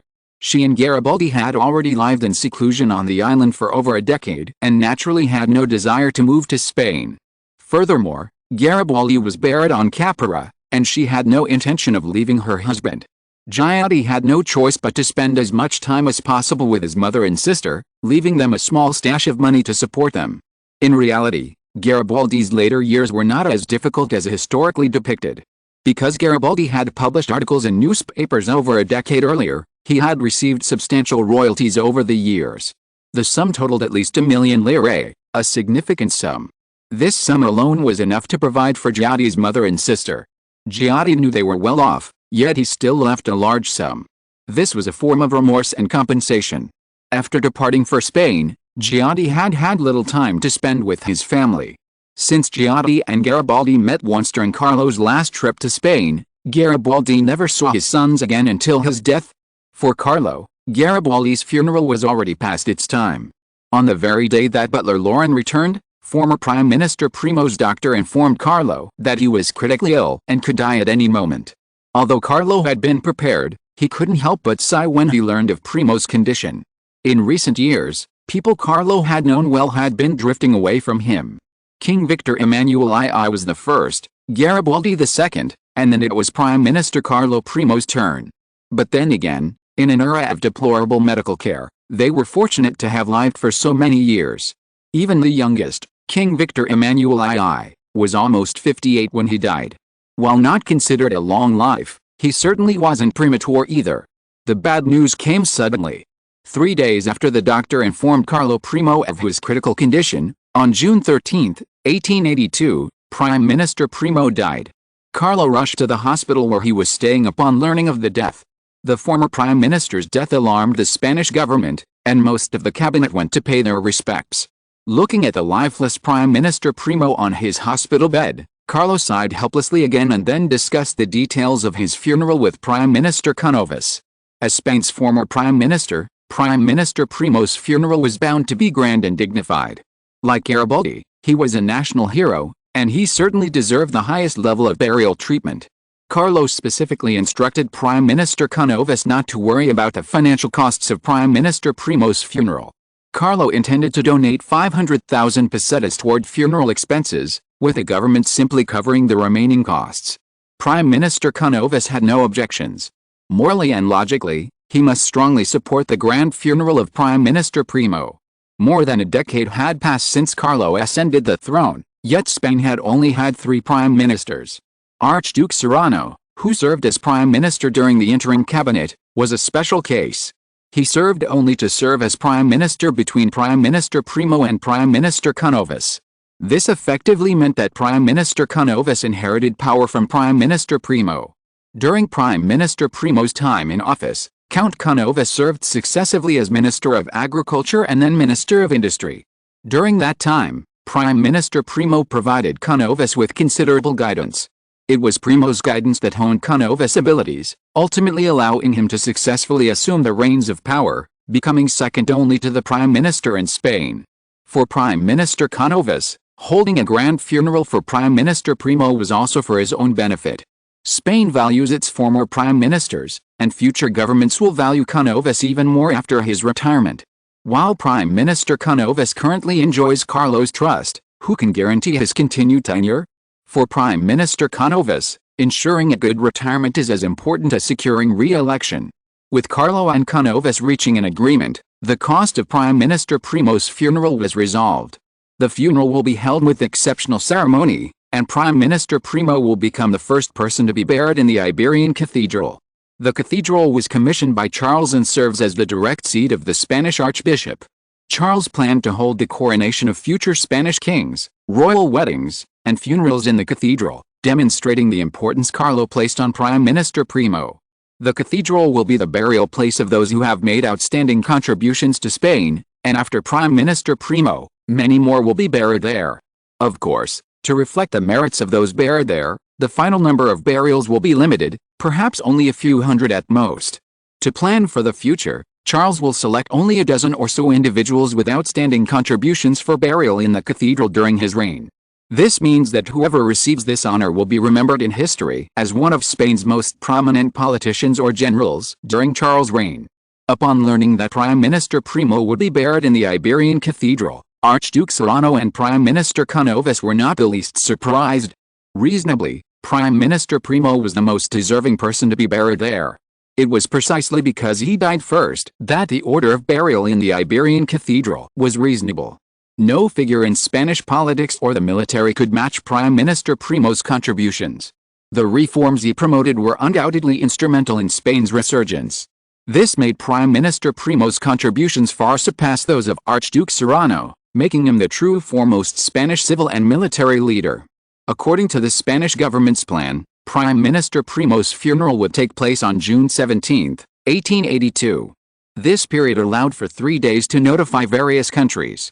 As Prime Minister Primo was Spain's former Prime Minister, countries with ties to Spain were expected to send representatives to attend his funeral. These 3 days also served as preparations for the funeral. Prime Minister Primo's funeral was destined to be a grand affair. Without sufficient time to prepare, a half-hearted celebration would be a complete disaster. Out of respect for Prime Minister Primo and to maintain national prestige, no mistakes were allowed during his funeral, and security was strictly enforced. When Spain announced Prime Minister Primo's death, the government immediately received calls from European countries. Although both were national heroes, there were differences between Prime Minister Primo and Garibaldi. Garibaldi held immense prestige in Europe and the United States, which is why many American countries sent representatives to attend his funeral. However, Prime Minister Primo's contributions were primarily dedicated to Spain, which meant his international profile was not as high. However, as a politician who promoted reform in Spain, the European powers naturally did not miss his funeral. On the day Spain announced Prime Minister Primo's death, Italy and Austria-Hungary sent telegrams to the Spanish government, expressing their intention to send envoys to Primo's funeral. Over the next 3 days, virtually every European country pledged to attend. Spain had, after all, regained its place among the great powers, and most nations dared not ignore such significant Spanish actions. Even powers like Britain, France, and Germany generally accorded Spain some respect. After all, they were all European nations, and there was no need to antagonize each other when there were no conflicts of interest. In Spain, upon learning of Prime Minister Primo's death, the reaction was no less pronounced than that of the Italian public. Many Spaniards spontaneously took to the streets, commemorating Prime Minister Primo in various ways. Prime Minister Primo's reforms had only been in place for a decade, and most Spaniards knew what Spain was like 10 years prior. It could be said that it was Prime Minister Primo's reforms that gave Spain hope of returning to the status of a great power. Without the reforms that strengthened Spain's overall strength, Spain would not have been able to achieve this return to the status of a great power through 2 5-year plans. For such a distinguished prime minister, the Spanish people felt nothing but gratitude and remembrance. Many Spaniards spontaneously offered Prime Minister Primo their best wishes, hoping he would rest in peace. 3 days later, Prime Minister Primo's funeral took place. Carlo attended the funeral and delivered a brief speech, extolling Prime Minister Primo's achievements and praising him as Spain's most outstanding politician and the greatest contributor to its revival. After the elaborate funeral procession, Prime Minister Primo was carried to the Iberia Cathedral, where he will be eternally buried, to be remembered and paid tribute to by every Spaniard who attended. Prime Minister Primo had already been conferred the title of Duke by Carlo, so no further title was necessary. In recognition of Prime Minister Primo's contributions to Spain, Carlo donated 1 million pesetas to Prime Minister Primo's family and provided them with financial support. His children will be trained by the royal family and will be able to enter politics in the future if all goes well. Prime Minister Primo's wife can also receive an annual allowance from the government, and their family can enjoy a wealthy life. Chapter 292, Expansion of the Automobile Industry.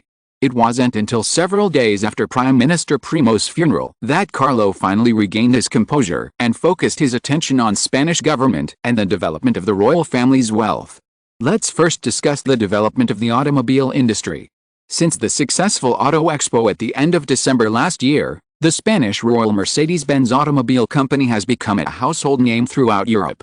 Through reports in newspapers around the world, a considerable number of Europeans have learned that Spain has invented a more efficient means of transportation than the horse-drawn carriage, and that this vehicle is rapidly spreading across Europe. Benz didn't miss this opportunity to make a fortune, and at the beginning of this year, he had already planned to build branch factories. Considering the complex situation in Europe, Benz, after consulting with Carlo, changed his original plan of establishing a small number of branches to establishing one in each of the major powers. The first problem is transportation. Cross-border transportation of cars involves expensive tariffs, and the less than ideal relations between some countries make cross-border sales even more difficult. The second problem is production. Judging by the current sales rate, the European car market remains enormous. Only by building more branches can the company keep up with the sales growth. Only by selling more cars can the company earn more profit. In January, the first branch of the Royal Benz Automobile Company was established in Italy. Thanks to the good relations between Spain and Italy, Benz chose Italy as his company's first partner. Branches in Austria-Hungary, Germany, and France followed, with production lines rapidly being established. The only European power without a branch was Tsarist Russia. Because of trade cooperation between Spain and Russia, tariffs between the two countries were relatively low. Furthermore, given the inherent ceiling of the Spanish automobile market, Benz decided to use the Spanish headquarters to explore the Russian market. Despite having the largest population in Europe, only the aristocracy and a small number of capitalists could truly afford cars. This was why Benz was confident that he could conquer the Russian market on his own, as the number of people who could afford cars in Russia was limited. By April of this year, the first two branches in Italy and Austria-Hungary had completed the production lines and began churning out new cars. By June, the same month that Garibaldi and Prime Minister Primo died, all the branch production lines were complete, churning out cars daily. While different branches had varying levels of foreign investment, Royal Benz's half-shareholding remained unchanged. While the cost of producing a car at these newly established plants was slightly higher, coupled with varying labor costs in different countries, it was clear that, outside of Spain and Russia, Royal Benz earned at least 1,000 pesetas in net revenue for each car sold. So, what were the car sales figures for each European country? Because the establishment of the factories varied from country to country, sales varied significantly. The British branch, established relatively recently, was still stockpiling inventory, selling only small quantities of cars to British aristocrats and capitalists. Meanwhile, the Italian branch, established earlier, had already been selling cars for over a month. It's worth noting that, due to the close relationship between the Spanish and Italian royal families, the Italian royal family chose to invest in the branch and became the largest shareholder in the Italian branch. This proved that Umberto I had made the right choice. Car sales in Italy have been underway for a month and a half, with over 1,000 cars sold, an average of over 22 per day. The Italian car plant is located in northern Italy, Italy's most industrially prosperous region. This industrial boom has led to higher per capita incomes in northern Italy than in southern Italy. Consequently, the plant hires higher salaries, naturally increasing labor costs. Based on the actual costs of the Italian plant, each car produced costs approximately 13,800 pesetas. This is 1,200 pesetas more than the cost of the main Spanish plant, nearly halving the profit margin. As a result, the Italian car is priced higher than the Spanish car. Given the 13,800 pesetas cost, the final price of the Italian car is 17,000 pesetas, a full 2,000 pesetas more than the Spanish car. However, this 2,000 pesetas price increase has clearly had little impact on Italian car sales. Cars were not a means of transportation for ordinary people, so the extra 2,000 pesetas was a minor expense for the nobility and capitalists. Even before the Italian branch factory was built, Charles I gifted the Italian royal family 10 cars. After experiencing the convenience of cars firsthand, Umberto I fell in love with this new mode of transportation. He used cars for every trip, which ultimately led to his decision to partner with Spain to build a branch factory. Umberto I personally experienced the convenience of cars. It was Umberto I's personal promotion that made this novel mode of transportation popular among the Italian nobility. While the nobility didn't use cars to flaunt their wealth or compete with each other, those within the aristocracy who didn't even own a car were inevitably looked down upon. In the first month of car sales, these nobles accounted for the majority of sales. Of the thousands of cars currently sold in Italy, at least 700 are attributed to these nobles. Nobles didn't just buy 1 or 2 cars, they often bought 3, 4, or even more than 10. Most aristocrats were wealthy, with large families, confidants, and retainers. Buying only a few cars wouldn't be enough when needed. The nobles didn't mind stockpiling a few.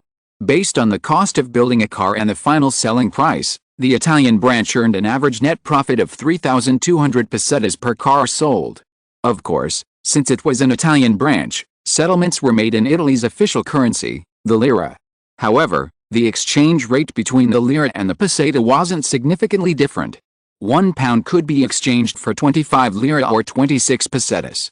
The Italian branch sold over 1,000 cars, generating a net profit of 3.1 million lire. Based on the shareholdings between the two parties, Royal Mercedes-Benz of Spain received half of that profit, or 1.55 million lire, or approximately 1.61 million pesetas. Based on current car sales in Italy, The Italian branch alone could generate tens of millions of pesetas in net revenue for the Royal Mercedes-Benz Company annually. This is due to the current low level of car ownership. Once the car market reaches a certain scale, the factory's revenue will continue to grow.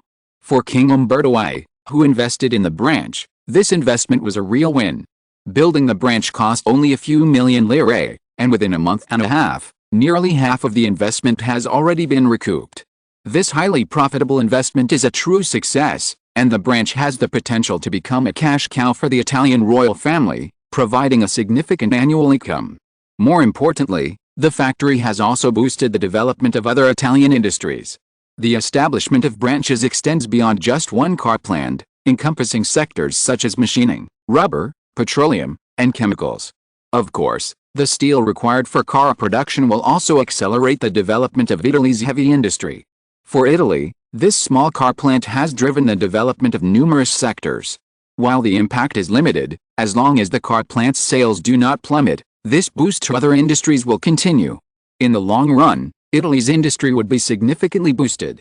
Profitable while also promoting national development, this was a perfect deal for Umberto I. The automotive industry spurred the growth of other industries, which is why Benz left the Russian market for his own development. These branches, in addition to cultivating their own domestic markets, would also penetrate the markets of neighboring non-powerful nations. This was particularly true of countries like the Netherlands and Belgium, which, despite their relatively modest overall national strength, had relatively robust industrial and economic developments. Car sales in these countries were substantial, generating substantial financial revenue. It was foreseeable that the automobile branches of Britain, France, and Germany would engage in fierce competition in the Low Countries. While the Netherlands and Belgium, taken individually, were not particularly large, their combined population approached 10 million. This represented a significant market.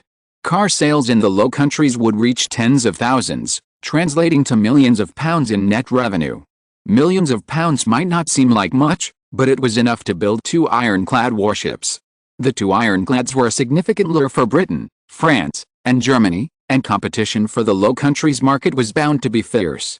Similarly, competition with Denmark, the United Kingdom of Sweden and Norway, and Romania was also expected. These small countries could contribute at least thousands of vehicles to the market, a substantial achievement for any automaker. The good news was that Portugal had only Spain as its land neighbor, leaving Spain with virtually no competition in the Portuguese auto market. The only potential competitor was the British automaker, as relations between Portugal and Britain were relatively good at the time. This was the reason the British automaker was established in the end. To prevent the British from seizing market share after the automaker's establishment, Carlo ordered the development of the Portuguese auto market earlier this year. Fortunately, the development of the Portuguese auto market has been quite successful. Thanks to the existing railway connection between the two countries, Spain shipped thousands of cars to Portugal, which were sold out after just a few months. As in Italy, cars became popular among the Portuguese aristocracy. Owning a car was nothing to brag about for the nobility, but a Portuguese noble without one would undoubtedly be ridiculed by their peers. Furthermore, cars were faster and more comfortable than horse-drawn carriages. This quickly led to their widespread adoption by European nobility, rapidly replacing horse-drawn carriages as the most popular means of transportation. The Spanish General Automobile Company, with its command of the 3 largest markets, Spain, Portugal, and Russia, and its position as the country of origin, enjoyed a commanding sales lead, far surpassing other automobile factories. By late June 1882, the General Automobile Company had sold over 5,000 cars, generating sales of over 60 million pesetas and a net profit of 15 million pesetas. Had production not been restricted, sales would have been even higher. These sales figures clearly demonstrate that the Royal Benz Automobile Company had become a cash cow for the Spanish royal family, generating profits at a rate comparable to those of the Royal Union Bank and the National Bank. After more than a decade of development, the Royal Bank of Spain currently generates only a few tens of millions of pesetas in annual revenue for the royal family. This is due to its numerous investments in businesses. The bank's own revenue is less than that of the Royal Mercedes-Benz Automobile Company. After all, Spain's financial market is limited. This limited market is dominated not only by the behemoth Royal Union Bank but also by the National Bank, a smaller entity. These two major state banks monopolized the Spanish banking industry, leaving other private banks to profit from the scraps left behind by the two major state banks. Of the 15 million pesetas earned by the Royal Mercedes-Benz Automobile Company, 5 million was reinvested in automotive research and development. The remaining 10 million pesetas was transferred to the Royal Union Bank for investment. As the global car ownership increases, rubber and oil prices will continue to rise. Even before the car was released, the Royal Union Bank invested in the rubber and oil industries, hoping to seize the opportunity and profit from these two industries. Speaking of oil fields, Carlo was reminded of the privilege he had obtained from the colonial exchange with Britain to colonize Oman. As a Middle Eastern nation, Oman certainly possessed oil fields. However, the bad news was that the discovery of oil fields in Oman would likely attract significant British attention.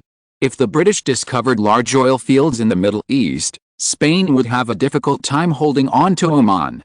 For this reason, even after Spain secured British permission to launch a colonial war against Oman, Carlo had no plans to do so. While conquering Oman was necessary, even then, Carlo would not undertake large-scale oil exploration. Oil prices were currently low, and demand was modest. Spain could easily explore smaller oil fields in its existing colonies or import oil from other European countries. The costs were minimal. Only once Spain had sufficient military strength to ensure its ability to hold on to Oman, even with British intervention, would Carlo consider exploring and exploiting Oman's oil fields. Even before that, if there was a hope of expanding its territory in the Middle East, Carlo would take some action. Before the discovery of oil in the Middle East and its price surged, the desert-like lands of the Middle East held little value. The combined economic value of the entire Middle East peninsula south of the Mesopotamian plain was less than that of Cuba. This wasn't an exaggeration. This land was entirely desert, making its development value essentially zero. It was precisely because of its strategic location that the British considered it desirable. However, the British didn't penetrate deeply into the Middle East peninsula. Their main development efforts were along the peninsula's coast, concentrated in the southern part of the peninsula and along the Persian Gulf coast. Their choice of these two locations is understandable. The southern part of the peninsula faces the African continent and serves as the gateway to the Red Sea. Controlling both sides of the Red Sea's estuary provided a secondary safety net. Even if European countries entered the Red Sea from the Mediterranean via the Suez Canal, they would be blocked at the entrance by the British. Persia, located north of the Persian Gulf coast, was a key area for the British to guard against Russian advances from the south. The reason why the British chose to colonize these two regions was not because of their economic value, but only because of their geographical location and strategic value. Chapter 293 West African Colonies established. At the same time that royal bands entered the Portuguese market, Portugal was also carrying out its own colonial campaign. As previously mentioned, according to an agreement between the Spanish and Portuguese governments, both sides reached a preliminary exchange agreement for their respective African colonies. Portugal was willing to give up all of its West African colonies, except Cape Verde, in exchange for Spain's help in conquering the southern Congo. A year and a half had passed since this agreement was reached, and the Portuguese had already carefully prepared, launching a massive colonial campaign against the indigenous states of southern Congo. Southern Congo was home to nearly 10 indigenous states, large and small. Among the more powerful were the kingdoms of Rwanda, Buunga, Beroland, and Mutakazembe. After careful planning, the Portuguese government ultimately chose Rwanda as the first country to invade. The reason for this initial target was simple: its location in the northern Congo basin separated it from Spain's Congo territories. Clearly, the Portuguese government was concerned that Spain would renege on its promise and forcibly seize the Portuguese territories after the invasion. While developing a territory on one's own would require considerable effort, seizing another country's colonies was much simpler. Military occupation was sufficient. Given the significant disparity in power between the two countries, even if Spain seized Portugal's colonies, the Portuguese government would likely not dare to say anything. This further illustrates the maxim, weak nations have no diplomacy, small nations have no sovereignty. While the Kingdom of Rwanda was a relatively powerful indigenous state in southern Congo, to Portugal, this so-called state seemed somewhat ridiculous. Unlike the Ashanti Confederation, which had long troubled the British, the indigenous states and factions located in the Congo Basin, deep within the African continent, were largely untouched by advanced technology and remained in a primitive and backward state. Portuguese guns and artillery completely crushed these indigenous peoples, leaving them powerless to resist Portugal's colonial offensive. Portugal mobilized an army of approximately 5,000 men, marching eastward from its West African colonies, and completely conquered the Kingdom of Rwanda in nearly 3 months. Why 3 months? The reason lies in the Kingdom of Rwanda's geographical location. Because this area lies on the edge of the Congo Basin, it's densely forested, teeming with unimaginably dangerous terrain and pathogens. The Portuguese army took less than a week to capture several major tribes in the Kingdom of Rwanda, the rest of the time spent traversing the forest and searching for indigenous traces. Had it not been for traders among the Congolese in the West African colony, some of whom provided the Portuguese with a trail, the Portuguese army might not have even been able to penetrate the forest. Regardless, the Portuguese army completely conquered the Kingdom of Rwanda and incorporated it into their West African colonies. With the capture of Rwanda, the shortest distance between Portugal's West African colonies and Mozambique was less than 600 kilometers. This excited the Portuguese, who firmly believed that the time had come for the merger of the two colonies, and that Portugal would soon establish another large colony after Brazil. Even the Portuguese government was debating the name of this large colony. King Louis of Portugal intended to name it Portuguese Africa, and, like Charles, he touted his contributions prior to the colony's establishment. Charles consolidated his throne with the Congolese conquest, a move that drew the envious gaze of fellow King Louis.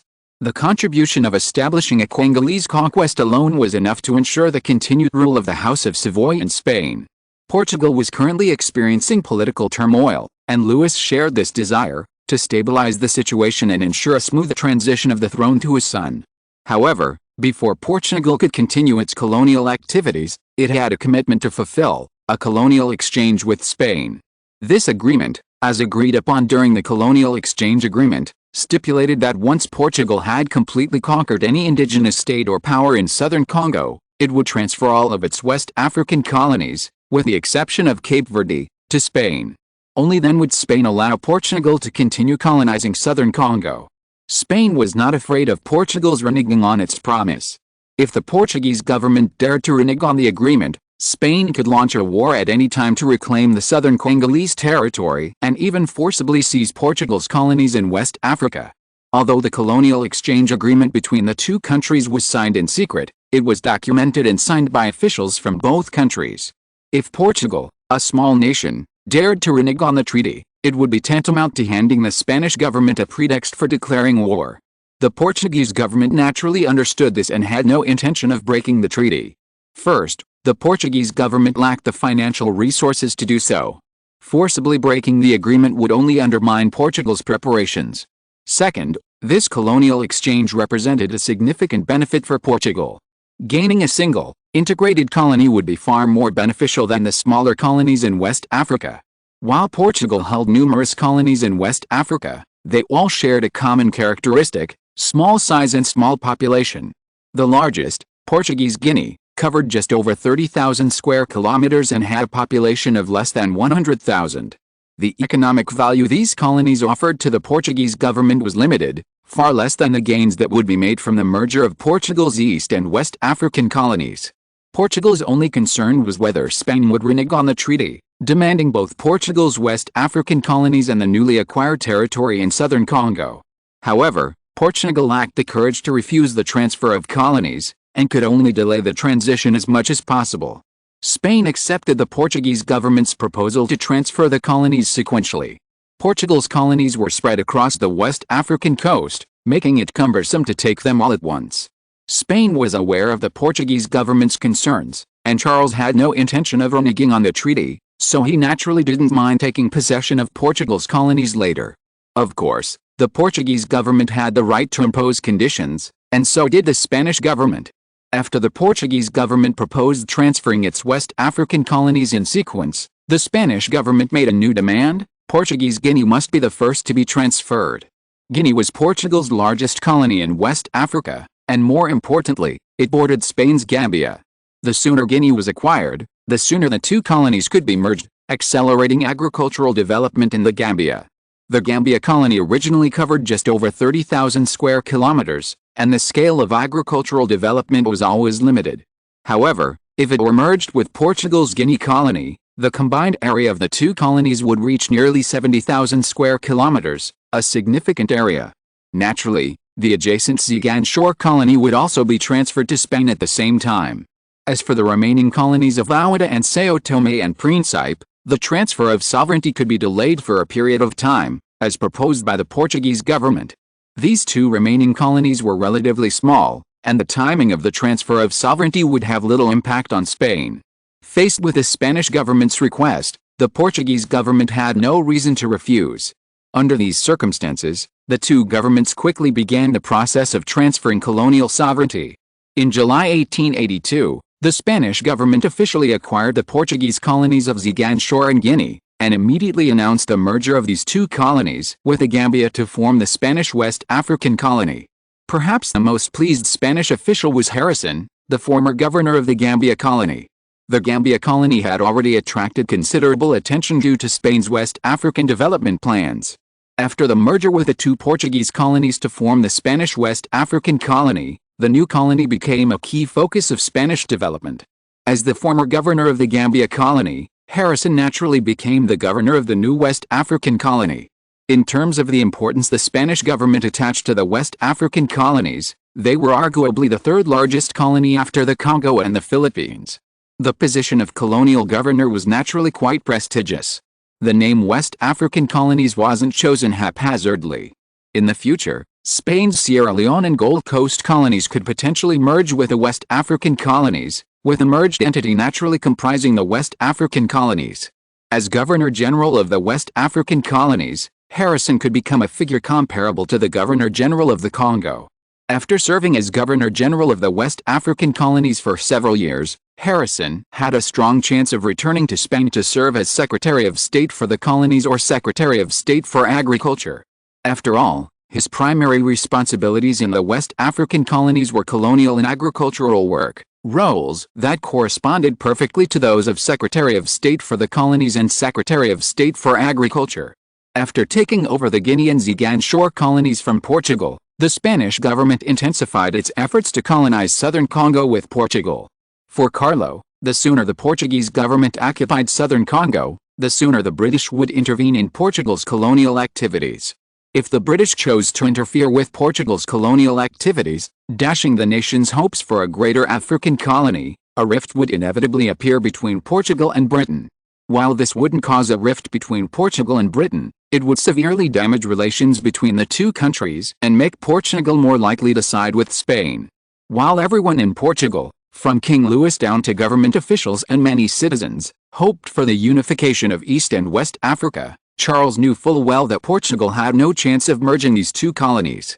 Unless the British lost Egypt or the Cape Colony, Portugal's colonial ambitions would naturally conflict with Britain's.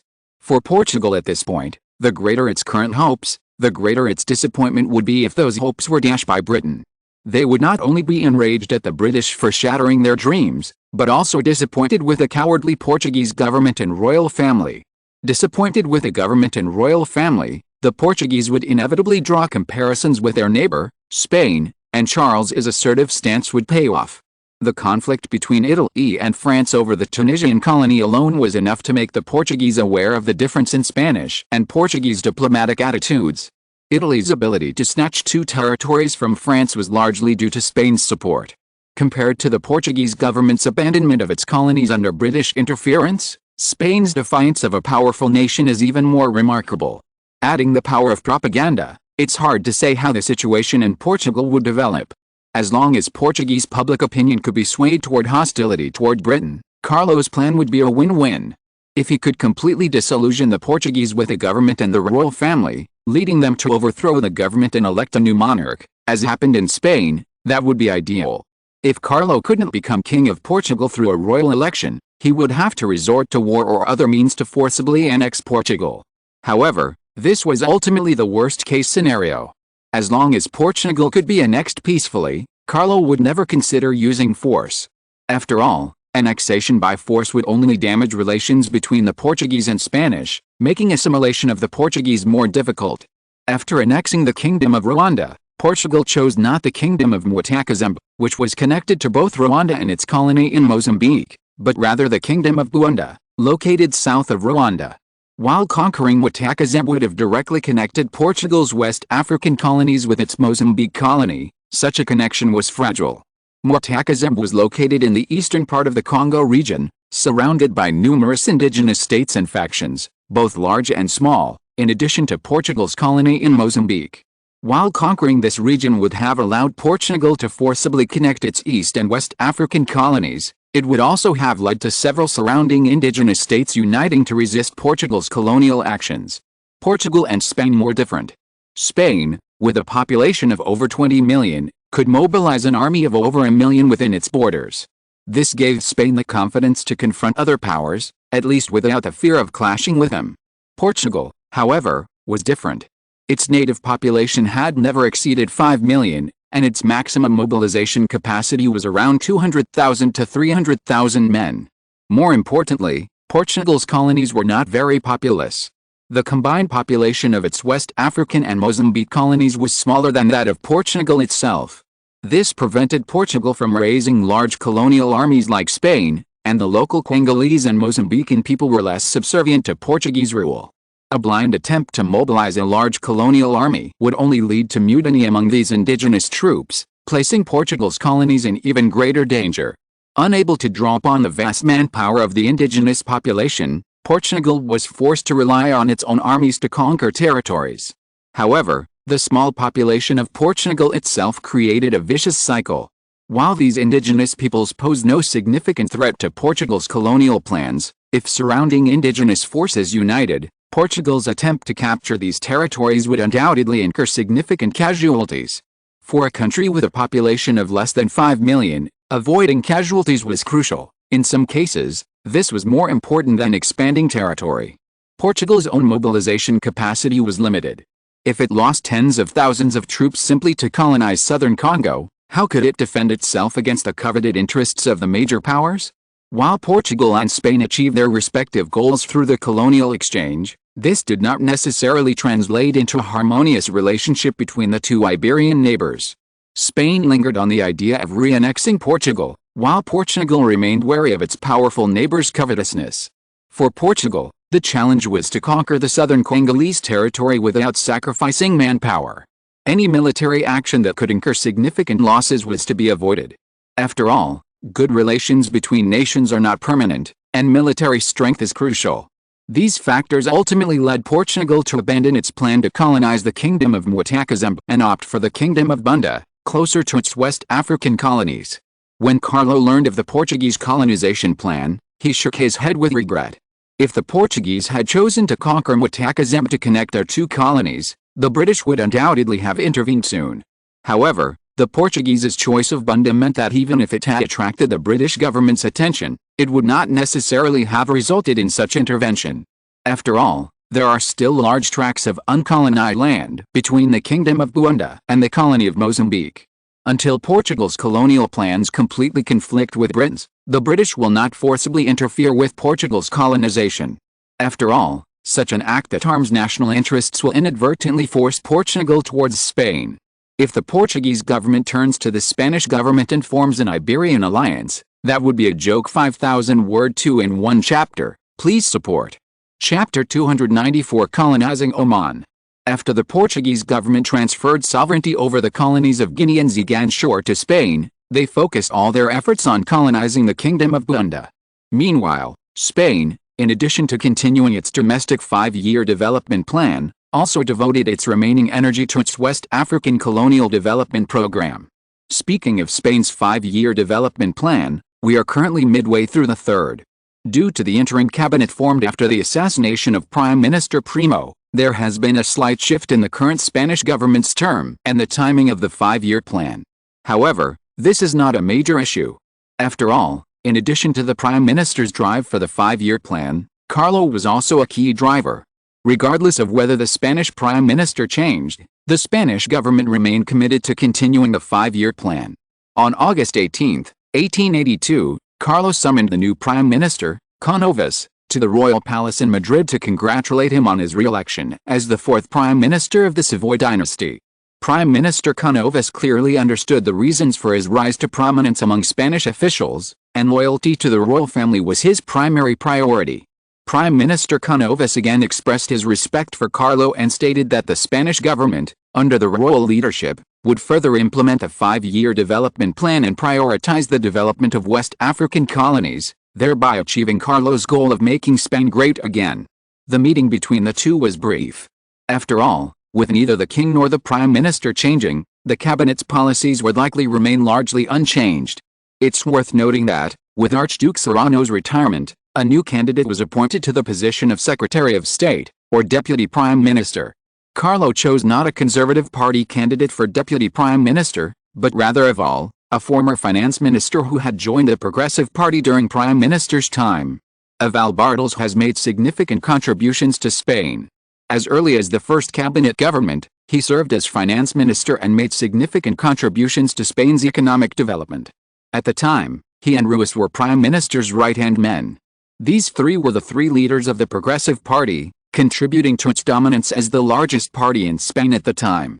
Unfortunately, after Prime Minister Primo's assassination, Ruiz chose to betray the royal family, ultimately failing to achieve his goal and being executed. Aval was not implicated, but with Archduke Serrano becoming Prime Minister and Count Canovas appointed Deputy Prime Minister, the Progressive Party's control over Spanish politics was completely shattered. Had Carlo not appointed him Deputy Prime Minister, Aval would have had difficulty retaining his cabinet positions. Prime Minister Canovas, by then, wielded sufficient influence to replace officials in these positions with Conservative MPs, thereby maintaining control of the government.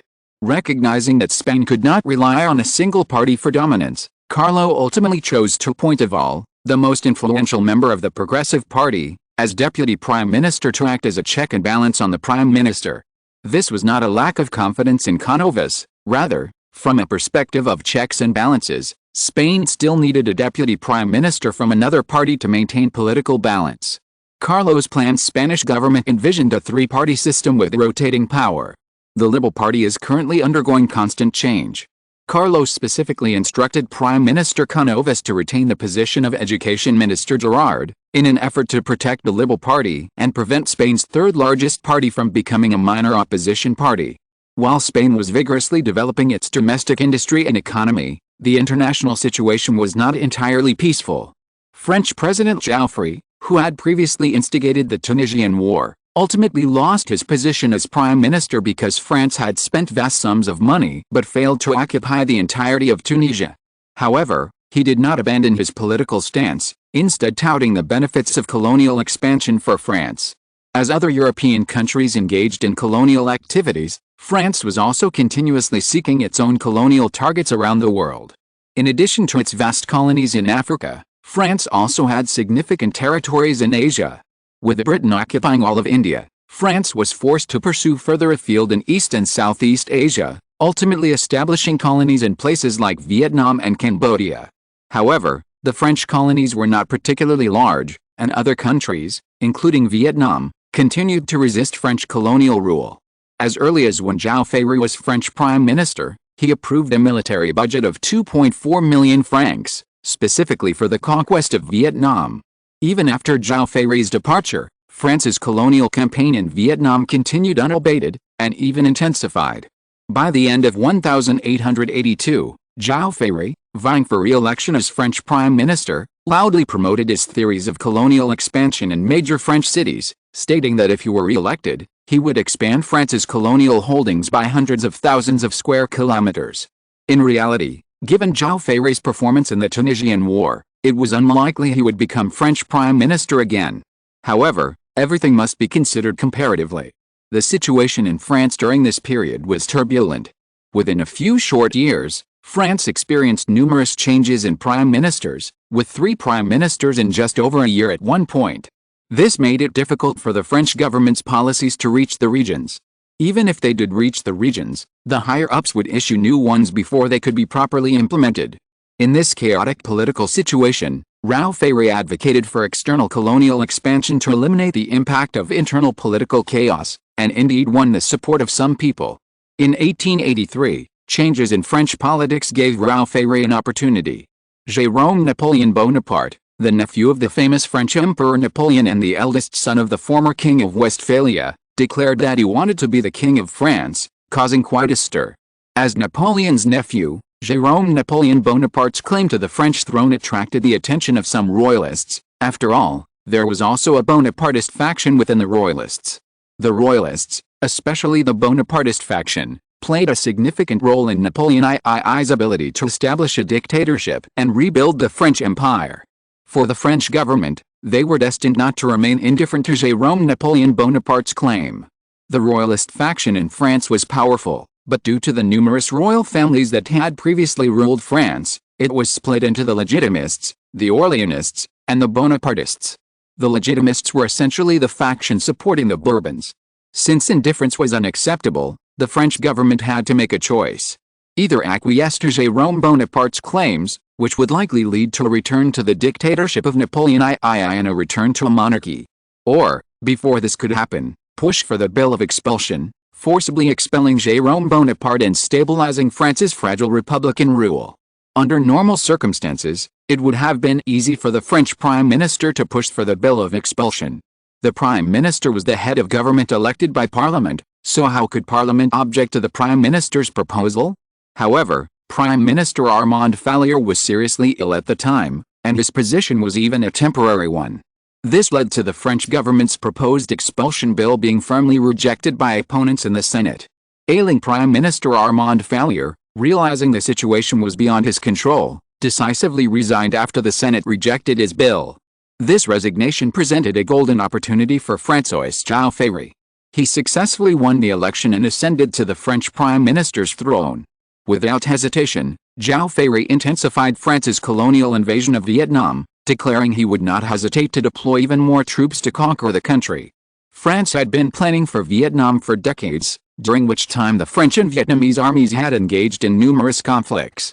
This time, the French were clearly more prepared, with military spending alone reaching tens of millions of francs, and even 2 warships were deployed from the European fleet to Southeast Asia, demonstrating the French government's seriousness in the war.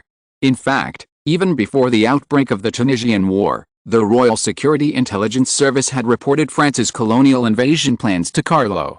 However, due to the Tunisian War, France temporarily suspended its offensive against Vietnam. The Tunisian War's ultimate outcome wasn't what the French government had anticipated, leading to over a year of chaos and making war on Vietnam even less likely. With João Ferry back as French Prime Minister, it looked like France was certain to win the war against Vietnam. However, as France's rival, Carlo would not sit idly by and watch France launch a war against Vietnam. For Carlo, miring France in the Vietnam War was the absolute best outcome. Carlo cared little about the outcome. His sole concern was the French casualties. In other words, the French could win the war, but only at the cost of heavy casualties and a significant military expenditure. Only then would the French be able to recuperate and temporarily abandon their expansion into African colonies. For Carlo, a time traveler, the outcome of the war and France's true opponent were perfectly clear. Since he wanted to entangle France in the quagmire of war, the best approach was to aid France's enemies and make it difficult for France to win. As soon as the Royal Security Intelligence Service confirmed that France was about to launch a larger-scale offensive, Carlo instructed sales personnel at the Royal Arsenal to contact Vietnam and its backing countries to explore ways to sell Spanish weapons and equipment. Whether it was Spain's standard rifle, the Vittorio M1872, or the steel cannons currently in large numbers, they could all be sold to Vietnam and its backing countries. As long as Vietnam's weaponry wasn't significantly outmatched, it was believed the Vietnamese army could still hold out for a while. After all, the French army wasn't entirely composed of French natives, many indigenous troops were also mixed in. If Vietnam and its backing countries were willing, Spain could even sell them warships. Everything from 2 models of Spanish ironclads to various cruisers and coastal defense ships was available. To keep up with the war effort, Spain could even sell its current naval fleet. Spain's shipbuilding program was already steadily building ironclads and other warships, so selling old warships and building new ones would be a win-win for the Spanish Navy. Following Carlo's orders, sales representatives from the Royal Arsenal sailed across the ocean to Southeast Asia.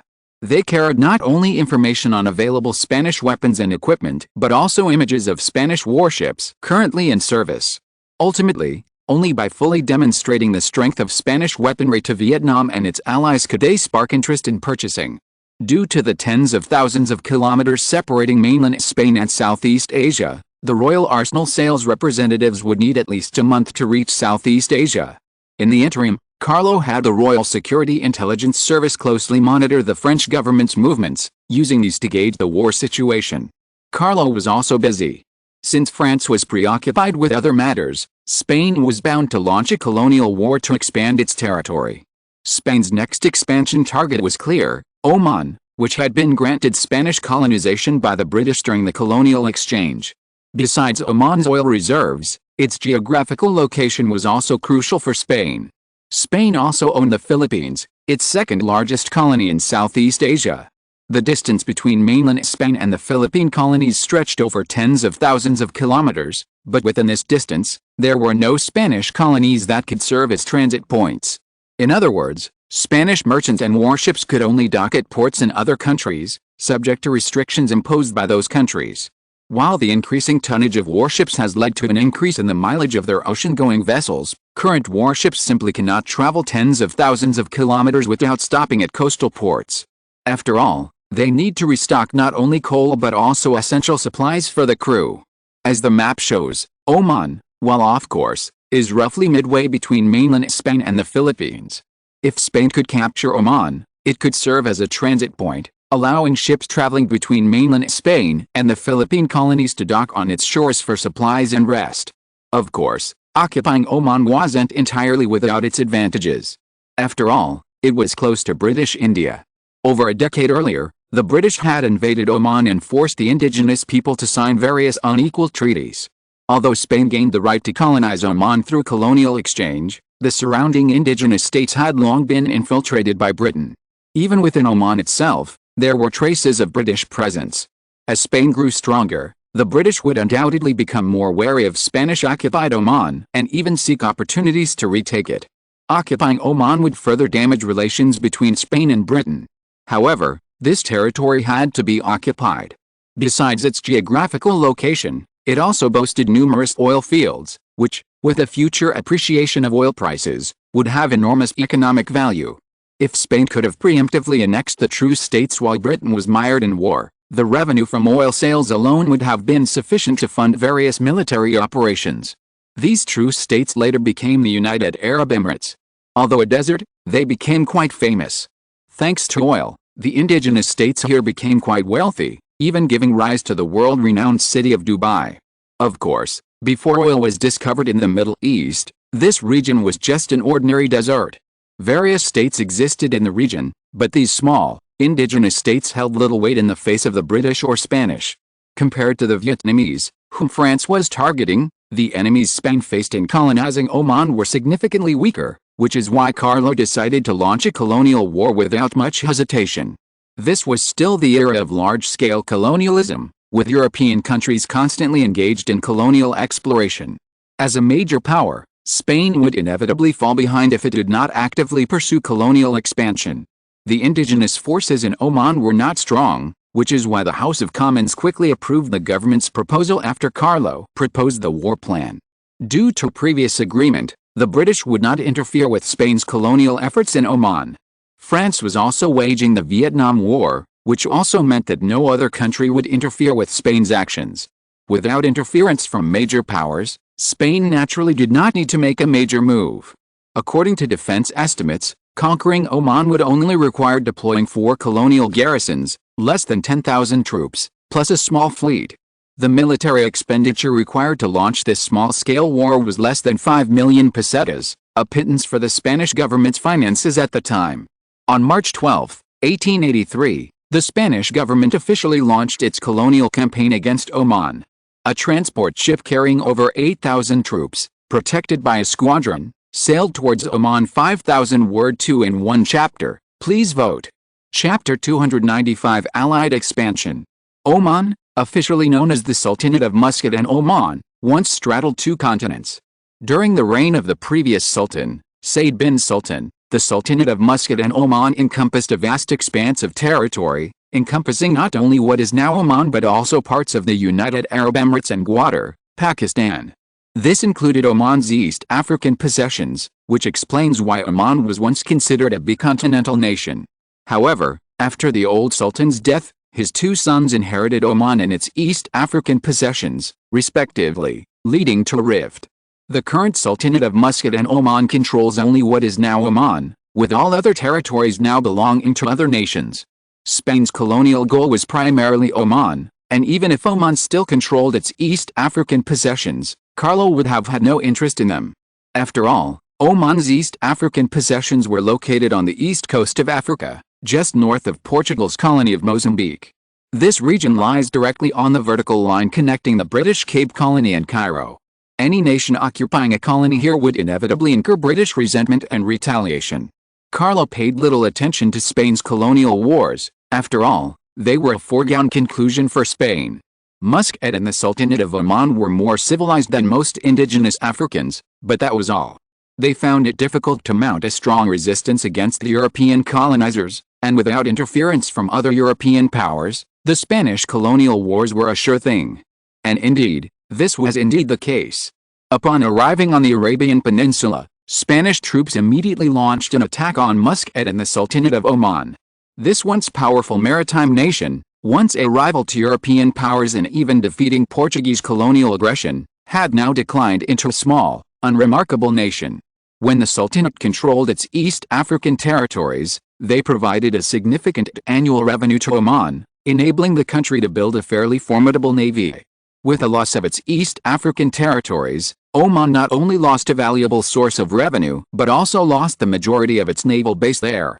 This resulted in the current military and economic decline of Muscat and the Sultanate of Oman.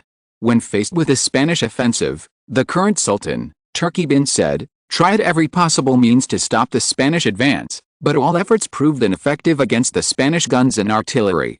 By April 22, 1883, just a month and a half after the Spanish army set out, they had already occupied nearly one-third of Oman. The Spanish offensive against Oman was launched from north to south, with the first target being Muscat, the capital of the Sultanate of Muscat. The Middle East is a land of deserts, which contributes to a common phenomenon among countries in the region: vast lands with sparse populations, with a population generally concentrated in areas with less desert. Despite being a medium-sized country stretching approximately 1,000 kilometers from north to south, the vast majority of Oman's population is concentrated in two northern regions, particularly Muscat, the capital, which accounts for over 60% of the entire Sultanate's population. This means that although Spain only occupied one-third of Oman's territory, it effectively controlled a vast majority of its population. Of course, Oman's population was not large.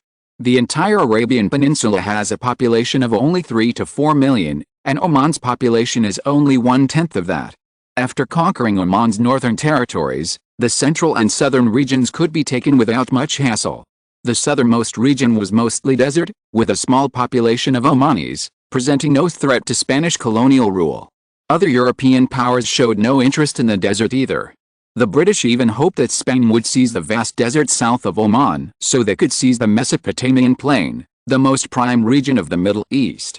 While Spain was launching its colonial offensive against Oman, sales representatives from the royal arsenal were also contacting the dynasty behind Vietnam. It's worth noting that when the Spanish salesperson identified himself and offered to sell weapons and equipment, the Spanish client not only showed no eagerness to purchase, but instead sought to use Spain's connections to mediate the war with France. The salesperson painstakingly discovered that the country was divided over the war with France. One faction advocated a fight to the bitter end, believing that a loss of Vietnam would put its southern border at risk of a French invasion. The other advocated peace with France, believing that the country had never won a war against a European power and therefore did not need to go to war over a power like Vietnam or France.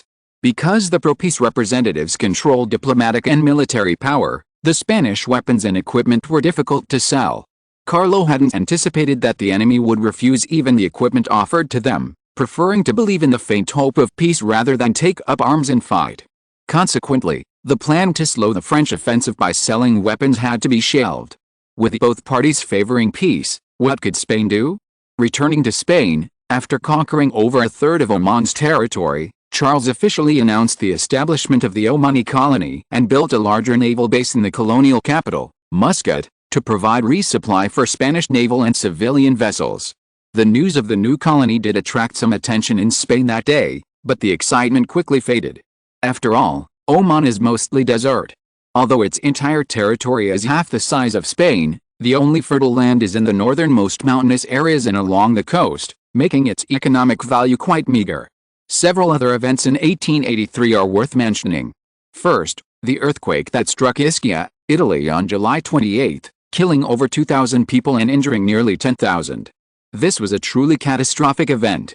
Upon learning of the Italian earthquake, Charles and the Spanish government both sent telegrams of condolence to Italy and donated some supplies. Charles, after all, was descended from the Italian royal family and was of Italian descent. Charles could not sit idly by during a disaster in Italy, and a donation of 1 million pesetas would also strengthen Charles's ties with the Italians.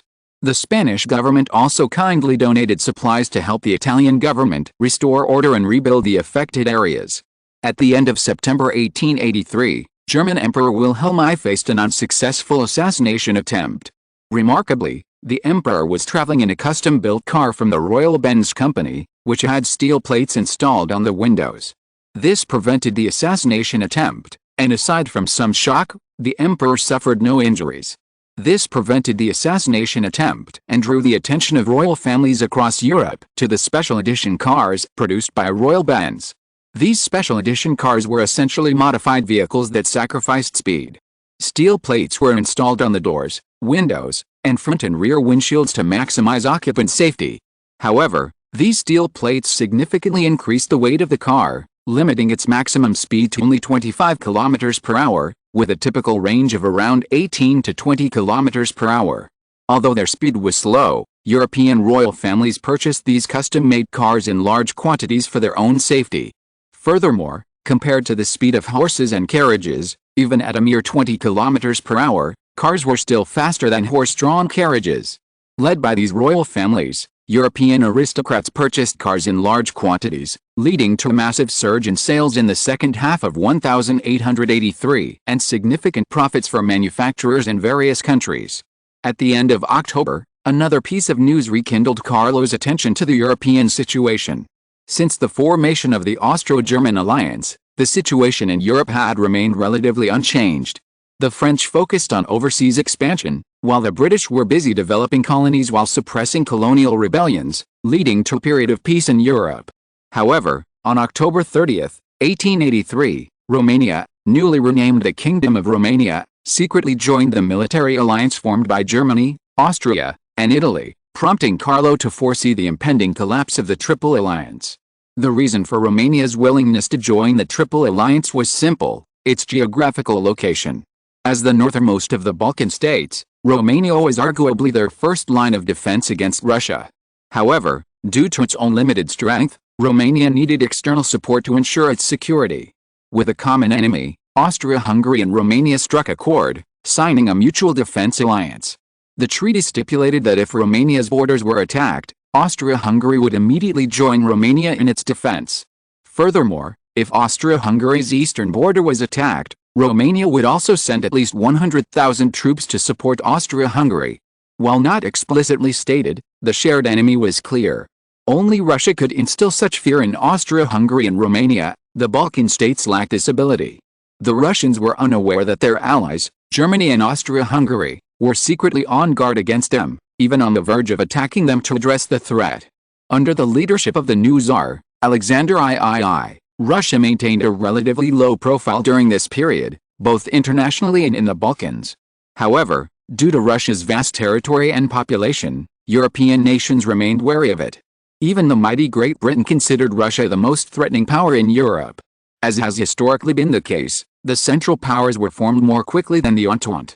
The alliance treaty between Germany, Austria-Hungary, and Italy had already been concluded, and even countries like Romania had joined the Central Powers. However, the Franco-Russian Entente within the Entente remained a distant prospect, and the British were unlikely to join France and Russia under the current circumstances. The current trajectory of Europe reveals Germany's enormous ambitions. Their entanglement with Austria-Hungary and Italy signified that Germany viewed both France and Russia as enemies. If Germany could defeat France again, it would become the undisputed hegemon of Europe, easily challenging even the British Empire. After all, despite their strength, the British remained isolated from the European continent. The English Channel separated the British Isles from the European continent, making it difficult for the British to intervene in continental affairs except during periods of chaos, such as during a world war. After Romania joined the Triple Alliance, Italy and Austria-Hungary subsequently invited Italy to join. However, the two countries did not disclose the details of the Triple Alliance, instead tentatively inviting Spain to join a defensive alliance against France. In fact, given the current European situation, Spain's joining the Triple Alliance might not be a bad choice. First, with Spain, the Triple Alliance would become even more powerful. The German Empire, Austria-Hungary, Italy, and Spain were all great powers, and the alliance of these four powers was a force to be reckoned with. Second, a united front would also attract more small and medium-sized European countries to join. Countries like Romania also needed to choose sides. Not all countries could remain neutral and avoid being coveted by the great powers. The Allies, with their four major powers, were the best choice. After all, there were only 8 major powers in the world, and the United States, a major power far across the Atlantic, was unlikely to participate in the European situation. However, this did not mean that Spain's joining the Allies would be without disadvantages. The alliance of the four major powers would inevitably arouse the concerns of France, Russia, and even Britain, leading to the rapid formation of the Anglo-French-Russian Entente. At this time, Germany, Austria, Italy, and Spain were clearly no match for the three great powers of Britain, France, and Russia. With the exception of Germany, which rivaled them in national strength, the remaining three powers were not on the same level. Furthermore, Carlo was reluctant to completely oppose France. Even in competition with France, Spain could still secure some French funding for its own development. If it were to completely oppose France, French capital would have no chance of success. Germany and Austria-Hungary were unable to provide Spain with sufficient funds for development, meaning that after joining the Central Powers, Spain would have to rely on its own development. For this reason, Carlo rejected invitations from Italy and Austria-Hungary, stating that Spain had no intention of joining a defensive alliance against France. However, Carlo also ordered the Spanish government to reiterate its commitment to jointly developing North Africa with Italy. At least in North Africa, Spain and Italy would stand together, jointly guarding against France, their greatest enemy. After receiving the Spanish government's promise, the Italian government relented in its invitation to Spain to join the defensive alliance. After all, Spain had already made it clear that it would not join France and would remain neutral and stay close to Italy as much as possible. Chapter 296, 1884. On the second day of the new year, January 2, 1884, Charles welcomed the joyous news of the birth of his third son, Alexander. It had been over 4 years since Martin's birth. During this time, Charles had carefully managed to restore Queen Sophie's health before reconsidering the idea of having children. Charles was just under 33, and Queen Sophie was just under 29, both still in their prime childbearing years. Charles would consider the possibility of having children more cautiously once Queen Sophie reached 30. After all, the risks of childbirth naturally increase with maternal age. Time passed quickly, and Charles' eldest son, Prince Juan Fernando, was almost 9. Even the younger children, Princess Sophia and Prince Martin, were 7 and 4, respectively, full of playful charm. These little ones brought a new life to the vast royal palace of Madrid, making it feel much busier than before. The arrival of their youngest brother, Alexander, was greeted with great joy and delight. If they weren't so busy with their studies, they'd probably spend their days just trying to find ways to stay with their younger brother. Children always have an innate charm, and even Carlo would find time to spend with his youngest son, even after a busy schedule before returning to his busy work schedule. Compared to the previous few years, 1884 was a particularly special year for Spain. The first 5-year development plan, launched in 1869 and ending in 1874, marked Spain's official return to the ranks of European powers through reforms. The second 5-year development plan followed in 1874 and was supposed to end with a cabinet government in 1879. However, the assassination of Prime Minister Primo de Gaulle resulted in Spain experiencing a disastrous threefold government during the second 5-year development plan.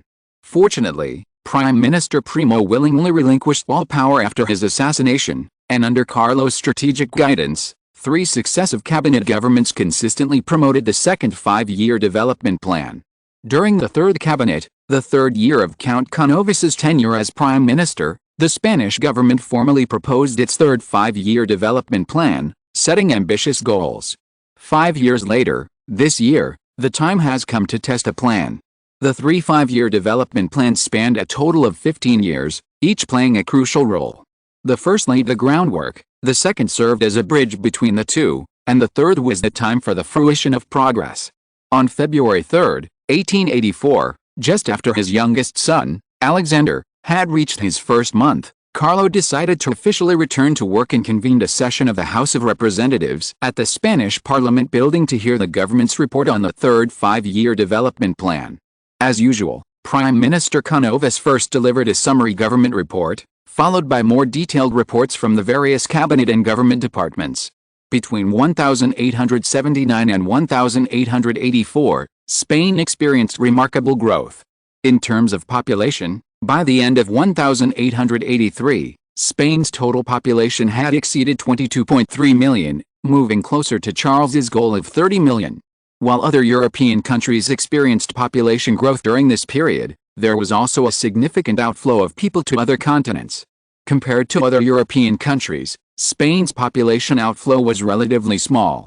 After all, there were still many development opportunities within Spain, and Spanish people, if they could afford to live comfortably, would not consider emigrating. This is evident in the growth of Spain's per capita annual income. Since Charles ascended to the throne, Spain's per capita annual income has continued to grow at a high rate every year, without interruption. This is normal, as the Spanish government has consistently invested in infrastructure and other projects.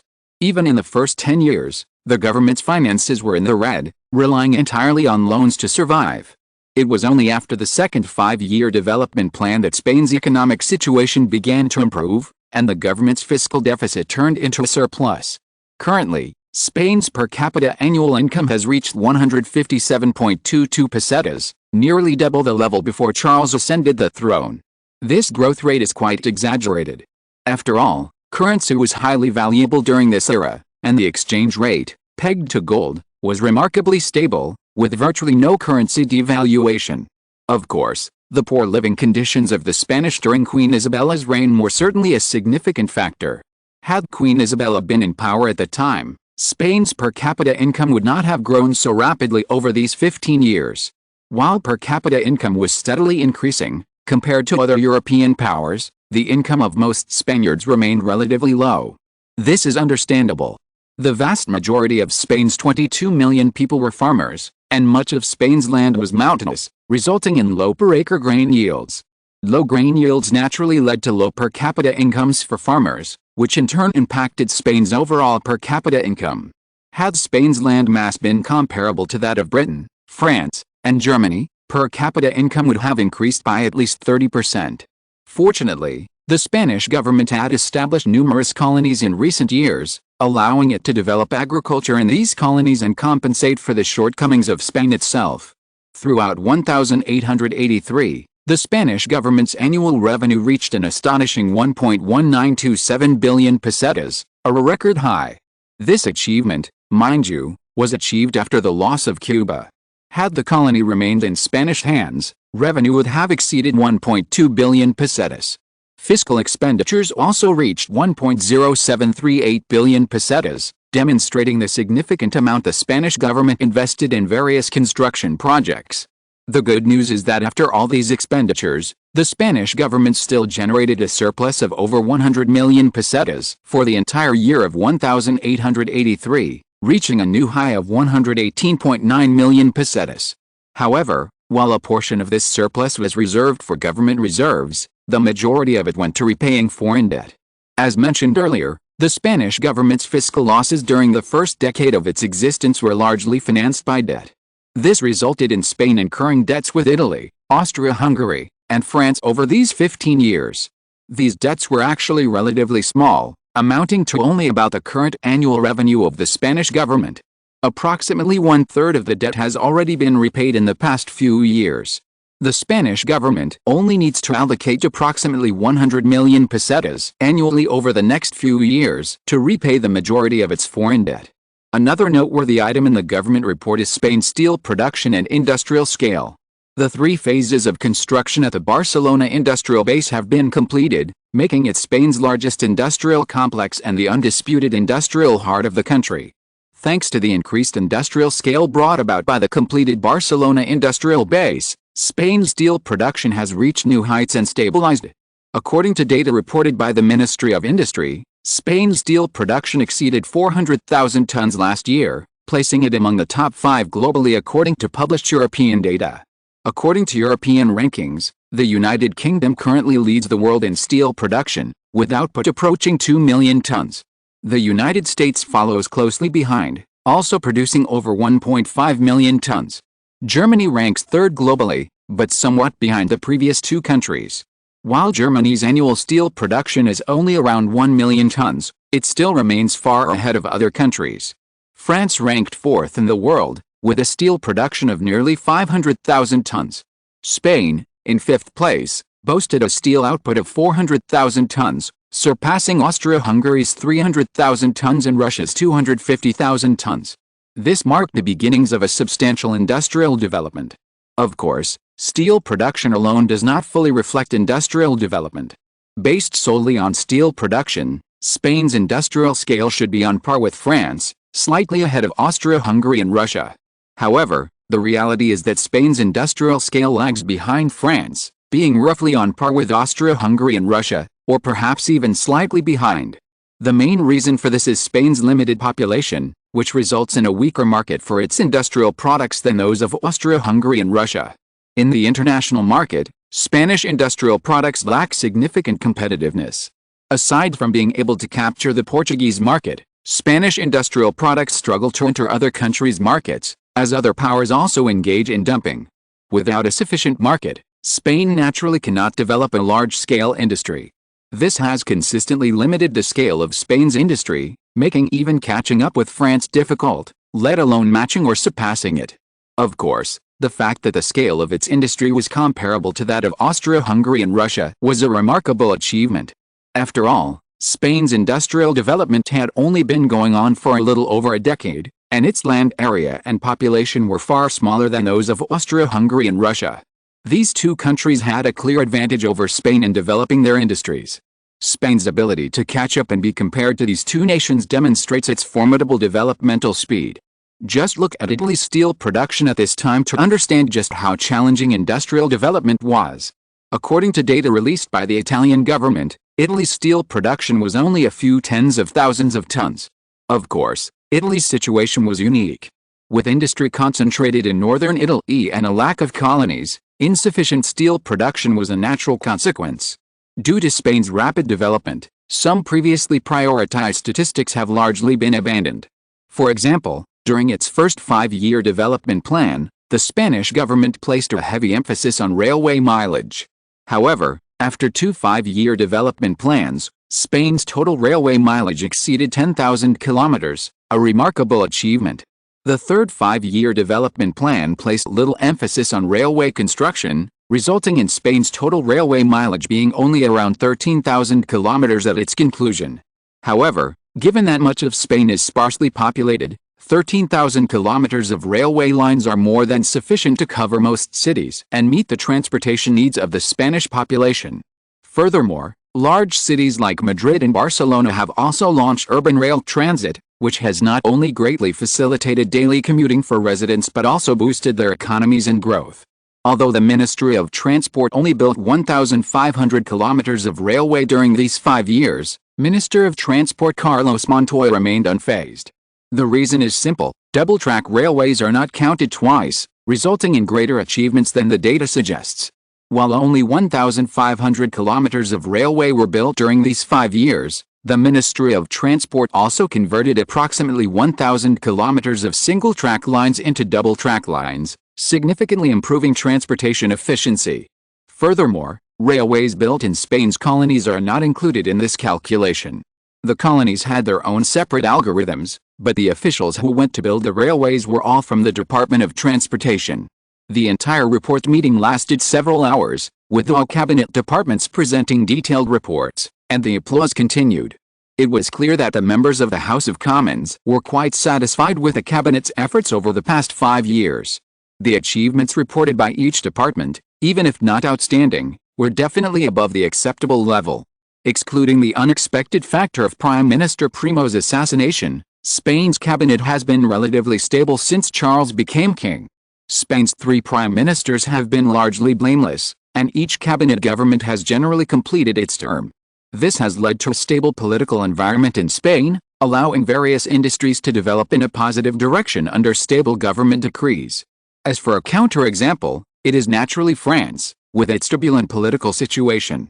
There is a reason why French industry has gradually fallen behind that of Britain, Germany, and the United States, and the gap has widened. On the one hand, French capital favored foreign loans, which allowed them to quickly recoup capital and generate higher returns than investments, a surefire way to win. On the other hand, the French government was volatile, leaving every prime minister with limited time to develop industry and the economy. Their terms of office were limited to a year at best, and a few months to a month at best. What could be accomplished in a month's time?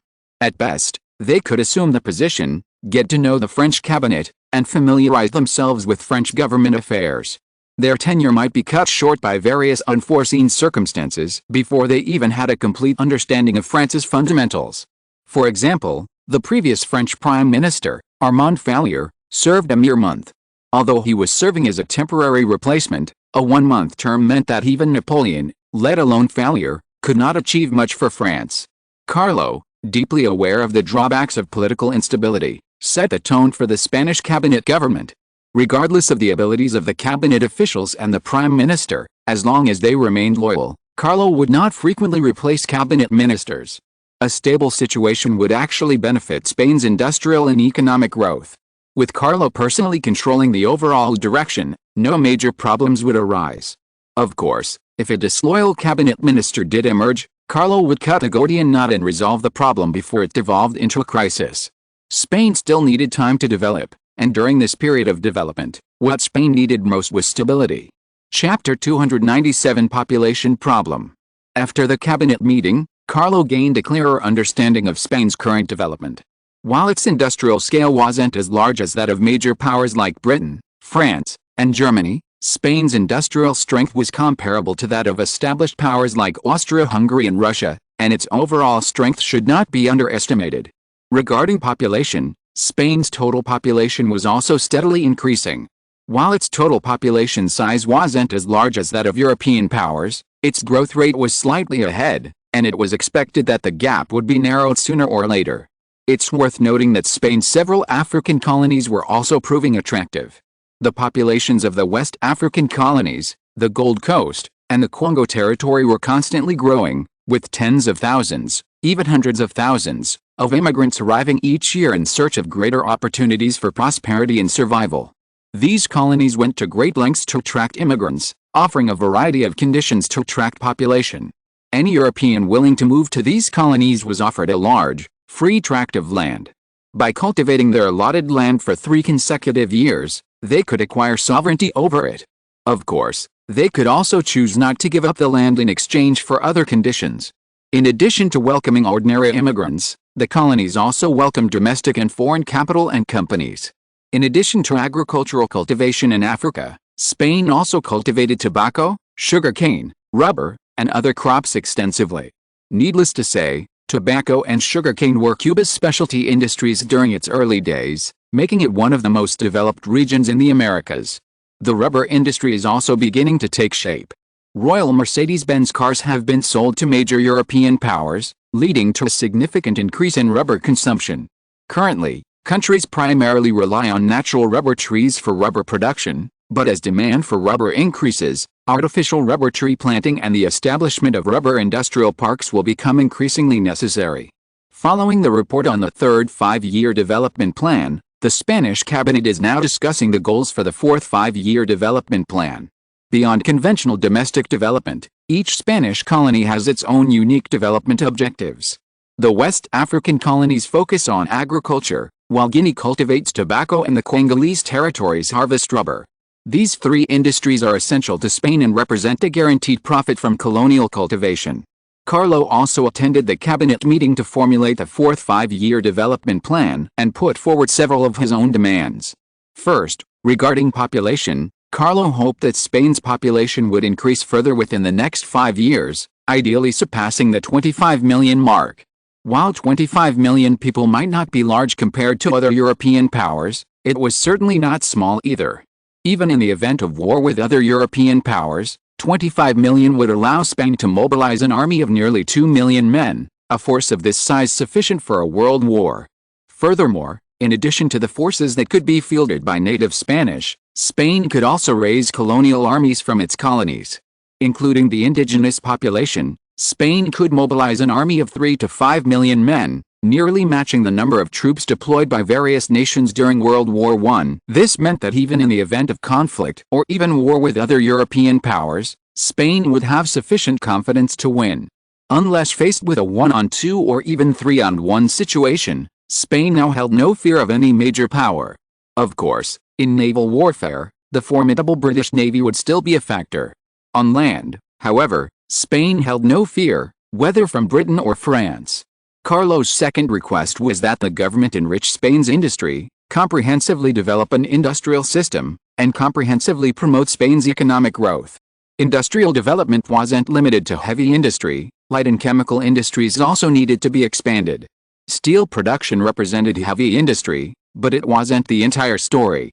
Spain's per acre yield from arable land still lagged significantly behind that of countries like Britain, France, and Germany, which boasted vast plains. To bridge this gap, Spain could only invest more in fertilizers and mechanization. Carlo's request to the Spanish government was to maximize the use of fertilizers to increase per acre grain yields in Spain, indirectly boosting farmers' incomes. Combined with Spain's agricultural presence in West Africa, this would ensure Spain had no shortage of food. Whether it was war or an economic crisis, with sufficient food, the Spanish government could respond with ease.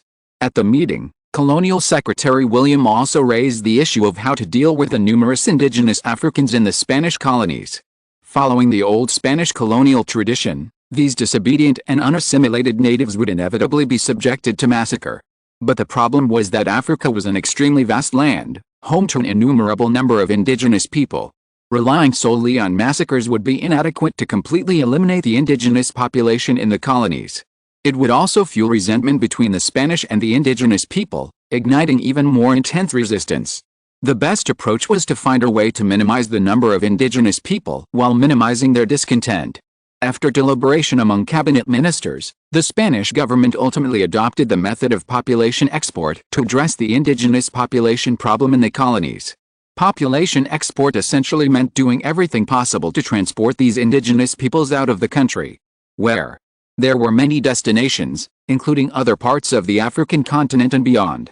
As long as these indigenous peoples were not in Spanish colonies, Spain would accept them regardless of their location. Charles had long expressed his dislike for black people, which shaped the Spanish government's unanimous dislike.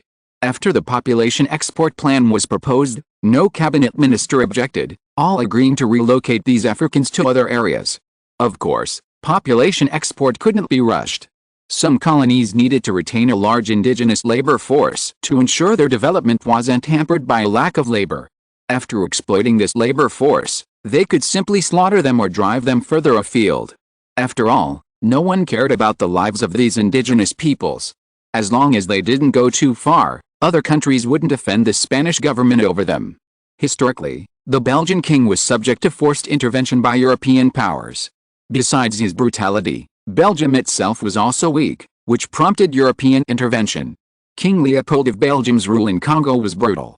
Not only did he treat the indigenous people as human beings, he also massacred millions of Congolese and chopped off the hands of millions more, without ever setting foot in the country. Within just a few years of Belgium's acquisition of Congo, the country's population plummeted by 1/3, which was a key reason for the European powers' intervention. After all, as Europe developed, the powers had adopted a facade of gentlemanliness. The Belgian brutality would remind people around the world of the European powers' past cruelty, undermining the other powers' credence. After finalizing his immigration plan, Carlo proposed the idea of sending people across the ocean to the United States.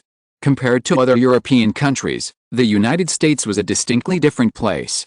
After the Civil War, the U.S. nominally recognized the human rights of black people, and all black people living there were considered Americans.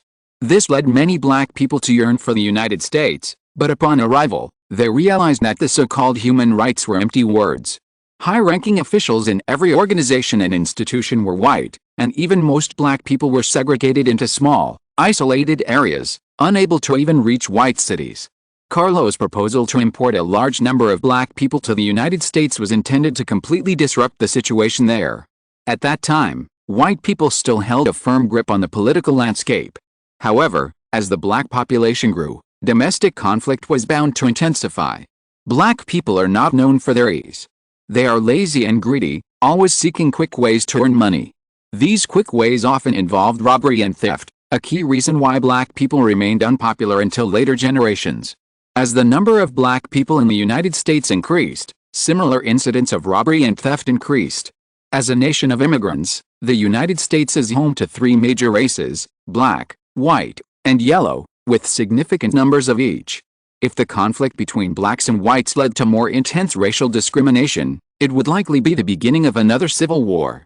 Regardless of whether or not this would lead to a civil war in the United States, as long as it worsened the political situation, it would be a significant investment for Carlo. Although the British did not consider the United States a serious threat, if a civil war broke out in the United States, they would undoubtedly take advantage of the situation. If the Americans gave him the opportunity, Carlo would do everything he could to facilitate intervention in the United States, aiming to divide the country into several countries. Of course, even if the United States did not experience internal division and civil war, the political chaos alone would have distracted him from other matters.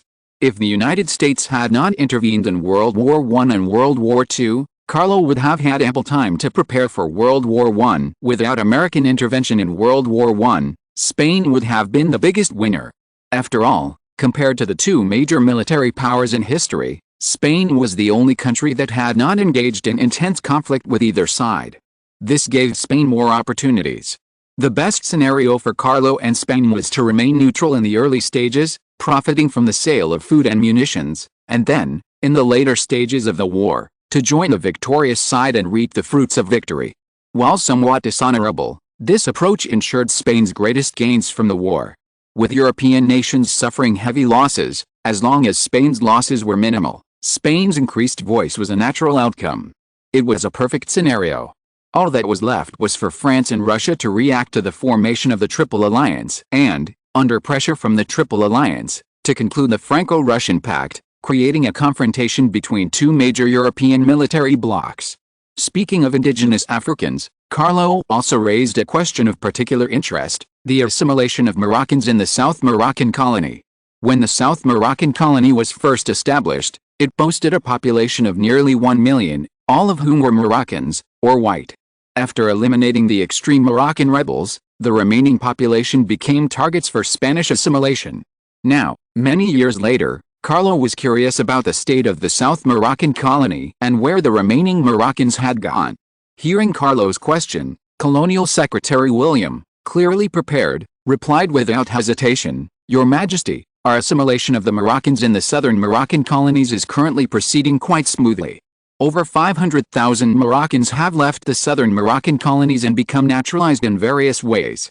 They generally speak Spanish and are Catholic. Nearly 100,000 of these have been relocated to the mainland, scattered across various regions. The remaining 400,000 have been transferred to various colonies, with over 200,000 of these transferred to the Congo territory. Based on our observations of these naturalized Moroccans, they have shown no signs of resistance in their new lives. This suggests that our assimilation of the Moroccans has been quite successful. When these Moroccans give birth to children, they will be full-blooded Spanish." Carlo nodded, quite satisfied with the figures.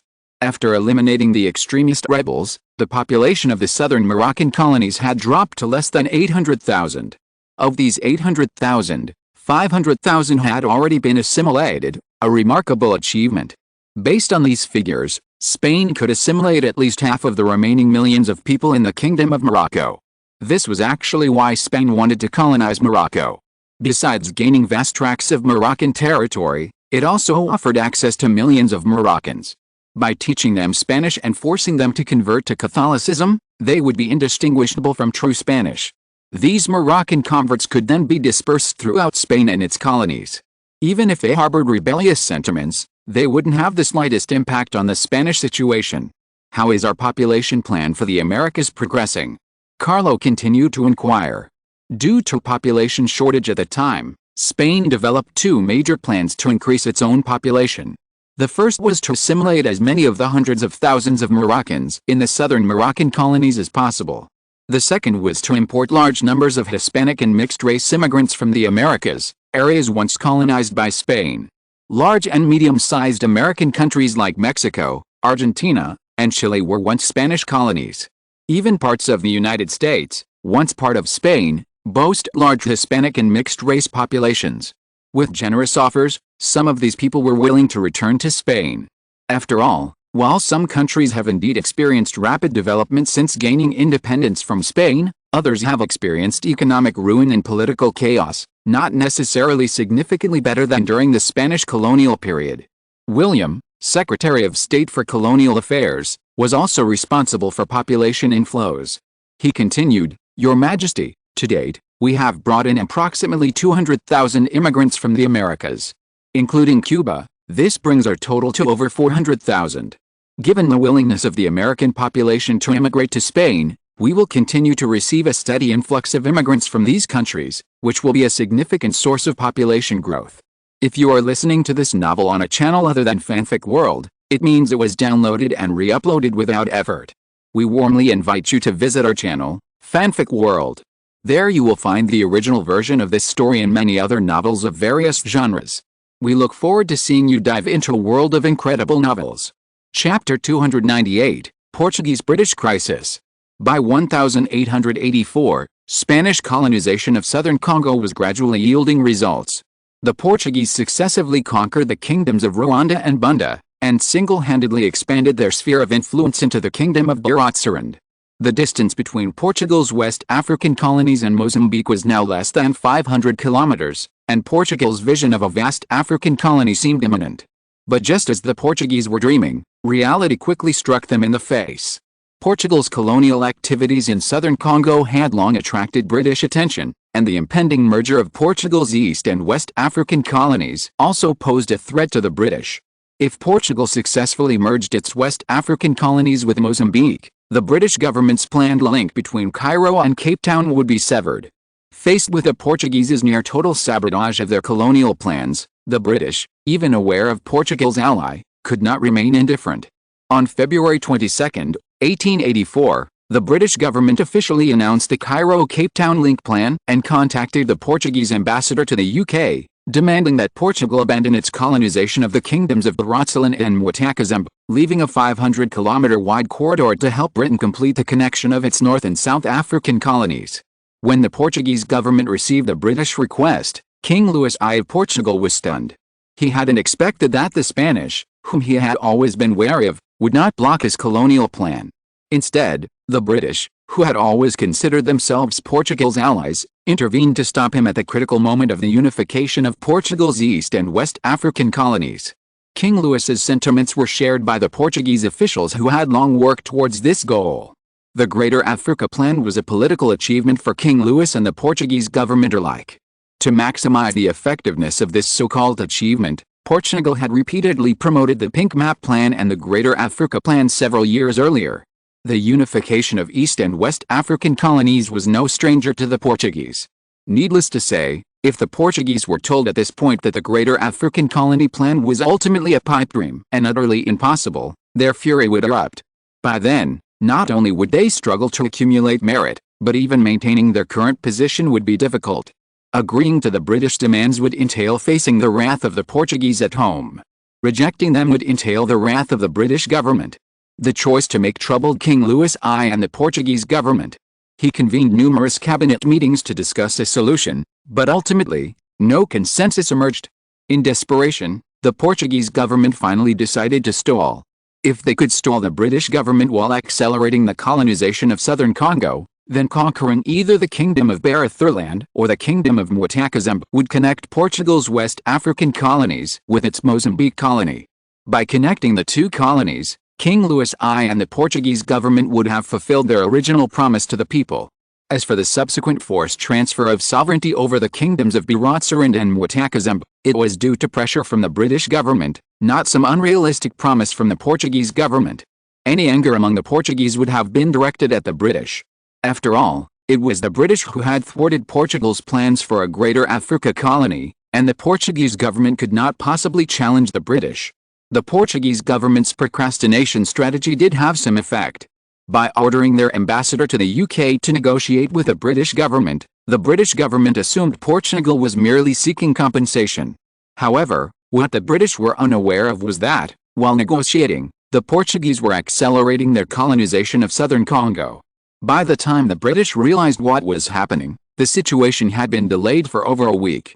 During this time, the Portuguese continued their offensive against Biratsarand, successfully advancing their occupied territory by hundreds of kilometers, bringing the Portuguese army within 400 kilometers of the Mozambique colony on the East African coast. At this rate of progress, it would only take a month at most for Portugal to conquer the entire Biratsarand kingdom and reach the Mozambique colony. On the British side, after a week of delays, they realized something was amiss. The kingdom of Biratsarand was not far from the Cape Colony, and news of the Portuguese's continued attacks had reached the colony. Realizing they had been deceived, the British were shocked and furious. They couldn't believe that a tiny country like Portugal would defy their demands. The British government contacted the Portuguese ambassador again, demanding an explanation. However, the ambassador continued to evade the issue, seemingly trying to stall for time. This was the end of the British government's patience. British Prime Minister William Ewart Gladstone personally summoned the Portuguese ambassador and issued his ultimatum. He angrily declared that if Portugal did not cease its colonial offensive, the British would secure a buffer zone of their own to ensure unimpeded British colonial operations. Such words were a blatant threat, and the Portuguese ambassador's expression immediately dropped. He hadn't expected the British to take him so seriously, let alone issue an ultimatum to their ally. The ultimatum's meaning was simple: either comply with its terms or face war. The Portuguese had never considered the prospect of war with the British. The Portuguese ambassador, finally anxious, attempted to communicate with Prime Minister William Ewart Gladstone. However, an angry Gladstone ignored the ambassador's explanations and instead reiterated his demands: if Portugal does not cease its warlike actions, then Britain will go to war. Gladstone then slammed the door and stormed out, clearly frustrated by the Portuguese's procrastination. When the Portuguese ambassador relayed this bad news back home, everyone from King Louis I of Portugal down to the Portuguese government sighed. The Portuguese were surprised by the British government's unyielding stance, and faced with such a resolute stance, the Portuguese government seemed to have no choice. Just as Louis I was about to give up, an official suddenly suggested that Portugal consult the Spanish government. After all, when the colonial exchange agreement was reached, Portugal had requested strong Spanish support for its colonial activities. While the indigenous states of southern Congo were not particularly powerful, their combined population was still considerable. Portugal's limited population made it difficult to colonize these indigenous states on its own. While the perceived enemy had shifted from the indigenous states to the British Empire, this did not mean Portugal could not secure Spanish support. If Portugal could secure the Spanish government's support, it still had a chance of completing its Greater Africa colonial plan. Of course, if the British remained intransigent despite Portugal's support, Portugal could flexibly respond. At worst, it could simply give up, thus ensuring its efforts had not been wasted. Upon hearing this proposal, King Louis I's eyes flickered with hope. Spain, usually wary of any threat, now became Portugal's only hope for completing its Greater Africa colonial plan. Other European powers, aside from Spain, were even less likely to risk offending the British by supporting Portugal. The question was Spain truly willing to risk offending the British, or even war with them, for the sake of a promise? Louis I was unsure of his brother-in-law Charles's intentions. He considered him an extremely ambitious king, which was why he was always wary of Spain. Under Charles's leadership, Spain achieved reforms and a great renaissance. This was what Louis I had always dreamed of. However, Portugal's national conditions did not allow for reforms, as he was unable to suppress opposition. If he pushed through reforms, the government would be completely overhauled before they were complete. Spain's reforms had been possible because the revolutionaries controlled the government and the military. This made Louis I envious, but he felt helpless, as he could not replicate the same path. After all, If he wanted to allow Portugal's revolutionaries to take power, he, as King of Portugal, would have to abdicate his throne. The worst-case scenario would be becoming a powerless mascot, something Louis I absolutely could not accept. Sighing, Louis I ordered the Portuguese ambassador to Spain to inquire about the Spanish government's stance.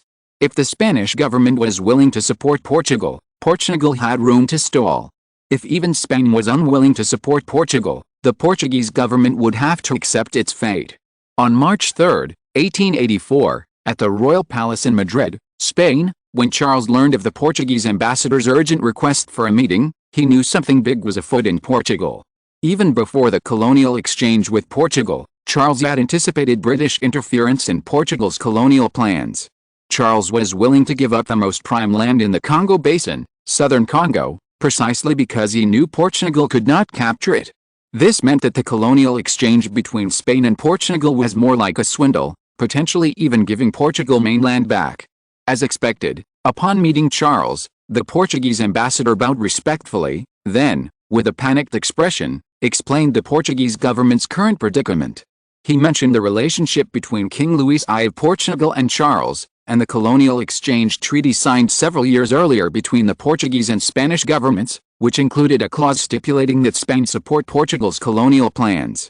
After explaining everything, the Portuguese ambassador earnestly pleaded with Charles to support Portugal and the Spanish government to support Portugal's colonial plans, countering British diplomatic pressure. Looking at the panicked Portuguese ambassador, Carlo hesitated to express his stance.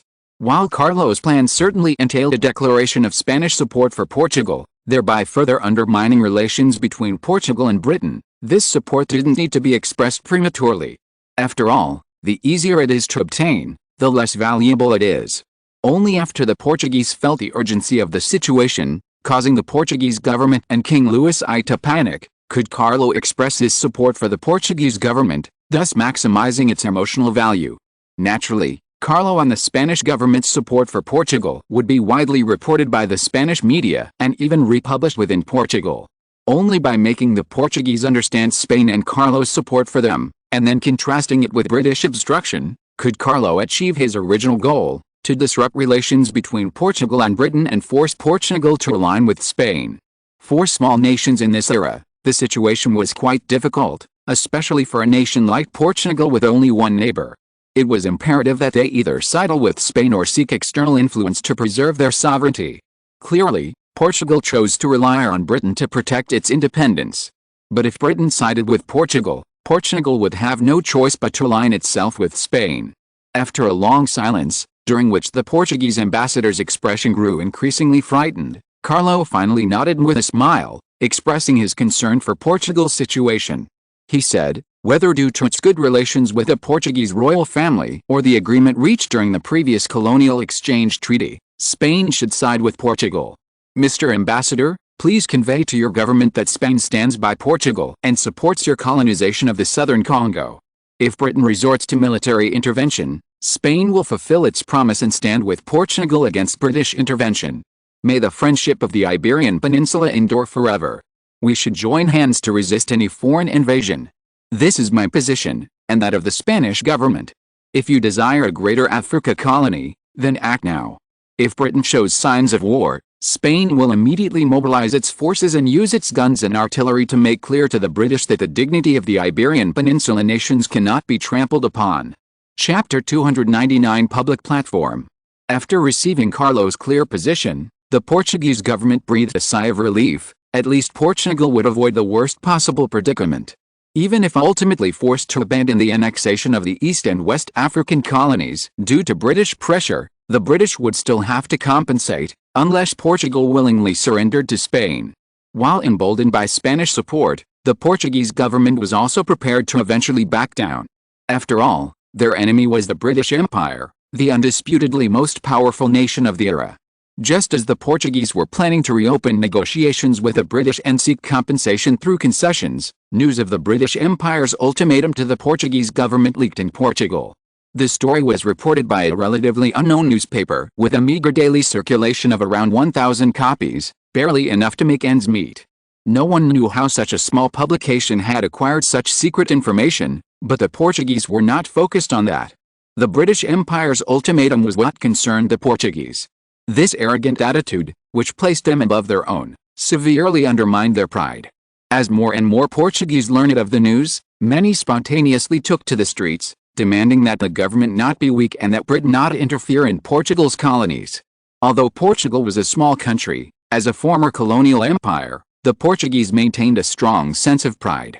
They could accept the government's failure in colonial operations and Portugal's growing weakness, but they could not accept the dominance of other nations over their own. Driven by this patriotic sentiment, the number of Portuguese protesters grew, gradually attracting the attention of the Portuguese government. There was no way around it. No popular demonstration could be ignored. Most revolutions begin with demonstrations, and mishandling them could lead to larger-scale resistance or even uprisings, plunging the country into civil war and chaos. The Portuguese government was not without its suspicions regarding the leak of the British ultimatum. Currently, only 3 parties knew of the information: the British, Portuguese, and Spanish governments. The Portuguese government would not actively leak the information. Sharing it with the public would only cause further trouble. After all, the Portuguese government was prepared to back down, and the Portuguese would not easily yield under British pressure. The British government would likely not proactively disclose such information. After all, it would be oppressing a weak nation, a far from honorable prospect. While the British Empire was indeed powerful, it also had numerous enemies.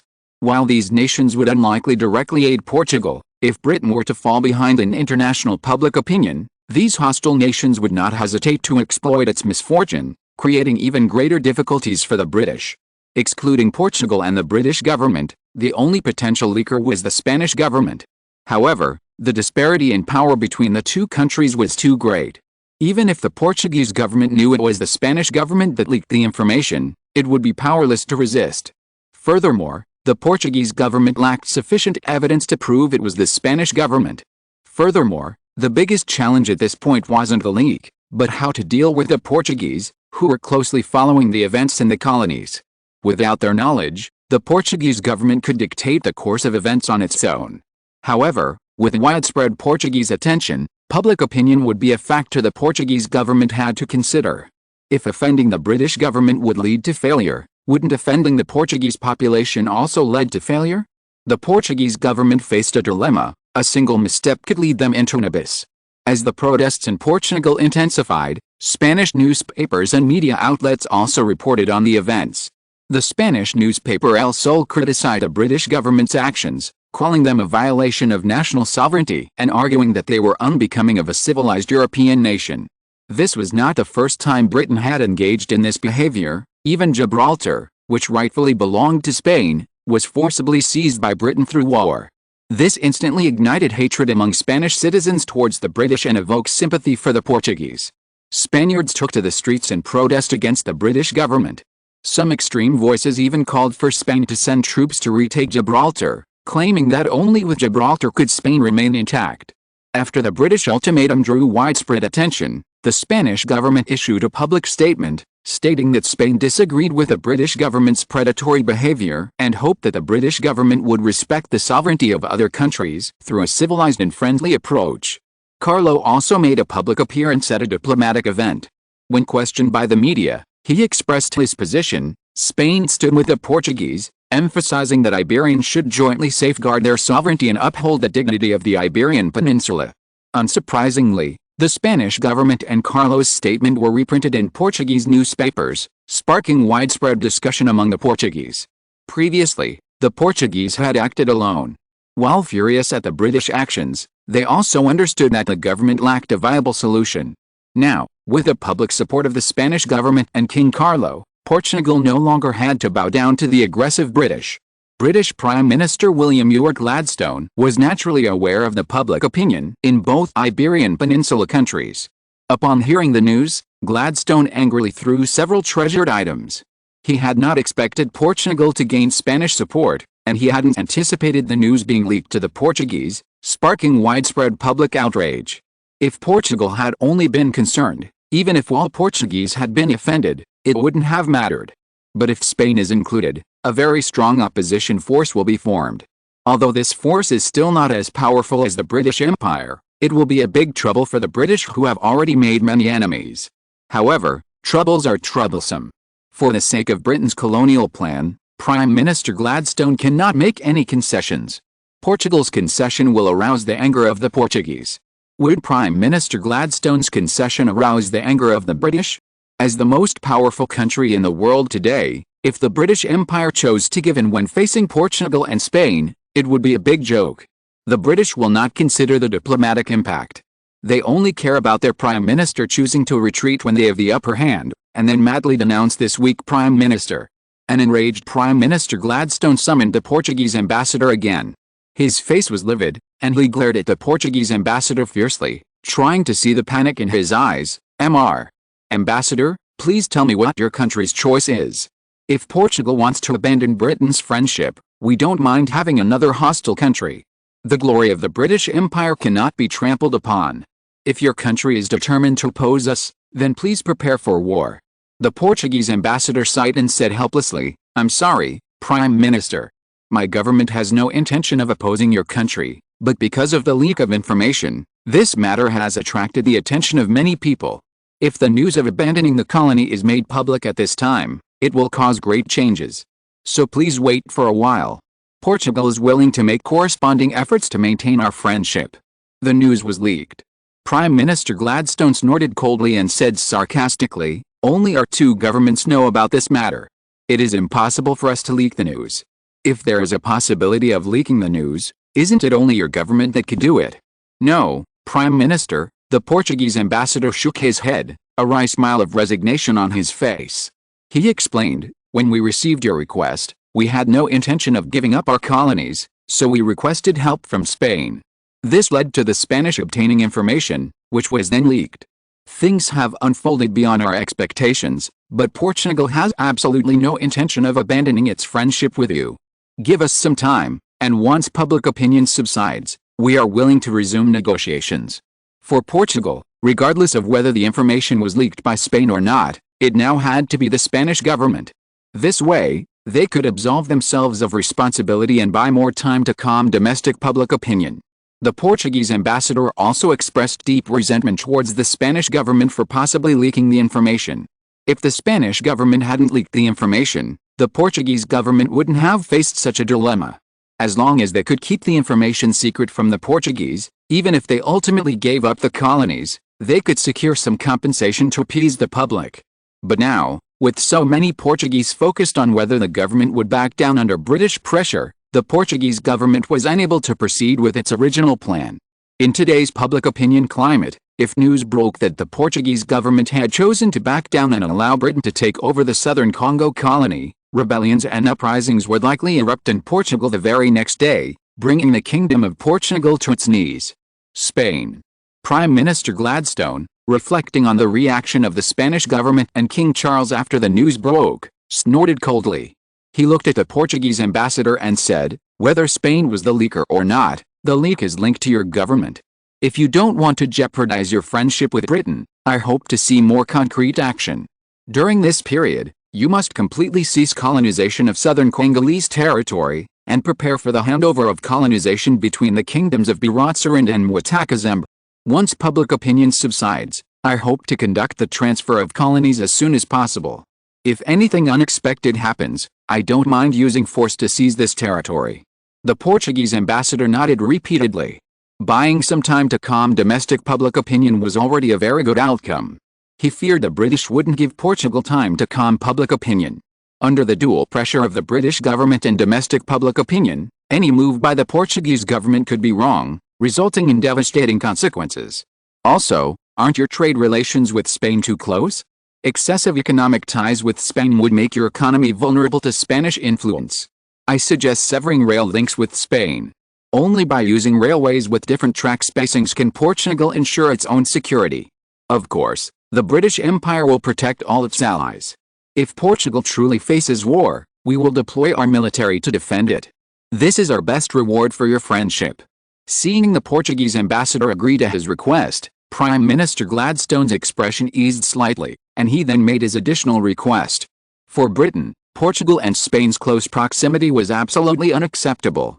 If the two Iberian Peninsula countries were to become too close, they would share a common hatred for a British invasion. To avoid the loss of Gibraltar, Britain would do everything in its power to disrupt relations between Portugal and Spain. Regardless of whether the Portuguese government was willing or not, as long as Portugal was an ally of the British Empire, Britain would never allow Portugal and Spain to have too close a relationship. The synchronous railway track was originally requested by the Spanish government. If Spain is willing to not pursue our breach of the treaty, we are of course willing to rebuild the railway with a different track spacing. Thank you, Prime Minister, for your concern. Portugal will be a permanent ally of the British Empire. May the friendship between Portugal and the British Empire last forever. Although the Portuguese ambassador was quite dissatisfied with Prime Minister Gladstone's forceful tone, he also knew that he had no power to resist. However, he had also made it clear that the synchronous railway track was an agreement reached between the Portuguese and Spanish governments, and Portugal would have to consider the Spanish government's attitude if it wanted to break the agreement. This level of breach of contract would be a public slap in the face.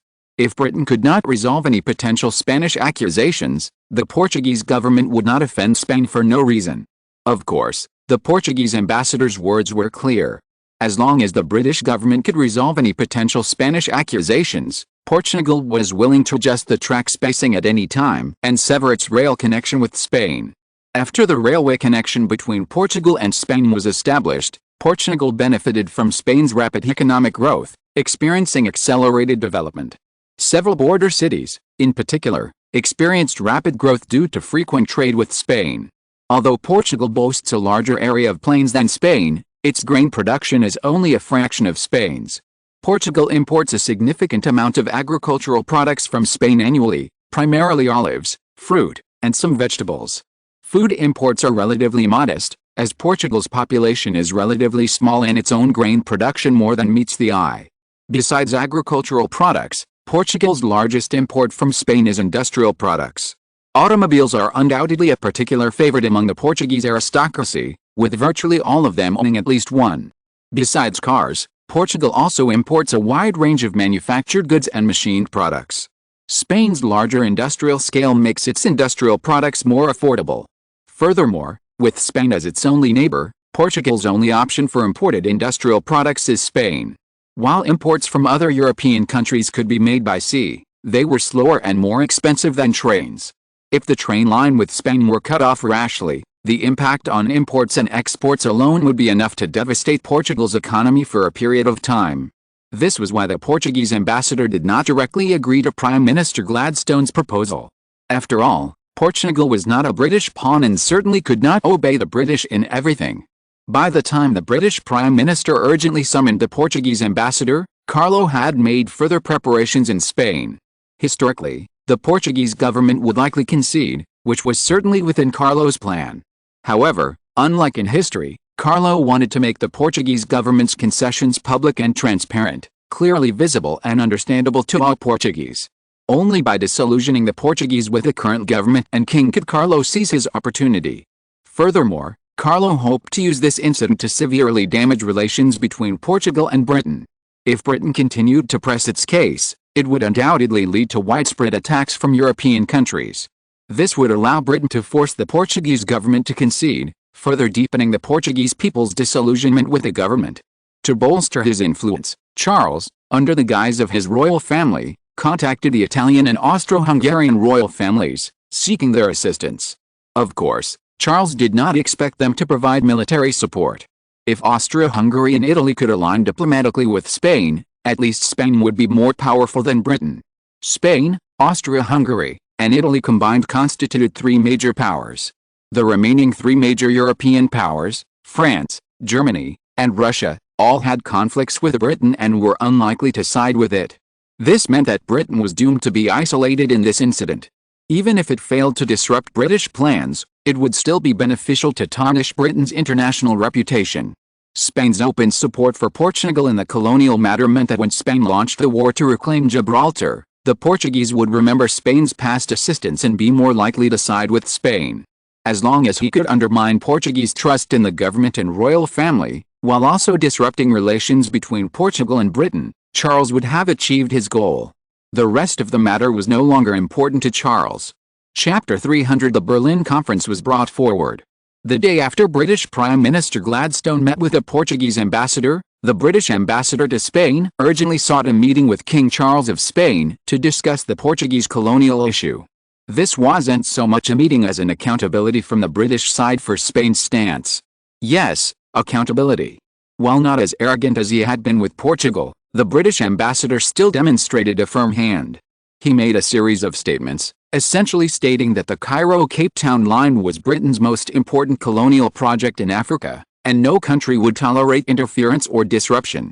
The implication was that if Spain sided with Portugal and sabotaged the British colonial project, war between Spain and Britain was likely. Charles, of course, refused to accept the British threat. While the British were certainly powerful, they presented Spain with little to fear. Spain now possessed the confidence to challenge other powers, and no major power wanted to completely sever ties with Spain. After all, Europe was awash with major powers. A war with Spain would only inflict heavy losses, leaving the other powers vulnerable. Upon learning that Charles would not back down on this issue, the British ambassador's face showed a hint of dissatisfaction and indignation. In his view, the British Empire, as the world's most powerful nation, demanded some respect from Spain, even among the other powers. However, Charles was the King of Spain, and even though he was already opposed to the British government, the British ambassador dared not provoke him in any way, whether verbally or physically. Royal families and governments held different meanings in Europe. Challenging a government was merely a matter of national competition, but challenging a king was tantamount to opposing the monarchy. European royal families were already deeply connected, they were all family. Except in exceptional circumstances, they were willing to maintain a superficially cordial relationship. The British ambassador left the Spanish royal palace with a look of discontent, and the British government received news of the situation a little later. Meanwhile, Charles was preparing to counter the British government's diplomatic pressure. He didn't intend to let Spain bear this pressure alone, but instead planned to bring in Italy and Austria-Hungary. His plan was simple: to see if the British had the guts to push Spain to Germany's side. At worst, Charles could simply declare his participation in the Triple Alliance, forming a superpower military bloc comprised of Germany, Austria, Italy, and Spain. This powerful lineup would have a chance of overwhelming victory even against the Franco-Russian Entente. Russia, after all, was currently facing numerous problems. Rashly engaging in a multi-power superpower war would only exacerbate its domestic problems. Without Russia, France alone could not withstand the siege of the four great powers. Germany, Italy, and Spain could attack France from three directions. Austro-Hungarian forces could support Spain and Italy, while also drawing down a significant French military presence to defend the southern border. If Austria-Hungary, Italy, and Spain could share half of the French army, Germany would face the remaining half with ease, capturing Paris with lightning speed. This was also why Carlo was not afraid of Britain when planning his attack on Portugal. At that time, Britain had no intention of directly intervening in European affairs. Its regional balance policy meant that Britain could not accept Spain joining Germany, which meant that a complete rift with Spain was unlikely. While a complete rift was unlikely, negotiations would remain. Spain, with the support of Austria-Hungary and Italy, was not afraid of Britain in diplomatic negotiations. Furthermore, Carlo's goal had essentially been achieved before the diplomatic negotiations began. By sowing discord between the British and Portuguese governments and weakening the Portuguese trust in their government and royal family, Spain's future annexation of Portugal would be significantly increased. After Carlo contacted the Austro-Hungarian and Italian royal families on behalf of the royal family, both Franz Joseph I and Umberto I expressed their support. The two countries' support for Spain stemmed not only from a desire to win Spain over to the Triple Alliance, but also from their own agendas. Austria-Hungary had no plans to colonize Africa, but they would need to contend with Russia. For Austria-Hungary, every additional ally meant a better chance of success against Russia. Italy, on the other hand, had plans to colonize Africa. The Tunisian colony was a promising start for Italy, allowing the Italian government to see the benefits of colonizing Africa. Agricultural development would generate significant revenue for Italy, and the richer the government's finances, the more smoothly Umberto I's planned military expansion would proceed. After Tunisia, the Italian government set its sights on two more territories, Libya in North Africa and the Abyssinian Empire in East Africa. Both colonies shared a commonality: they were located near British colonies. Any Italian attempt to seize these territories would inevitably face pressure from the British government. This was why Umberto I decisively supported Charles I, as he, too, needed the support of the Spanish government in the same situation. The situation suddenly became difficult for the British government. While Spain alone might have been a concern, the British government was not apprehensive. However, with reports of frequent meetings between the Spanish, Austro-Hungarian, and Italian royal families, the British government understood that these two countries had chosen to side with Spain. Prime Minister Gladstone finally felt the same way the Portuguese government had felt a few days earlier, a dilemma of being stuck in a corner. The territories west of Mozambique were must capture, as they were linked to Britain's Cairo-Cape Town connection, and Britain would not allow its plans to be jeopardized by other nations. At the same time, Britain could not completely break ranks with Spain and its backers, Austria-Hungary and Italy. Originally, everyone was only supporting Spain diplomatically. If Britain broke out, both countries would be forced to engage in war, even if they were reluctant. Once a war broke out, it would be a complex matter. Russia had always had a grudge against Britain, and given such a great opportunity, it was certain to stir up trouble in Central and West Asia. France and Britain were also at odds, and they would certainly seize colonies while Britain was distracted, not to mention adding insult to injury. Even if Britain ultimately won the war, it would suffer the most. For this reason, negotiations between Britain and Spain stalled after learning that Austria-Hungary and Italy had expressed support for Spain. On March 15, 1884, at the invitation of the British government, German Chancellor Bismarck sent a telegram to Spain, Austria-Hungary, Italy, Britain, Portugal, and other countries, inviting them to send representatives to a conference in Berlin to resolve land disputes in southern Congo. No one, including Britain and Spain, intended to completely break off relations. This led to a surge of countries agreeing to send representatives to the conference after German Chancellor Bismarck sent a telegram inviting them, giving Bismarck considerable face. Initially, only the conflicting nations were scheduled to attend. However, after discussion, it was decided to invite more European nations to avoid further conflict. The conference's primary purpose was to define the boundaries of African colonization, which ultimately led to the inclusion of 15 participating nations. These 15 nations were all European nations capable of colonizing Africa. The remaining nations, however, were naturally ineligible to attend. To put it bluntly, the conference was merely a meeting of the great powers to balance their differences. Smaller nations inherently had no say, but their participation was permitted to avoid a situation similar to Portugal's. Charles I's intervention brought the Berlin Conference forward by several years. However, this wasn't necessarily a bad thing for Spain. Early participation in the partition of Africa meant Spain could secure more fertile land. Of course, Spain's African colonies were destined to be small. Beyond West Africa, other colonies were unlikely to expand significantly. Currently, African colonies primarily serve as sources of raw materials and for agricultural development. Local indigenous peoples rarely purchase European manufactured goods, and they simply cannot afford them. Consequently, African colonies have little ability to sell manufactured goods, making them of little help in boosting Spain's domestic industrial output. To truly establish markets for manufactured goods, Spain must find new markets in Asia and the Americas. These countries are more developed, and even those not colonies can still sell their products.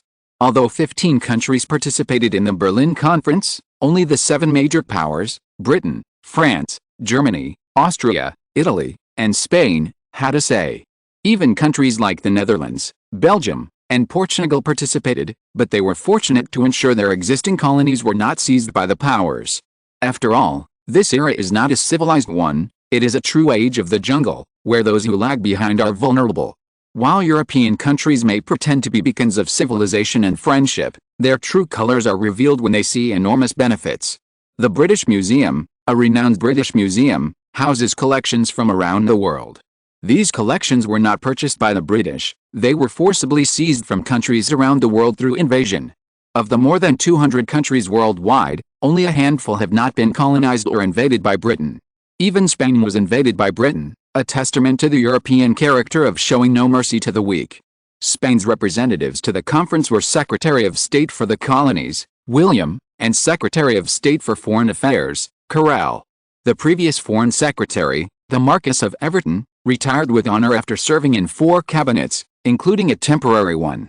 His accumulated wealth and achievements earned him vast tracts of fertile land, effectively elevating his family to the highest ranks of the Spanish nobility.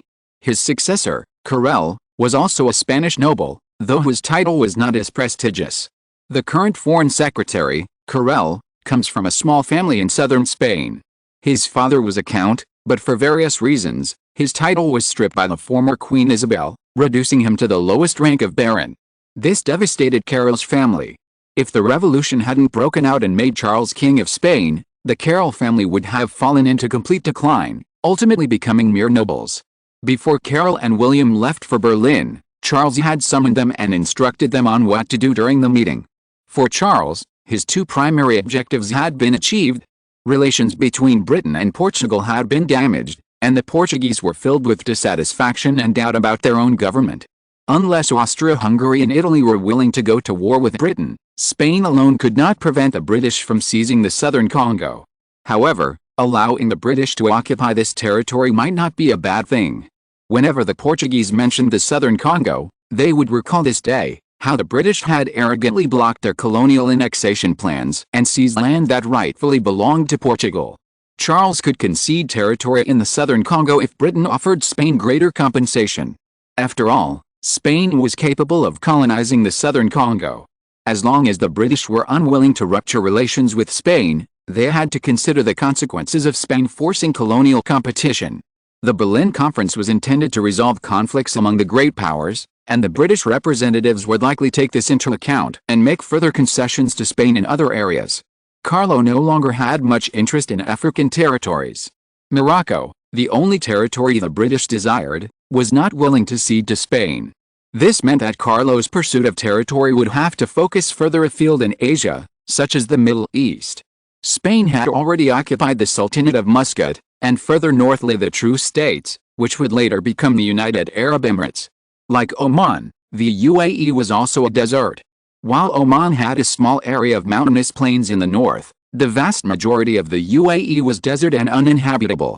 This meant that Spain could potentially gain control of the True States through this conference and merge them with its Omani colony to create a larger colony. While this colony might seem insignificant now, the value of oil alone, once discovered in the Middle East, would be sufficient to make Spain a fortune. This is also the reason why Carlo values the Middle East. After all, oil is something that really makes money, and oil in this era will not breed the US military. End of this chapter. Thank you so much for reading until the end. Don't forget to give it a like. Looking for more exclusive content and immediate access? Subscribe to our Patreon. Remember, every like, subscription or donation encourages us to continue. Thank you all. See you in the next video.